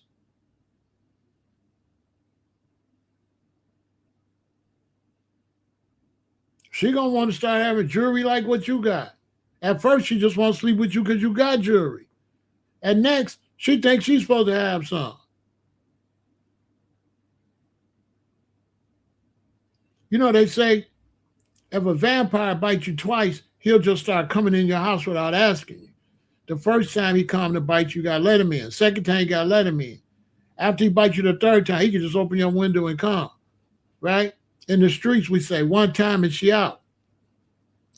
You bust her down one time. If you want to be a player, you only can have sex with her once. Because if you have sex with her twice, she's going to start catching feelings. If she catch feelings, and by the third time, she'll call the police on you. She'll set you up. Yeah, she'll set you up. You only want to bust them down once. You don't want to kiss them in the mouth, no exchange of no body fluids, and 2 condoms. You don't want none of her body fluids on you because you're going to end up with a whole lot of money and HIV, a whole lot of money and STDs. That's what you're going to end up. Yeah. Yeah. You're going to end up with a lot of money and gonorrhea. Yeah. 2 condoms, no moisture exchanges. Don't kiss me. I don't want no spit on me. If you really want to be a real hustler, if you're really a hustler. Now, if you're a player, don't be no hustler. So make up, young black man, make up what you want to be. Is you a gangster? Is you a player? Or is you a hustler? Because you can't do all of them. You got to pick one. You can't do all of them. If you're a hustler, you might have to do some gangster stuff, and that's your struggle, is to make sure as a hustler, you don't have to do nothing gangster. That's what you're trying to do as a hustler. You're trying not to have to do nothing gangster. So your man that always got the good work, you stick with him. You don't want to go and nobody going to say some bad work. Now you got to get on some gangster stuff that goes against hustling. You don't want to be a player because when you hustling, we ain't fucking playing. So what do you mean player?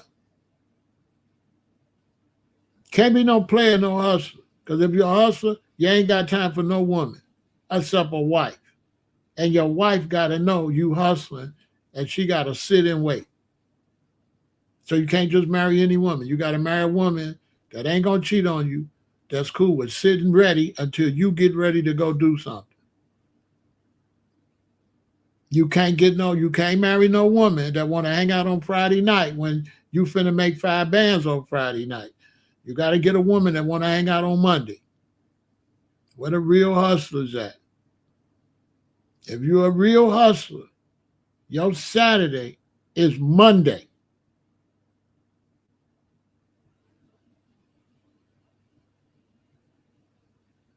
And Tuesday is your Sunday. Facts. If you're a real hustler, Saturday is Monday. The weekend, office is open. Office is open Saturday and Sunday. Sunday, big money day. Sports, all that. Everybody hanging out. They won't spend money. If you like to socialize, don't be no hustler. If you like to socialize, you like to go to parties, you like to go somewhere, don't be no hustler. You ain't built like that.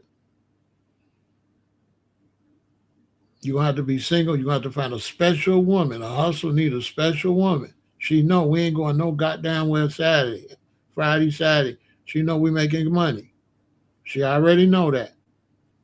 Now, we don't go nowhere on Friday, Saturday. That's the big money day. You can't, just like if you're a club owner, you can't be no club owner and want to go out on Friday, Saturday night, right? Because the club got to be open. Am I right?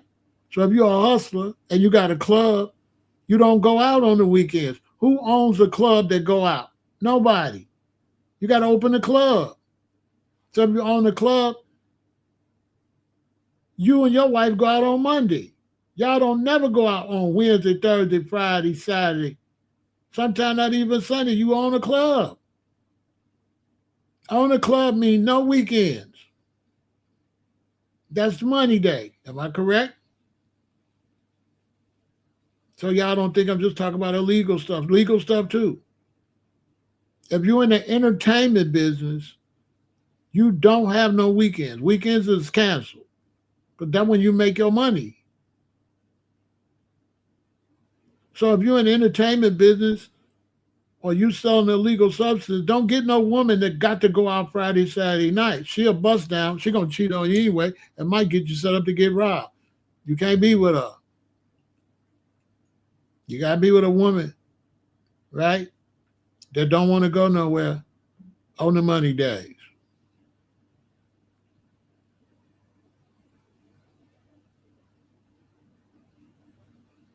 Facts. You got to be a woman that don't want to be with nobody on the money day. If you're a super hustler, you might got to get used to being single. It's better to be single than to get married and let somebody take your house and take all your stuff and have you paying child support and alimony and all that shit. It's better be single and let a chick rob your ass. Or you going to let her legally rob you. That's what's going to happen. She's going to rob you. Because after a while, they don't even want you. They want the money. They think people want the money. Nobody like you in real life. In real life, when you get money, whether it's legal or illegal, don't nobody like you. You got to get that through your head. And a bunch of Hollywood celebrities and actors and actresses will tell you that they ain't going to no party unless it's a party that benefit them as far as getting in the next movie. But as far as going to a party to have fun and hang out, they ain't doing that.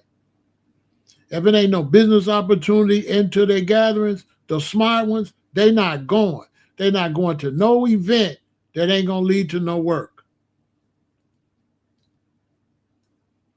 I ain't gave y'all a whole lot of game. I hope y'all learned something from this.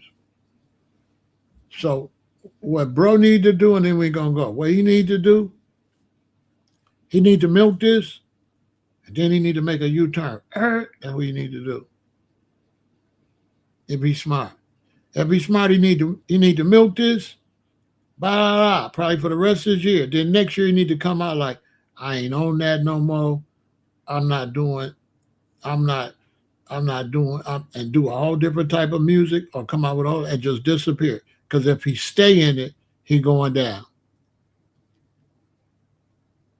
Yeah, if he stay, he can do it now. He can exploit all that. But if he stay with it, he going down. Because he gonna be in the middle of a bunch of get back. Because there gotta be some get back if you're gonna taunt. So if he gonna taunt Texas, if he gonna taunt Rap a Lot, if he gonna taunt monetize, he better know what come with that. Because now he forcing them to respond. Now it's street cred against street cred. Now if he milk it and cut it out, then monetize Jay Prince and them will respect. They'll like that because they're like, he was smart. He was smart. He milked it. But if he don't get a smooth way out of it, yeah, it's gonna go bad. But he definitely did. He did the right thing right now. You know, if you're up there in Detroit, you know, you're my family, my grandmother, my great uncle from Detroit. So you know, it's always gonna be Chicago, gonna be locked in with Detroit off the top. You know, that's how we like brother cities. I ain't gonna say brother and sister because I ain't gonna feminize them. But Detroit like our brother. Chicago and Detroit like brothers. You know what I'm saying? We don't beef with Detroit. That's like our brother. Only time we beef with Detroit is the Bulls and the Pistons, the Lions and the Bears. But other than sports, you know, us in Detroit, we like that. We got relatives in Detroit. Like I say, my grandmother's in Detroit. My great uncle's from Detroit. And then they got children, so I don't even know my family in Detroit. So he making me gonna go up to Detroit this summer and find my mother's relatives. My mother's relatives up there, my great uncles and stuff. As a matter of fact, I got one of my great uncles from there. I got his hat. So I gotta go up there and find out who related to my Uncle Red, my Uncle Sam, my Uncle Willie. I gotta go up there and find my mother's relatives. Because I lost contact with everybody when I moved to Hawaii. You know, I went to California, Hawaii, so I was like out the mix with the family stuff. I don't know what's going on with the family, but my family in Detroit, you know what I'm saying? So when I looked at the video, I said, some of these dudes in this video is my cousins.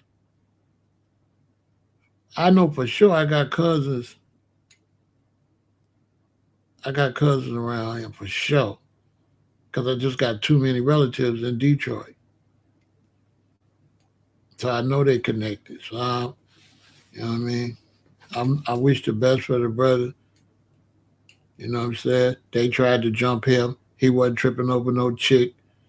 Jay Prince Jr. was tripping over a chick. You got a chick that used to be with dude. You bragging because you licking his DNA off a chick. You know what I'm saying? Which is some busted shit anyway. Like you got to check what that mean because you with a chick that used to be with him. What kind of weirdo stuff these young brothers on? So you tell me if I'm with a woman and she had my baby and we break up and you get with her, you think that's a one up on me for being with like my ex? Or even if I got a woman and she mad at me and you holler at her and you say you took her from her. You ain't took her, she left. Why y'all be saying y'all took somebody that left? You can't take no woman from nobody. She gave herself to you. You ain't take shit. You know what I'm saying? I can't take no woman from you. How the hell I'm gonna take a woman from you? If you got a woman and then I talk to her, and she get with me, I did not take her from you. But if you a G, why would I even want to talk to a woman that's with you unless I don't know she with you? Because I was with a woman that had broke up with a dude, but wasn't had nothing to do with all that. I didn't take up from them. They was broke up. So I didn't consider that taking up from you. Y'all was broke up. So a lot of that is weirdo stuff. You know, you young brothers, that's weirdo stuff. Nobody ain't took nobody from you. And why would you want to take some woman? Why are you bragging about sleeping behind somebody? Young brothers, sleeping behind another man is not a brag, okay?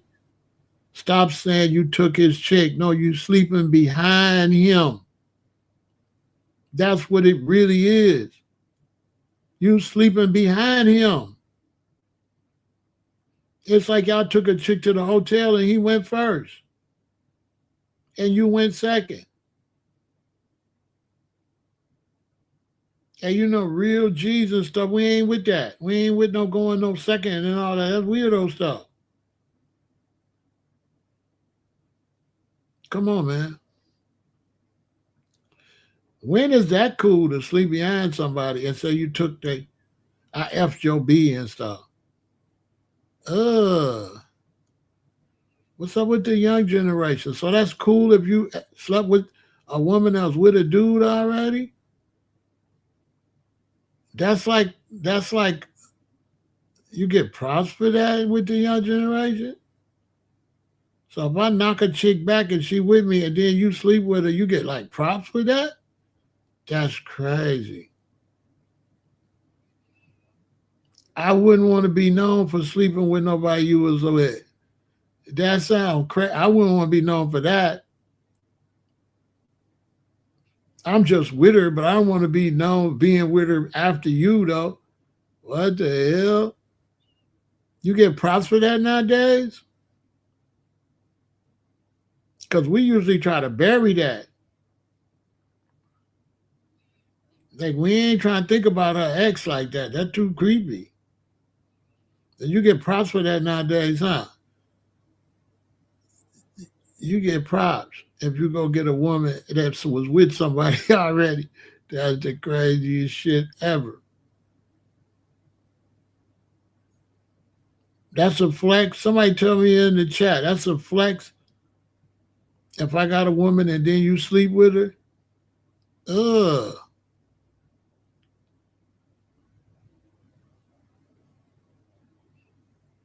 It's like you giving me a secondhand BJ. You know what I mean? Like, oh, Pharaoh put it in her and I went and sucked it out. And you bragging. You know, I went and licked Pharaoh off for her. Ugh. Imagine bragging that you licked my DNA off somebody. God damn. Yeah, you trying to make me look bad with my DNA all over your body, all over your mouth. I thought I run things if your DNA, if my DNA is all over you. What the hell? And I never had to touch you. Pause. What the hell? Why would you want to admit that? Usually, when we get a woman, we try to erase any identity of the last dude. We ain't trying to bring him up. That creep us out. You know, the last douche with that creep me out. That's the last thing I want to think about. I don't want to think about your ex. That's too creepy. Y'all like think about a woman's ex? Y'all like bringing that up? The last dude she was with? Ugh, that's crazy. Is that a flex if you was with a when you with a woman after a dude? That's a flex nowadays? Oh my God.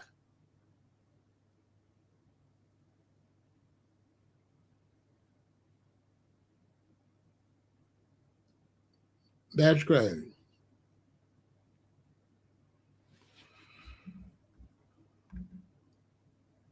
Man, listen, y'all need to keep it gangster. Victory.